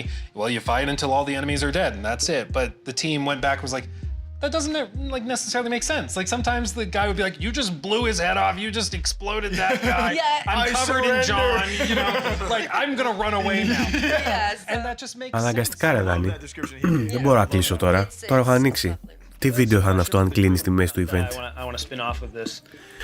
How do you play these games? Like, okay, now we know this critical system, you can blow their arm off, you can maim them, and they will surrender, maybe. We know how she's gonna play it. So the choice, like... Make it as miserable as possible. Let me take one arm, and then feed him that arm while I take off the other arm. Oh, are you surrendering? I can't hear what you're saying. Too late! Yeah. I think he understands me. There are some things that are really exciting about this game, and I cannot wait to try it. So I hope you guys are as excited as I am for this one. And I can't stress enough, Owlcat Games, they know what they're doing when it comes to CRPGs. Δεν υπάρχει το μπαγκέτα, δεν υπάρχει τίποτα. Είμαστε νηστικοί εδώ μέσα. And I think this is one to keep an eye on for sure. Opa. Next up, a few games that I would consider kind of couch co-op games that I would have fun sitting and playing with people like at a party or with my family. This is going to be Towerborn coming from Stoic and Xbox Game Studios. We have Sprint City from Double Dutch Games. These are the creators of Speedrunner, and Dinch Attack coming from Undercoders.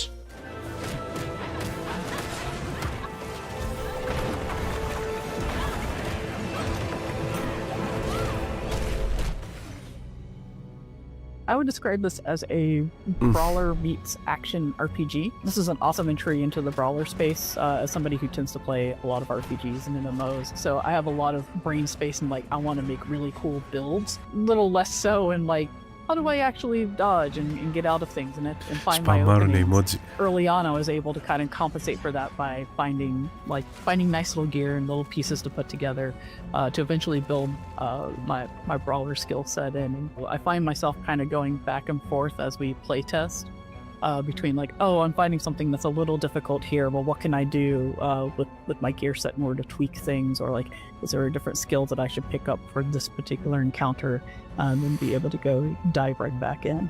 The player is an ace, which is a deathless defender of humanity, which is currently sequestered away on the Belfry, which is McLaren's background over there.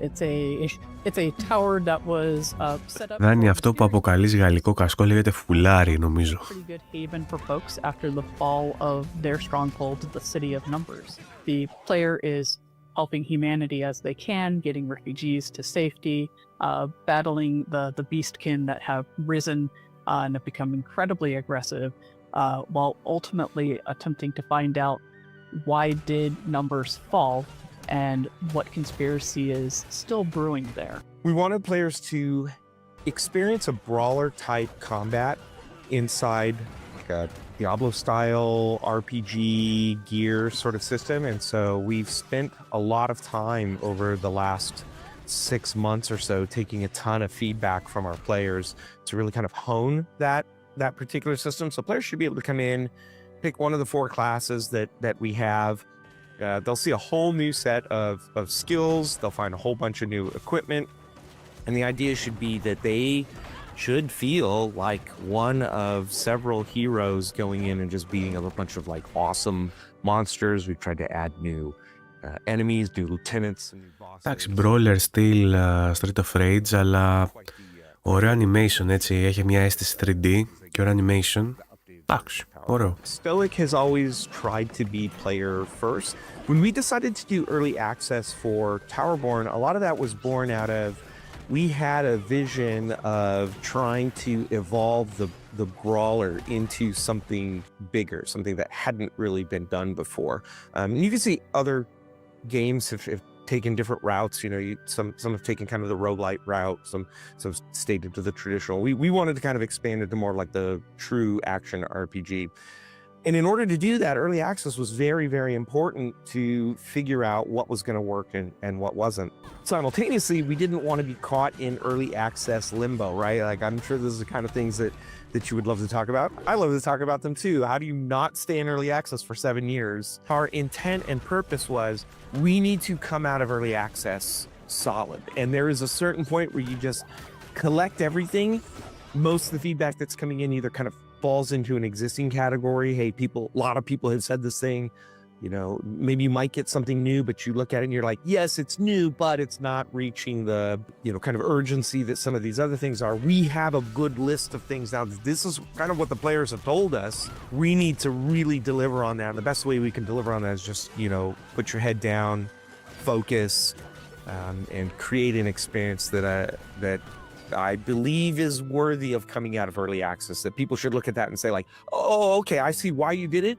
Absolutely was worth it. I can see a clear night and day difference between what is in live right now and what I am receiving when you go into the 1.0. One of the big pieces was that folks were big fans of certain pieces of actual gear that you would earn through the game. But there was no cosmetic version of that. And so you had to make the choice of like, do I want to look good? Or do I want to look a little janky but more powerful? And so we added the ability to be able to create a cosmetic version of the gear that you earn through writs, which are earned through completing adventures. And so the idea initially with Towerborn was we just want to make a fun beat 'em up with a light story in the background. We weren't really going to lean into kind of the stoic narrative. Σκέτο καφέ ούτε εγώ μπορώ. Και εγώ δοκίμασα. Με τίποτα δεν γίνεται. Expected, perhaps incorrectly, that the community would see it for what it is and be okay with it. But it turned out a lot of people were like, wait, you have something very interesting in the background here. You know, we actually really want to know what's going on. We really would like something more clearly. Η Μαριλού μετά από αυτό μασάει και 2 μπαταρίες αλφα-αλφα και είναι έτοιμη να ξεκινήσει τη μέρα της. From the jump. And so there's an arc now. There's a primary antagonist. You will understand that antagonist. You will confront that antagonist, and there will be resolution. And so there's probably a 12 to 20-ish hour story arc now in the game that players can look forward to and feel like there's a resolution to the Towerborn. Καλά ρε Θωμά, λιγουρεύεσαι προβατίνα 2 ώρα τα ξημερώματα ρε φίλε. Αν είναι δυνατόν. Ούτε εγώ δεν τα κάνω αυτά που μου έχω ντρώσει ψυχή. Μας άνοιξε την όρεξη σήμερα με τα TGI, ανέβασα κάτι φωτογραφίες ο Θωμάς από TGI Fridays και θυμήθηκα τα ribs αυτά για τα glazed και τα... Από όλα εντωμεταξύ, πιο πολύ μου αρέσει ο πουρές στα TGI. Έχει τον πιο ωραίο πουρέ που έχω φάει σε μαγαζί. Βάζει τίγκα μέσα, τσένταρ και βούτυρα και... In the studio based in Barcelona. Recently, we've been focused on developing 3D platformers, but our studio is heavily influenced by arcade classics, Japanese culture, and extreme sports games. And Dense Attack is our dream project, a step forward for the studio combining everything we love. Εγώ πήρα έναν διπλό καπουτσίνο πριν πήγαμε με τη φιλόλογο μια βόλτα, λίγο να περπατήσουμε, είμαστε 3 μέρες στο σπίτι και κοιμόμαστε. Και πήρα ένα διπλό καπουτσίνο, αλλά δεν φτούρισε. Το ήπια και τώρα νιστάζω full. Used by underground gangs to compete in illegal contests of train acrobatics. You'll have to rack up points by chaining tricks, explore huge levels, race against rival crews, and uncover a wild story as you travel through Japan, taking the railways back. We are making a game that is not just about what you do, but how you do it. It's expressive, stylish, and totally up to you.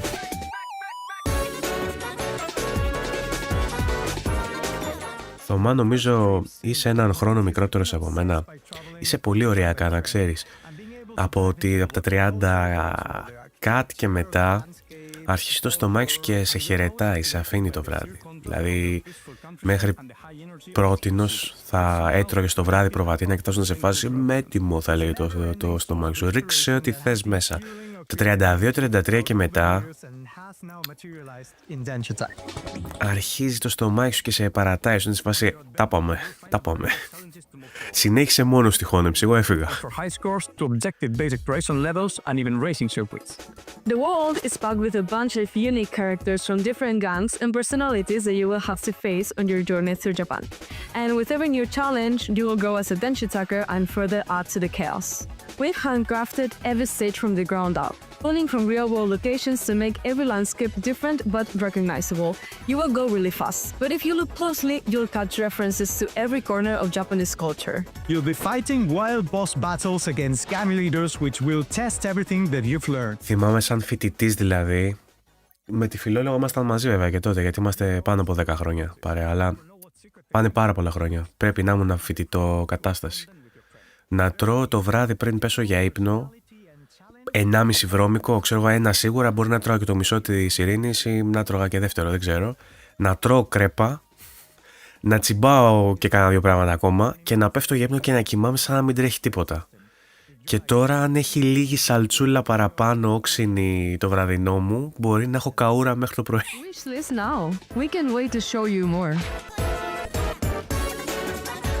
Κοτοπουλάδες, ναι, πολύ σκληρά ξενύχτια. Πιο πριν αυθεντικών στο Εγάλεο, που μετά έγινε κοτοπουλάδες. Σιγάς. Hello, we're undercovers. Hello. Την κρατάω από τα σράγη στο μυστικό την φιλολόγο. Wishlist now, we can share. Wishlist now, we can't wait to show you more.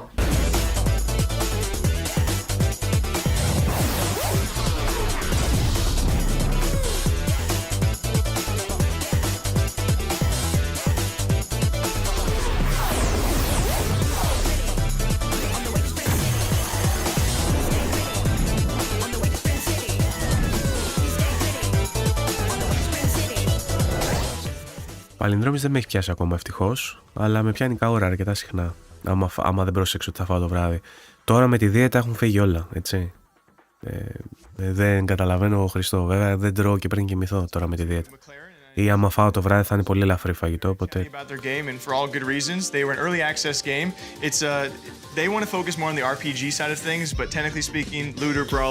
Μπορώ να σας πω ότι η Ειρήνη είναι πολύ πιο μάχημη από μένα στην κατάσταση. Εγώ κοντεύω να σβήσω, η Ειρήνη είναι στο κινητό της και είναι έτοιμη για άλλο τόσο, να ξέρετε, δεν μασάει τα αρχίδια της.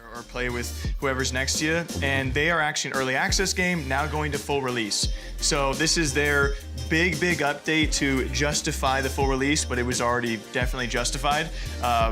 Upon full release, we're looking at 170 plus missions. What they say is probably around 20 plus hours of content, and they also want to focus on these builds, which lead to an ultimate replayability. So there's also a difficulty bar they're going to be adding to all of this. They have a level that is going to be called, I believe, Brutal. And from what I'm being told, it will be extremely difficult, but the game is meant to be replayed plenty with you focusing on what build you actually want as you play through it all. There's definitely a huge market for co-op. Κοίτα, δεν έχει σημασία το πότε τρως το μα. Σημασία έχει να μην πέφτεις για ύπνο μετά το φαγητό. Δηλαδή, αν έτρωγες στις 12 το βράδυ και έπεφτες για ύπνο στις 3 το ξημερώματα, είσαι ok. Το θέμα είναι να μην ξαπλώνεις με γεμάτο στομάχι. I relate to you. I actually played this game by myself every time I have played it, and I still had a blast. And for those who haven't checked out the original, with this big update though, also introducing a new biome. You have new bosses, the enemies you fight against. Η Ειρήνη, άμα με πάρει ο ύπνος, θα μου φορέσει τα γυαλιά ηλίου και θα είναι σαν της Ελλάδος τα παιδιά τζιμπιτζιμπιτζίδης. Αρχίζω και μασάω, αρχίζω και μπερδεύω τα λόγια μου. Θα μου βάλει τα γυαλιά ηλίου και θα μου κουνάει το στόμα και θα μιλάει εκείνη.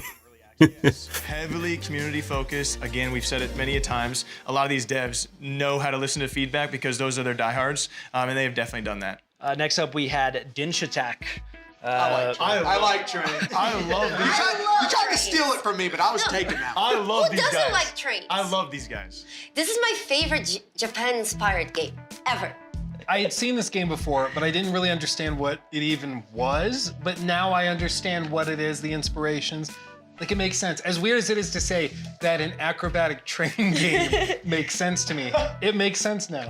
Yeah, because we were talking, what, like Temple... That is a game for the new generation. Like, yes. Temple Runner X, like TikTok. Yeah, you see it's under a Joe Rogan clip. Βαγγέλη, νομίζω αυτό το πρόβλημα το έχεις εσύ που έχεις παιδιά και κουράζεσαι. Εγώ βλέπω σειρές ξαπλωμένος. Δεν τρώω ξαπλωμένος ποτέ, αλλά βλέπω δεν με παίρνει ύπνος. Δεν το παθαίνω αυτό. Δεν με παίρνει ακόμα ο ύπνος όρθιο κτλ. Πιστεύω έχει να κάνει με την κούραση από τα παιδιά. How could they not make a fun game? Yeah. It's impossible. The boss, the mecha train The mecha thing. train like, boss is When sick. I heard there's going to be a boss fight in the train acrobatics game, I was like, what do you mean? Ο Δάνης ένιωσε κοντομινάς, ξέρω εγώ, και Μαρινάκης. Engaging, and then there's like, oh, there's a story behind it. Πληρώνω το κανάλι. And real inspirations. Like, So they show you what has actually inspired them to make this Japanese-style game. Yes, I think. Lovely. Train out of 10. Next up in that group, we had Sprint City. That is coming from Double Dutch, which was the creators of Speedrunners, which is another very popular, couch game that people have played for a very long time. They have Speedrunners 2 already coming out, but this is a whole different game, but from the same creators. This looks like a game that, in a good way, would really piss me off to lose to other people. It looks like a game that would ruin friendships. It looks like one of those side scrollers that I would fall so far behind where you can't even see the others, and it just kind of leaves you real upset. The first jump, and you're like, I'm gonna get it eventually. Turn the console off. Get a bigger TV so I can see where they're at. To me, Sprint City is the game that you are over at like a party. It's like the Super Smash Bros. Effect. Yes, it's like we've played a round of Pong or something, and now we want to play a video game. Καλή νύχτα, φίλε Μπάρεντ. Ευχαριστώ πάρα πολύ που πέρασες. Να είσαι καλά. Καλό ύπνο, καλή ξεκούραση. And who do you think's gonna win that fist fight? We already had this Who do you debate think today. would win that fit? Just look at the size of the feet. Pretty close, aren't? Yeah. Did you guys ever play Overcooked with Κάργα λεφτά. I did not, but I've watched people and I've seen it ruin relationships, I feel like. It can't. It's the ultimate test of communication. In this case, my understanding is the game is much more competitive. Where you're playing against your friends, you're not really working together. But these types of games, I just. It's momentum based. It's Sprint City, literally, in like speedrunners, and so I feel like it's one of those games that's also probably very satisfying to be good at. Yeah. And to be like. Once it clicks. But you can't be too good. Once you're hitting all the but you proper can't places. be too good or your friends won't play with you. Right. Yeah, that's the thing. Άντε, επιτέλους, ο Now we γέρος. have a set of beautiful Άντε, games, in επιτέλους. my opinion. This is going to be Eternal Life of Goldman from We Appy Studio and THQ Nordic. We have Dust Fade from Weird Beluga in Fireshine, and another Fireshine game with Pugstorm called Core Keeper.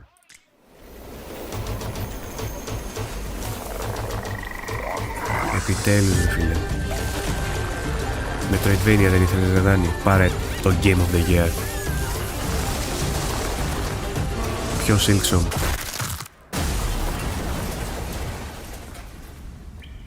What do you mean? What? What do you mean he smashed? What do you think? He fell from a great height. Yeah, but he couldn't have... did he really die? I imagine he was crushed to a pulp. Do you think they'll ever find his body? Mom! Okay. I was just making sure you were paying attention.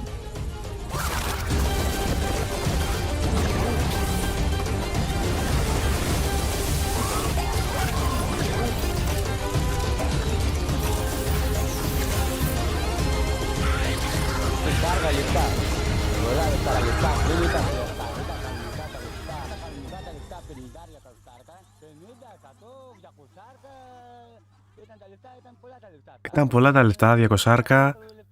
Τον Φεβρουάριο demo για την παιχνιδάρα. Ευχαριστώ πολύ, Δάνη. Να είσαι καλά. Το πέταξε πάνω στην παιχνιδάρα, το πέταξε το donate. Τέλος πάντων, ευχαριστώ πολύ.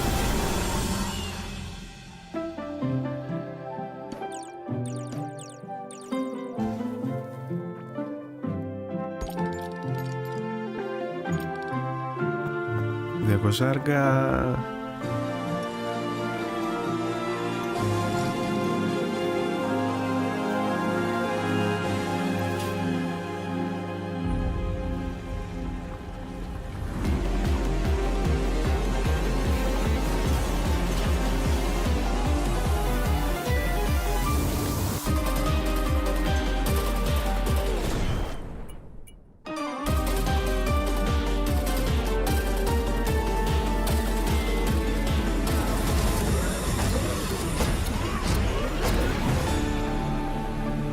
Scorekeeper. 28 Ιανουαρίου. Μάλιστα.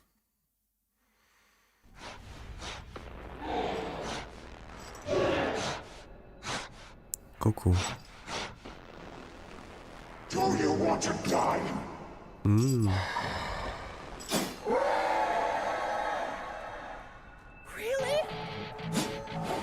Έχουμε Kingdom Hearts στο σπίτι. Καληνύχτα Μαριλού, ευχαριστώ που πέρασες. Και με τις μπύρες που πιες και πολύ άντεξες, να σου πω την αλήθεια. Ευχαριστώ.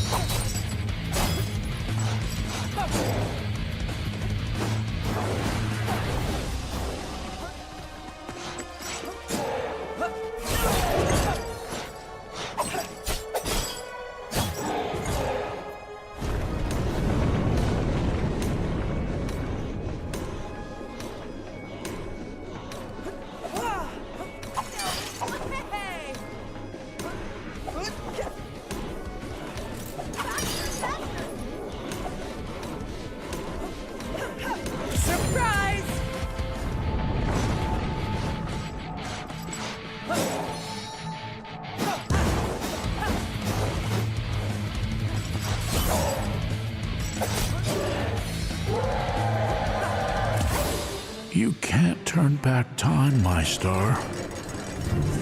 It'll be different, but you'll both be okay.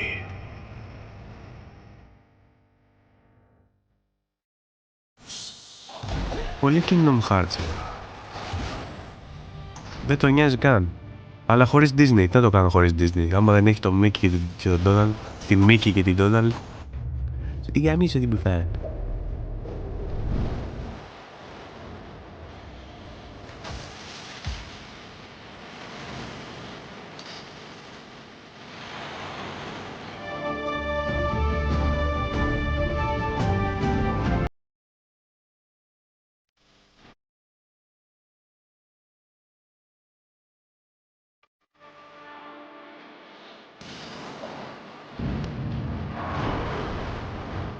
Πολύ όμορφο.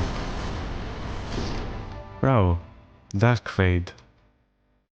First, we had Eternal Life of Goldman that we just watched that trailer. It looks art style is crazy. I love the hand-drawn vibe. Oh. It looks like those classic. It looks so good. Classic animation. It gives me also Cuphead too. Cuphead, it's like Cuphead, Hollow Knight. Yeah. Oh, and so they've had a previous trailer that was very unsettling because the narrative, the narration went from like comforting, happy, and then it got really dark and scary. This one, it was much more. I miss the murder rides. But like it works. I'm so excited. I think it looks so good. It's gonna be emotional. It seems like an emotional game that like people are gonna get tied to. Like you said, Hollow Knight. What was it? Celeste, sort of. Maybe a little bit. I mean, game of the year. I don't know. Έγινε Βαγγέλη, ευχαριστώ πολύ που πέρασες. Καλή ξεκούραση. They have a free demo launching in February, actually, so people can actually try it. I love the narration, and I can't wait to see more behind it. Like we touched on, I think it's one of those games that people will play because it's like a challenging platformer, side-scroller type game, and then you're going to be sobbing by the end of it. Yeah, it just seems very like they tell you just enough to pique your interest. They don't tell you much in the trailer. And then they're going to emotionally destroy. Yeah, and it seems very dark, and you're like, well, why? And hopefully set you up perfect for a sequel. Yeah. Oh, you never know.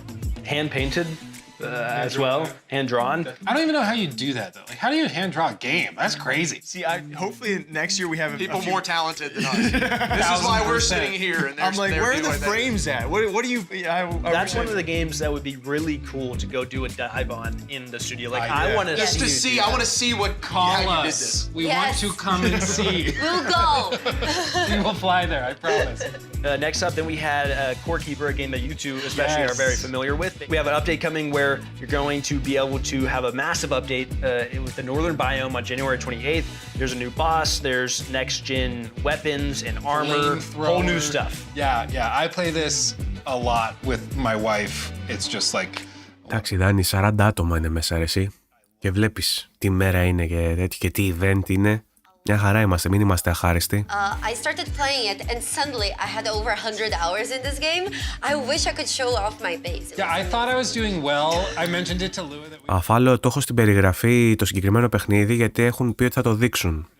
Έχουν τιζάρει ότι θα το δείξουν. Νομίζω δεν το έχουν δείξει μέχρι τώρα, αν δεν κάνω λάθος, οπότε ίσως θα το κρατήσουν για το τέλος. You spent a week playing you will lose yourself. The other night we stayed up till 1 a.m. playing it when we meant to play till 11, and it's just because. Δεν κάνω clickbait. Ποτέ. I'll be right back. How would you define this game to someone who hasn't seen it? I mean, I would say it's Stardew Valley, kind of meets Terraria, but it's procedurally generated, up to 8-player co-op, so you can play with all of your friends, unless you have way more friends than me. And it's just. Every run is going to be different because it's all based on seeds, so you can have different save files for different friends and pairings. It's really cool. You can actually use your same character in different save files. So if you're playing by yourself or in your friend's server, you can use the same character, or you can make a new character for their server. So it's kind of like you can visit their home. And boss fights. I forgot about that. Oh, the boss fights are so good. Stardew Valley, more combat focused, but also co-op and boss fights. So different boss fights have different mechanics. The boss system in this game is actually excellent. I have killed, I think, all of the bosses on the game as of right now, so I can't wait for the update, for the new stuff. For a new one. Then finally in that section we had Dusk Fade from Weird Beluga and Fireshine. That's the one right there. That's the one. They say it is a love letter to the golden era of 3D action platforming like Jak and Daxter in Ratchet and Clank.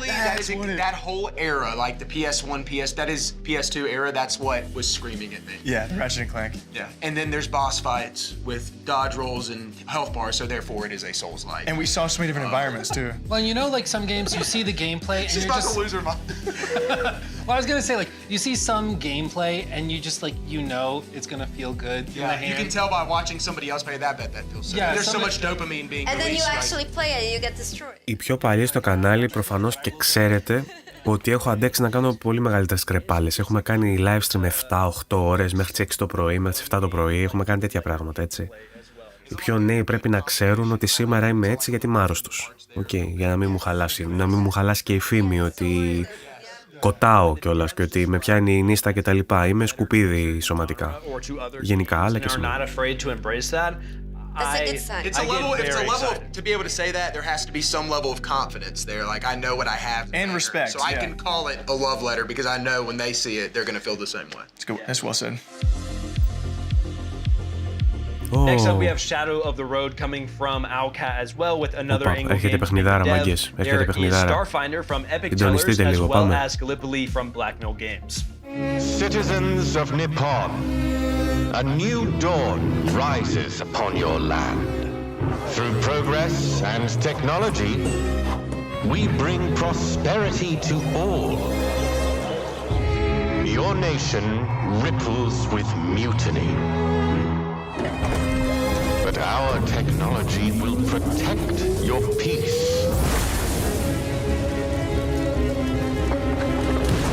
Peace demands the sacrifice of those that stand in the way of progress. On behalf of your glorious Emperor Mutsuhito, we will bring light where there is darkness. Together, we march into a brighter tomorrow.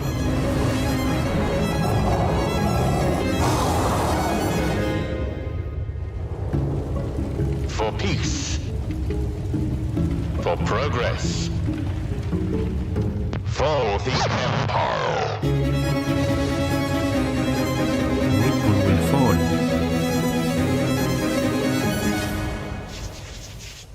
Side of the road. Και τα άλλα είναι ωραία, δεν εννοούσα μόνο αυτό. Αυτή η τριάδα είναι δυνατή. I am the co-founder at Epic Tellers Entertainment. I'm here to tell you about our first game, Starfinder Afterlight, licensed from Amazon. At its core, Starfinder Afterlight is a party-based RPG in a universe that mixes technology and magic. We focus on creating great storytelling inspired by movies like Guardians of the Galaxy or shows like Firefly. Θα μας το δείξεις. While in the game you will create your own character, in the demo you play as one of the companions, Sterling. Σε Kickstarter αυτό. So you give orders?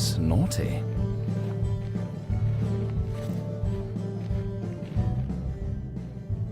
Thanks to the success of our Kickstarter, our game will have full voiceover. The dialogue system is the main way to introduce the player to the lore of the world. Στο Disco Elysium που μπήκε αργότερα του στοίχησε πάρα πολύ. Πρέπει να έχει voice.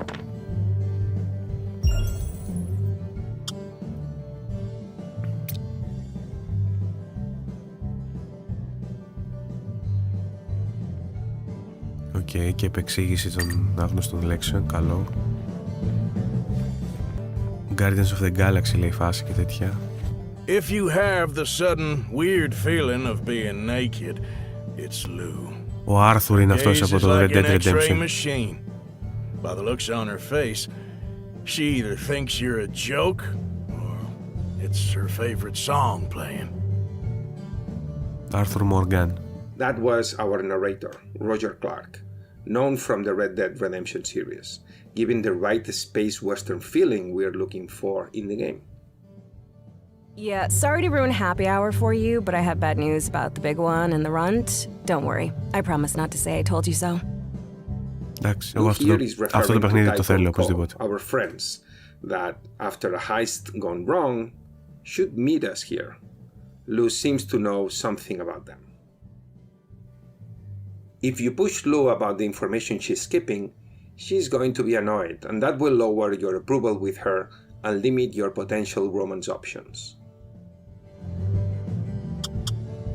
Hold on, hotshot. I own the info. I choose how to deliver it. All right. They were ambushed at Sekibot offices. They knew they were coming, so now the odd couple needs our help. Happy now? Δάνα ρε, τι λέει το τετράδιο ρε? Μπαλέψουμε. Τι αριθμό έχουμε φτάσει? We start the combat right away. The security robots are looking for us and are waiting outside the bar.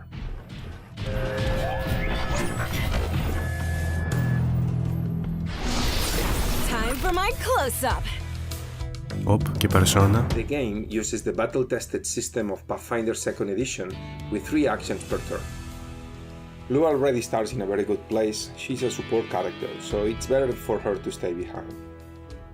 She will use the ability Get Them to give a bonus to Sterling when he attacks a specific character, and then shoot again.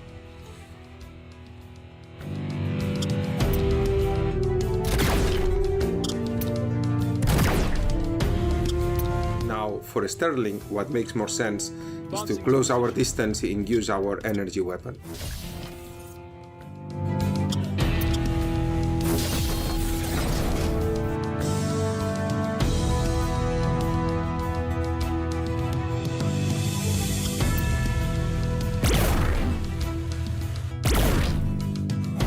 Combat, we decided to stay away from a grid-based system that gave the feeling of a tabletop simulator.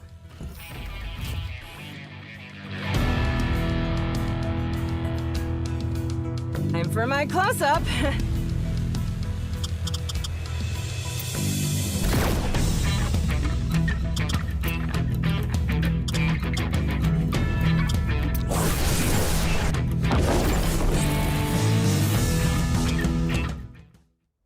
This is it. The team is in full production to release the first 10 hours in early access for summer next year. We cannot wait to show you more. Thanks for watching. Early access. Okay.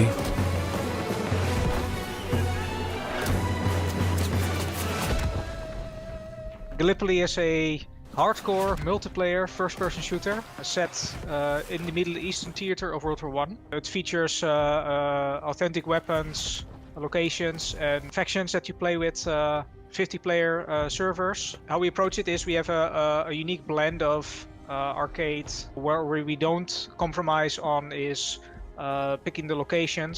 Those are always the actual battles. The weapons, the ones that were actually used, and uniforms that are as accurate as possible and plausibly used. It sets us apart there. We go quite deep on the history, but then again we're more accessible than say some of the military simulators. It's easy to jump into. Game is a bit more approachable. So in that way it sets it apart from another subgenre in the shooters as well. If you wield one of the rifles in the game, the bolt action rifles, you expect it to be one shot, one kill. The rest of the game is built around that premise. So yes, rivals are one-shot kill, but then again, it must not be the case that somebody goes around the corner and kills the entire team in 1 second. So especially in multiplayer, the fairness concept must be adhered to. So everything is built sort of around making sure that the game feels fair. So there's a balance between in the gunplay that needs to happen, as well as in the way we handle spawning and how quick you are back into the battle. You're very quick to be in combat here. There's other quirky weapons that are part of the arsenals, but these are accurate. They were used. We don't do experimental weapons. We try to stay as accurate as possible when we model them. The locations we picked, using some geodata, a lot of investigation on images, trying to puzzle together how it looked like when when the battle took place. When you're under fire, you have a difficulty reloading your weapon, for instance, and then has custom animations to it. So it's quite elaborate. Not a lot of games, if at all, do this. But it's really dynamic based on what happens and still fair. Πήγε να φτιάξει το file, λέγα. The rules are predictable. It's not a random jamming system. It's really dependent on what the player does. One of the cooler things is that you can now build stuff together. Part of the game mode will be that you are able to construct objectives and machine guns and other things together. It's kind of like our evolution of the game mode we had in Isonzo, taken to 11, where it's really, you fight over a certain area, and once it's captured, you have to construct things together and then to consolidate your position, to secure it. Guys, first we looked at Shadow of the Road there, story tactical driven RPG in Japan, but also some like supernatural stuff going on. Okay, so I actually played the demo for this game and it was super fun. It felt kind of like XCOM meets like Samurai. Δεν υπάρχουν delivery. Τι έγινε, έχουν απεργία τα delivery. Λέω ότι δεν υπάρχουν delivery. Cool mechanics and I don't know. Give the demo a go and fun stuff if you like the kind of like XCOM, tactical, maybe even a little bit of like the Baldur's Gate type. Definitely check it out. There's a late 2026 release for this game. Ναι ρε Δάνη, άμα βρεις καμιά καντίνα που κάνει 24ωρο. I just think the storyline, or not the storyline, like the environment is cool. It's Japan with supernatural elements. Like you saw that big robot walking around. Sci-fi samurai. I feel like that's like a trend now, is like taking certain settings and combining it with sci-fi. That's really cool. I'm not sure I would say it's sci-fi, but I would say like mythology. It's just some really sick stuff. There is a lot of exploration, and exploration is actually quite cool. You can like change things in the world. Then we had Starfinder coming from Epic Tellers. That's going to be in early access in 2026 as of right now, and the demo is actually going to be available soon during Steam Next Fest. So when this airs, that will be a month away. So I actually got to talk with the devs. They were very happy that the Kickstarter was doing so well. They also got a very good team in the voice acting team, and the game seems super exciting. I can't wait to hear more about it. Ο Στίβενς έχει αναψοκοκκινήσει, έχουν κοκκινήσει τα αυτιά του. Έχει αρχίσει και κουράζεται νομίζω. I can see why people are excited. I can just certainly see. But to me, what I can already appreciate looking at it is, okay, you guys obviously paid a lot of attention to your art style, being kind of like the persona vibes of the pop-ups. I think is really cool, and as we know, the voice acting as well. I think they have a couple of notable names. Sombra from Overwatch. Yeah, so they put a lot of detail. Ναι, λέει 9 ώρες γυρίσματα κάνανε, λέει, για να βγουν αυτό, να βγει αυτό. This character that I mentioned, it's this larvae with this grub-like character with a grub is actually voiced by the same VA as Asterion. So, oh goodness. Breach is also voice acted by Neil Bone, and he's also the director of the voice acting in this game. That's crazy. Then we had World War I Gallipoli as our final one. Jake got to do another interview here with someone who, I mean, I remember you saying during the interview, it felt like a high school lesson for you listening. Yeah, it was awesome to talk to Αυτό Joss, που τώρα μόλις συνειδητοποίησα, εκεί που έχω βάλει εγώ την κάμερά μου, έχουν βάλει QR code για όλα τα παιχνίδια. Σας κρύβω τόση ώρα τα QR codes θα μπορούσατε να σκανάρετε για τα παιχνίδια. Τέλος πάντων.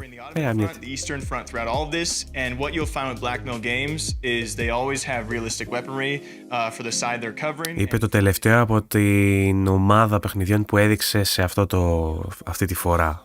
Όχι το τελευταίο γενικά για το βράδυ. Κοίτα, ελπίζω να έχεις πέσει λίγο έξω στους υπολογισμούς σου και με το τετράδιο Και να μην είμαστε στο 38 που είπες και να είμαστε στο 43. Να μένουν άλλα 2. Θα είναι μια καλή, έτσι, ένα ωραίο λάθος να γίνει. Σίγουρα μας χρωστάνε ένα Crimson Desert, αν δεν κάνω λάθος. Που λογικά το έχουν αφήσει για το One More Thing, να μας δείξουν κάτι ωραίο. This game, I think they do have a PvP focus, but they're also working on a single-player campaign. Yeah, they want to do it justice of telling stories of actual battles that did take place, and they're going to continue this string. Like, they're going to continue. I even asked them, like, what do you progress forward on as a studio? Like, he's like, well, we got a lot to do still for World War I. It was a big war, and it lasted a long time, and so they're not even done here. And luckily, they have found themselves a diehard audience that wants to see this story told, battle to battle, all encompassing the same war. Well, and it's such a fascinating way to be able to preserve that piece of history. Yeah. Exactly. Like in an interactive way where people can kind of go boots on the ground and see what it was like in of course, a gamified version, but I think it helps educate a whole new generation on something that would otherwise kind of be forgotten. Not. Okay, now our final section we have here, a very exciting, a very... Final section, ορίστε, τα 3 τελευταία είναι αυτά. Και έχει μέσα αυτό με τους δεινόσαυρους που σας είπα, Where Winds Meet που είναι για τον Θωμά που τον πήρε ο ύπνος, και το Crimson Desert που είναι η μεγάλη της βραδιάς. Εντάξει, αφάλο δεν είναι μόνο το περιεχόμενο, είναι και η ώρα, είναι πολλά ρε, εντάξει.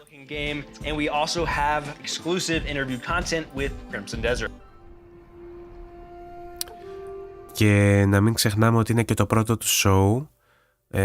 Είναι χομπίστικη προσπάθεια, χωρίς καθόλου λεφτά, χωρίς καθόλου budget, και δεν έχουν premieres, έτσι. Είναι όλα παιχνίδια για τα οποία γνωρίζαμε. Από του χρόνου που θα παγιωθεί αυτό το πράγμα θα έχουν και αποκλειστικότητες με πρεμιέρες από παιχνίδια, έτσι θα έχει μεγαλύτερο ενδιαφέρον. Και τόλμησαν να κάνουν και 3 ώρο που θα μπορούσαν να κάνουν 1,5 ώρα, ξέρω εγώ, με τα καλύτερα από αυτά που είδαμε, και να τολμήσανε πολύ, πήρανε ρίσκο.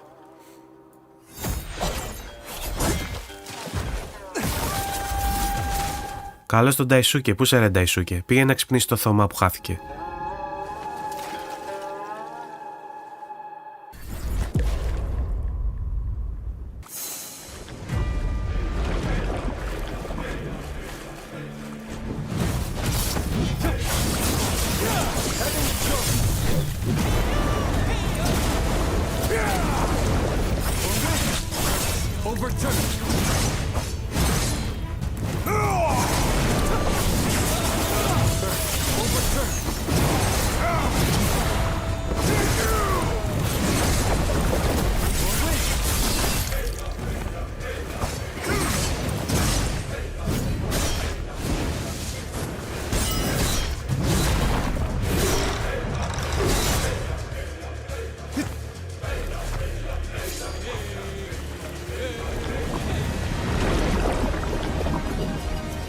Δεν έχει θέμα, απλά τον πήρε ύπνος, ήταν εδώ και κοιμήθηκε ρε εσύ.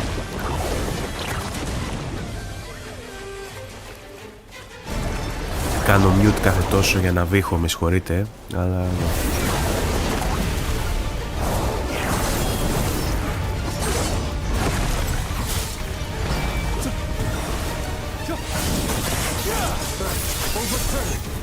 Καλή χρονιά, καλή χρονιά.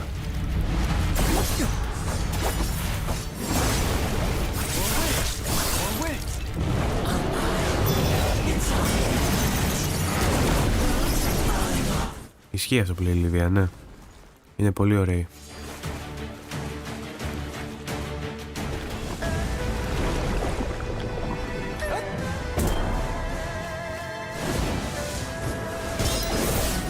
Καλύτερα που δεν είναι ο Θωμάς βασικά τώρα, γιατί θα βλέπε το Where Winds Meet και μπορεί να του άρεσε το content που δείχνει και θα μας έβριζε, γιατί όταν είχαμε πάει στο live στο σπίτι του θέλαμε να παίξουμε Pro και δεν είχε χώρο η κονσόλα του και το σβήσαμε.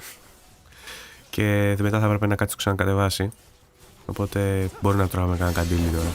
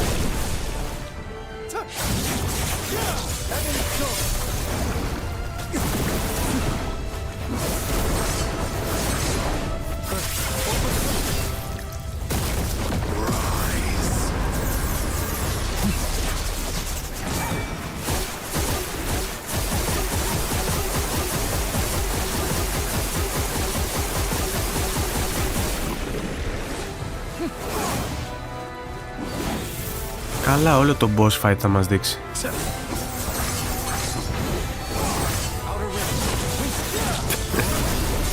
Έβγαζε την Τακέζο.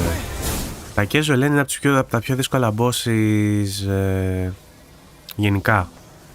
Ότι είναι ζώρικο. Σε μένα δεν με είχε ζωρίσει τόσο πολύ, για να είμαι ειλικρινής, αλλά στο παιχνίδι σίγουρα ήταν ο πιο δύσκολος, ναι. Και τον πολέμησα πολύ νωρίς εγώ. Πήγα πολύ νωρίς εκεί πάνω στο βουνό.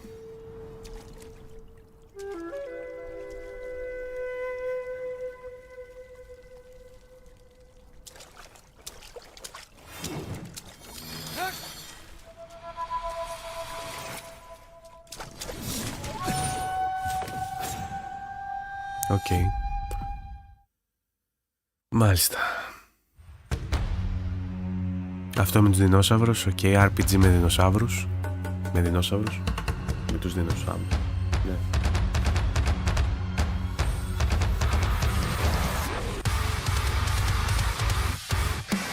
Μάλιστα. Και ο δεινόσαυρος έχει σπαθεί στο στόμα.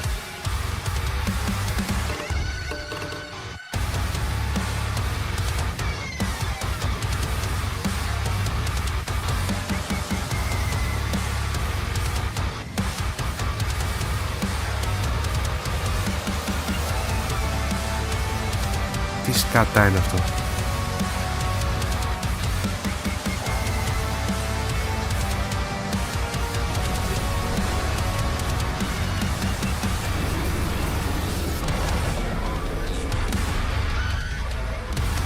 Extinct. Τι είναι αυτό, Souls-like με δεινοσαύρους και demo. Και Crimson Desert.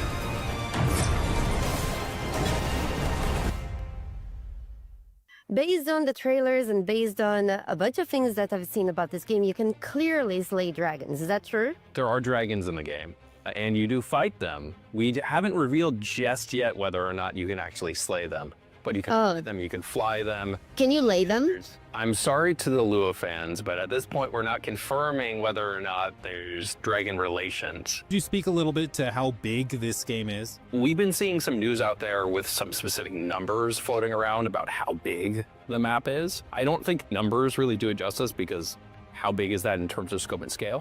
But what we can say is the world's at least twice as big as the open world and the playable area of Skyrim. It's larger than the map of Red Dead Redemption 2. Open world games are about doing things, having activities, having distractions. So we wanted to create a world that's not only passive, but is also incredibly interactive. Obviously, you and your community, Lua, care a lot about romance systems. This is not that type of game in terms of RPG elements and decision-making. What it is, though, is you choose the type of character that you want to play as in terms of your progression within the systems in the game. And then through basically headcanon, you're having this very different experience than other players because of the scope and scale of the game. You'll be distracted by something, you'll go on this quest line, you'll have an experience that'll be radically different than someone else, even though they're playing the same game. The guiding principle for the game is around empowering the player and not forcing them into specific choices. There's a lot of time between now and then. Δάνη, αν λες για το Kiwami το 3, το έχω παίξει ρε πρόσφατα το remaster, οπότε ψιλοχέστηκα. If they have, say, I have an hour to jump in and play this game after work, what is my experience going to look like? So we've done a little bit of showing when you're not in combat, how you're taking advantage and interacting the world, harvesting resource, gathering them for a whole crafting system that we have in the game, for equipment as well as... You can build your house, apparently. There is a house. The world is made to be interacted with, and that's also how you learn about the world. So by talking to NPCs, by picking up chickens, then you've learned and your codex will have been updated about the chicken. What about things that go beyond like fighting? Is there like puzzles? Is there like different types of quests? That's a great question. One of the things that we showcased, we had a team over to Korea to do a deep dive kind of behind the scenes last September. They came out and we showed them a glimpse of a bunch of different systems. One of the systems that we showed them was in what we call the aerial abyss. It's So those sky islands that you see there. That's a very important and pivotal part in the story and quest and mystery surrounding the world. In those sky islands, there are puzzles. They all have a different vibe, if you will, and then treasures and rewards for completing them. When can people get the game? Where can they get it? What does that look like for you guys? The game comes out on March 19th across basically every platform. It'll be available on consoles on PS5, as well as Xbox Series X and S, PC, as well as natively on Mac. Okay. Και θα έχει και First, let's συνέντευξη. start with Where Wins Me. Well, since the game came out, Okay. Και το συζητάνε κιόλας. Τι να πείτε, τόση ώρα μιλάτε γάμα το κεράτο σας. Τι να πούμε για το Where Wins Me. Μας δείξατε ένα boss fight, μας δείξατε ολόκληρο. boss fight, but the game is goes way beyond this. You can play it single player. You can do everything by yourself. You can play with friends. You can have a guild. The game is mind-blowing, especially because it's free. It's not pay to win. Everything in their story is cosmetic. So Where Wins Me is such a crazy game because, for one, it's free. Yeah. Which is wild. It's monetized exclusively through cosmetics. Yep. So they've even said we will never monetize power within the game, which I think is the way it should be. Yeah. But they also want to it has kind of two sides to it, where it does have the single player adventure side, because you can play by yourself. You can play co-op, going through the new boss fight together with your friends. And then there's also a side of it which is heavily inspired by classical MMOs, where a player does something bad, they get put in the back of a cart and everybody comes in and throws tomatoes at them. I feel like it's a modern MMO that actually knows the audience. We love seeing those kind of things. And those are the kind of things that also appeal to, it doesn't matter Eastern or Western, but those are the kind of things that people are going to talk about. This game is shocking on how much depth it has. There really is nothing like it. God, the game is beautiful. It's absolutely crazy. And every boss fight is different and visually pretty stunning, I would say. Speaking of, we watched the boss fight, the Master's Message. It seems like it's based on, obviously, you're reading the Master's Message. You have to fight a different version of this ink boss. While we were watching it, you, Rob, specifically were like you haven't played this game, but you're watching it and you're thinking, wow, maybe I should play this game. Yeah, absolutely. Yeah. Why? What looks good? Yeah, θεωρητικά ένα κινητό, άμα είναι στο Wi-Fi και απλά βλέπεις YouTube, δεν σου τρώει τόση μπαταρία. Θεωρητικά. Τώρα, άμα είναι από data, τι να πω. Από data μπορεί να σου φάει, αλλά από Wi-Fi να βλέπεις YouTube, δύσκολο. Τι κινητό να έχει. I think a lot of people like the combat in this game. All that stuff you said, very true. And very expansive. And then the flip side is the combat is also really good. Yeah, it looks very good. I think that's what Luke was talking about. It's just the fact that it's free to play. Even myself, before it was released, I was so skeptical of it. It's there's no way that there's a catch. There's got to, because naturally with the nature of our industry, there's been so much free to play stuff that comes out and you're like, not what I expected, but this seems to be a really, really quality game. Then we also saw Dino Blade here, which an action game. That's why I'm here. Game. Some information, an action game centered, obviously fighting as a dinosaur with a sword. The demo is available on Steam right now for PC. It's about an hour-long demo, so you can play it if you want, have some fun. We got to see a new dinosaur in that trailer that has never been seen before, and it's planned for release still in 2026, so sometime next year. No specific date right now. I'm kicking it to Rob first. Dinosaurs with sword, it's a dinosaur. Τι να πούμε για τον dinosaur τώρα. Δεν το λέω αυτό καν επειδή νιστάζω και θέλω να κλείσουνε. Τι να πούνε από αυτό, ρε φίλε. Δηλαδή, μας δείξανε λίγα δευτερόλεπτα με δύο δεινοσαύρους να παλεύουν, ξέρω εγώ, και ένας να έχει στο στόμα του έναν άλλον δεινόσαυρο και να κοπανάει με τον δεινόσαυρο τον άλλον δεινόσαυρο που είχε στο στόμα του σπαθί. Τι μπορεί να σχολιάσει όλο αυτό, μια παράνοια. Highly anticipated, I think, across the board, just because it's so fun. It's such a gamer game. Dinosaur swords, you can't really beat that. Then to end things off, we have Crimson Desert, a game. Another crazy good. Everyone familiar with, I would say. It's been marketed for a very long time. People know it's coming. It's coming from Pearl Abyss, which is Black Desert as well. The entire game is built on their proprietary engine, which. Πάντως στο Crimson Desert βλέπω ότι πολλοί το έχουν χαϊπάρει πάρα πολύ. Το έχουν δηλαδή ορισμένοι, αν εξαιρέσουμε το GTA που περιμένουμε να είναι GOTY, ξέρω εγώ, αν βγει και είναι έτσι όπως το περιμένουμε, το αμέσως επόμενο παιχνίδι σε hype από ό,τι βλέπω.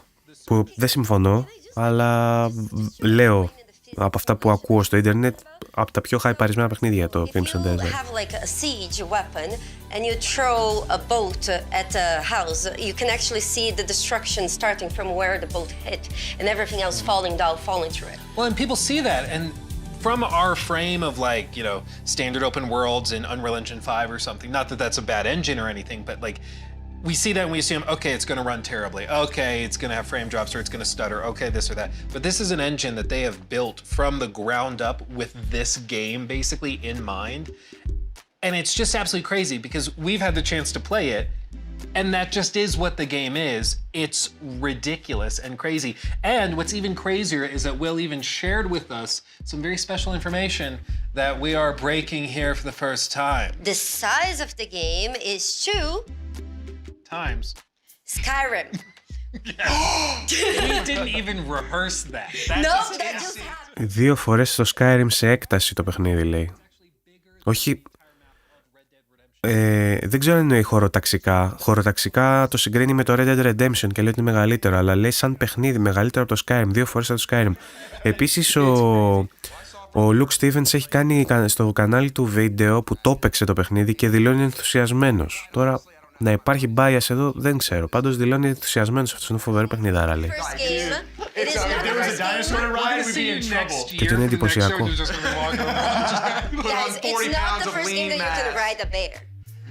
Huh? Huh? What'd you say? Not the first game you can ride a bear. It might be true, but different kind of ride. Baldur's Gate 3 ride.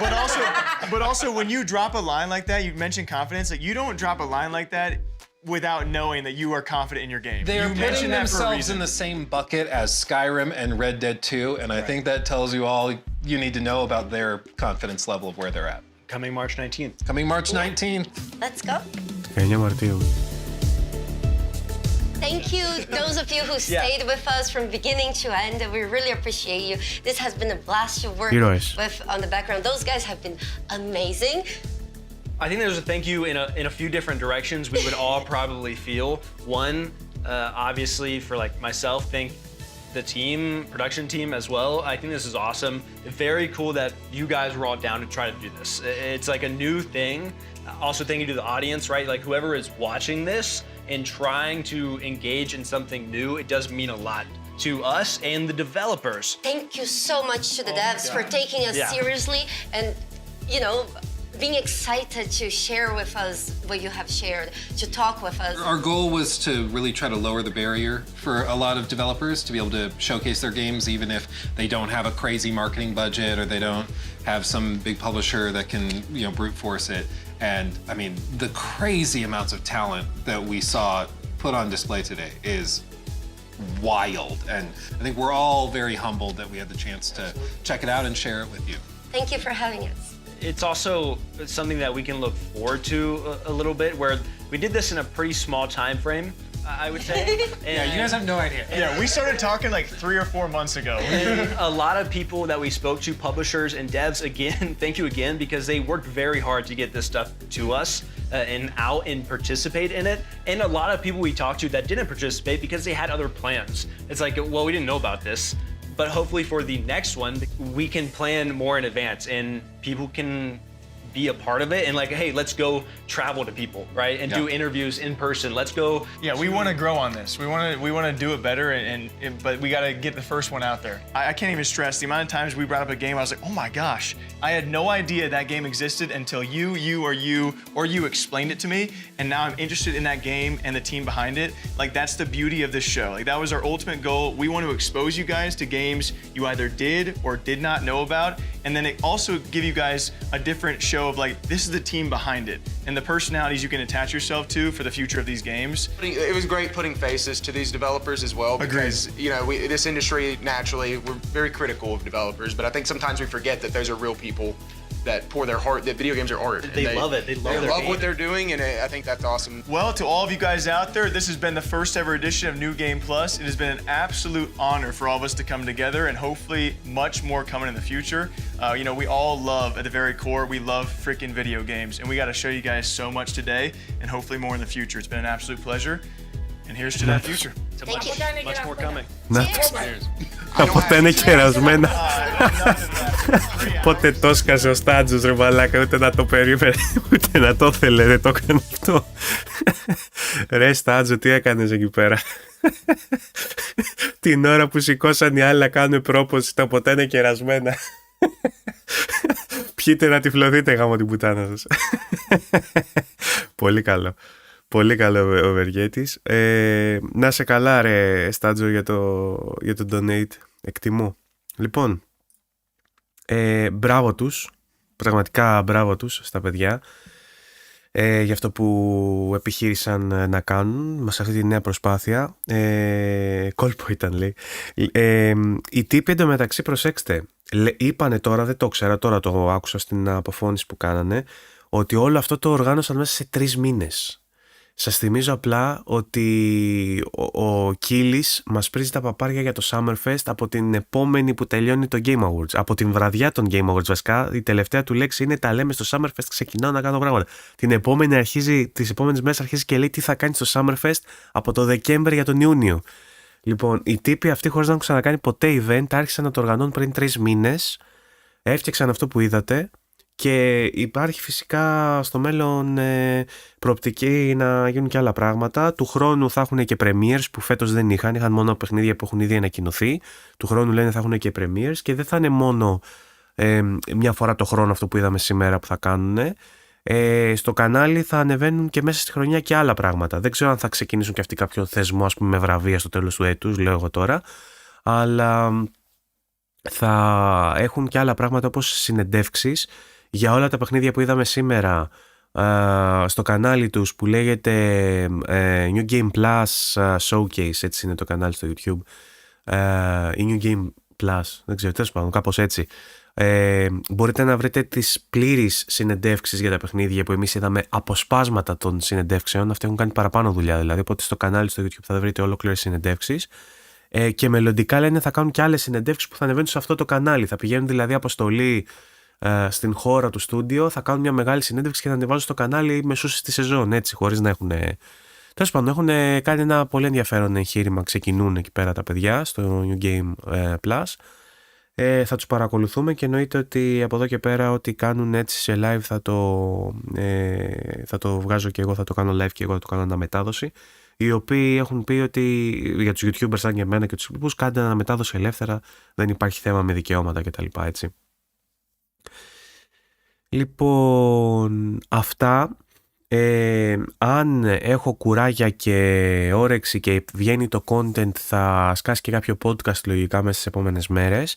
Και στις 22 Ιανουαρίου σίγουρα θα έχουμε live με το developer live stream, ένα dev τέτοιο τέλος πάντων της Microsoft, πώς το λένε, τη μαλακή που θα κάνουν, με τις 3 παιχνιδάρες που ετοιμάζουν τα studios που είναι σε συνεργασία. Εντάξει, Game Freak είναι σαν τρίτο studio που συνεργάζεται μαζί τους, αλλά θα δούμε και το Fable και το Forza Horizon το 6, το επόμενο που θα είναι τοποθετημένο στην Ιαπωνία.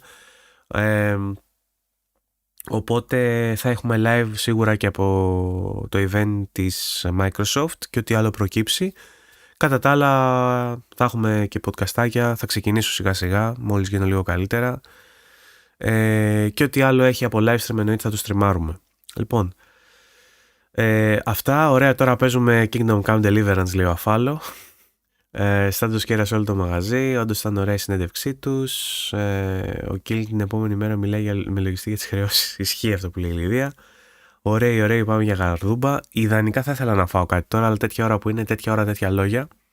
Εν πάση περιπτώσει, σας κλείνω κάπως βιαστικά, αλλά όπως βλέπετε έχει περάσει και η δραστική.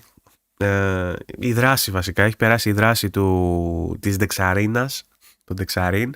Έχει αρχίσει και μπουκώνει η μύτη μου επικίνδυνα. Είμαι σκουπίδι, πάω να ξεκουραστώ, οπότε σας χαιρετώ. Ευχαριστώ πάρα πολύ όσους μπήκατε και στηρίξατε με τα donates, με τα likes, με τα subscribes. Ελπίζω να περάσετε καλά. Θα τα πούμε σε επόμενο βίντεο. Ευελπιστώ σε πολύ καλύτερη κατάσταση και εγώ να αντέχω να κάνω περισσότερα. Χρόνια πολλά και πάλι καλή χρονιά, μιας και είναι το πρώτο βίντεο της χρονιάς. Να είστε καλά και θα τα πούμε στο επόμενο. Μέχρι τότε, φιλιά, να προσέχετε. Τσάου.